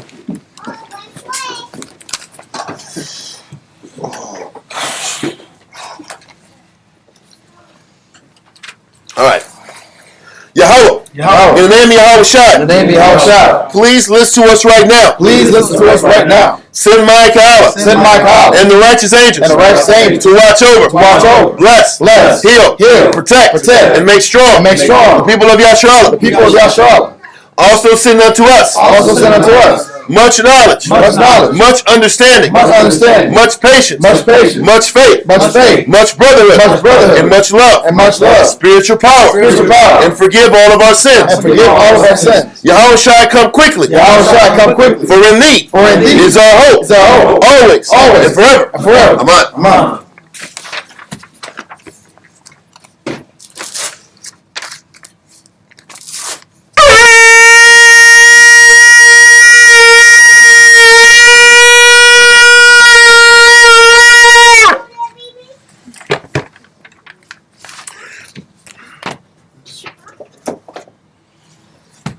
Barak Yahweh B'Shem Yahushai. Barak Yahweh B'Shem Yahushai. Ahava Nothing Nothing Atawara. Bless you, Yahweh, in the name of Yahweh Shai, that gives us the law. Brakta Yahweh Ba'Shem Yahshai. Brakta Yahweh Ba'Shem Yahshai. Ahawa'ah. Nothing at all. Award. Love. Blessed are you, Yahweh, in the name of Yahweh Shai, that gives us the light to see. Brakta Yahweh Ba'Shem Yahshai. Brakta Yahweh Ba'Shem Yahshai. Ahawa'ah. Nothing at all. Ha'ayah. Blessed are you, Yahweh, in the name of Yahweh Shai, that gives us the ram's horn to call the people. Brakta Yahweh Ba'Shem Yahshai. Brakta Yahweh Ba'Shem Yahshai. Ahawa'ah. Nothing at all. Sheman. Zayat. Ramashach. Yashal. Blessed are you, Yahweh, in the name of Yahweh Shai, that gives us the olive oil to anoint Israel. Psalms 92.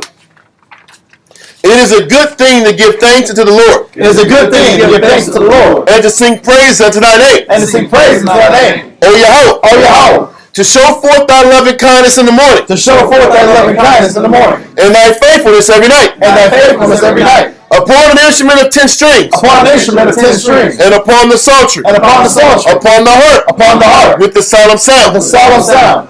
For thou Yahweh. Hast made me glad through thy work. Has made me glad through thy work. I will triumph in the works of thy hands.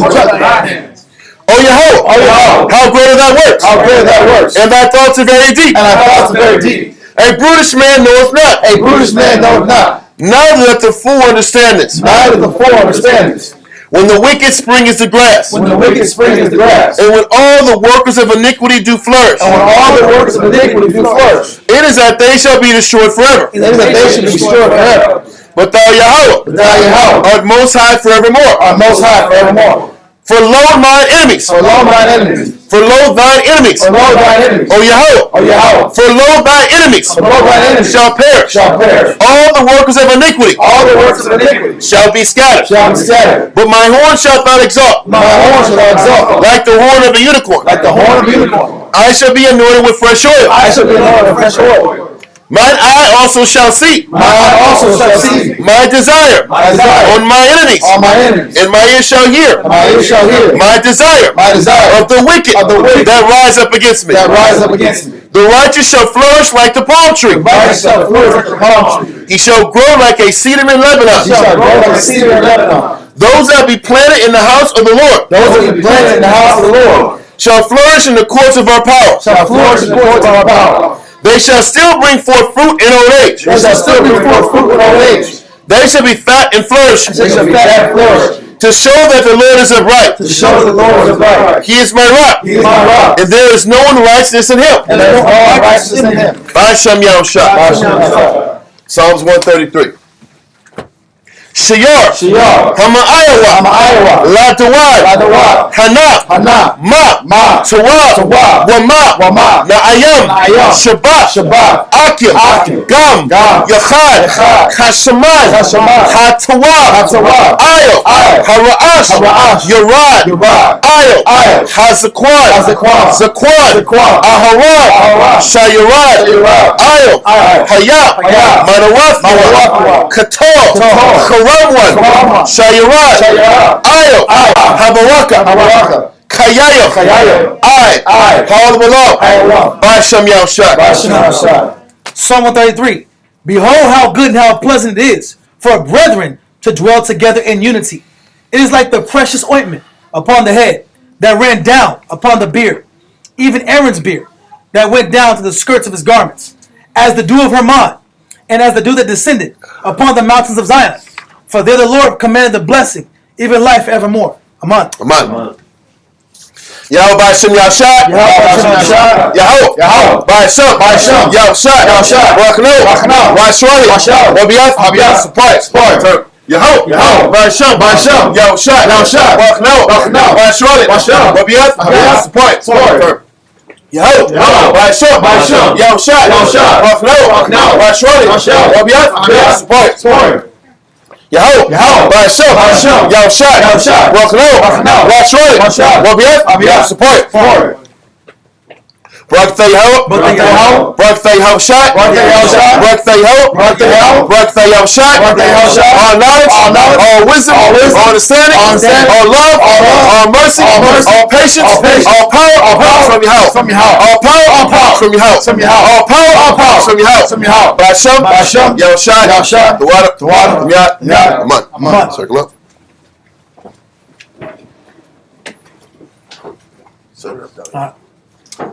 Saluting out in the heavenly orders, Yahweh, O Yahushai, O Kiyasha'ala, men of Israel, Majah, Barak, Yahweh Hashem Yahshua. Kumishala, Yes, what's up? Turn to face sisters. Sisters, please stand. That's awesome. Saluting out the daughters of Zion, men of Israel, Majah, Barak, Yahweh smile upon by Hashem Yahshua. Yes, what's up? Dismissed. Shalom. Fall out. All right, Israel. See y'all on Monday. The water for tuning in. See y'all soon. Our guys come over.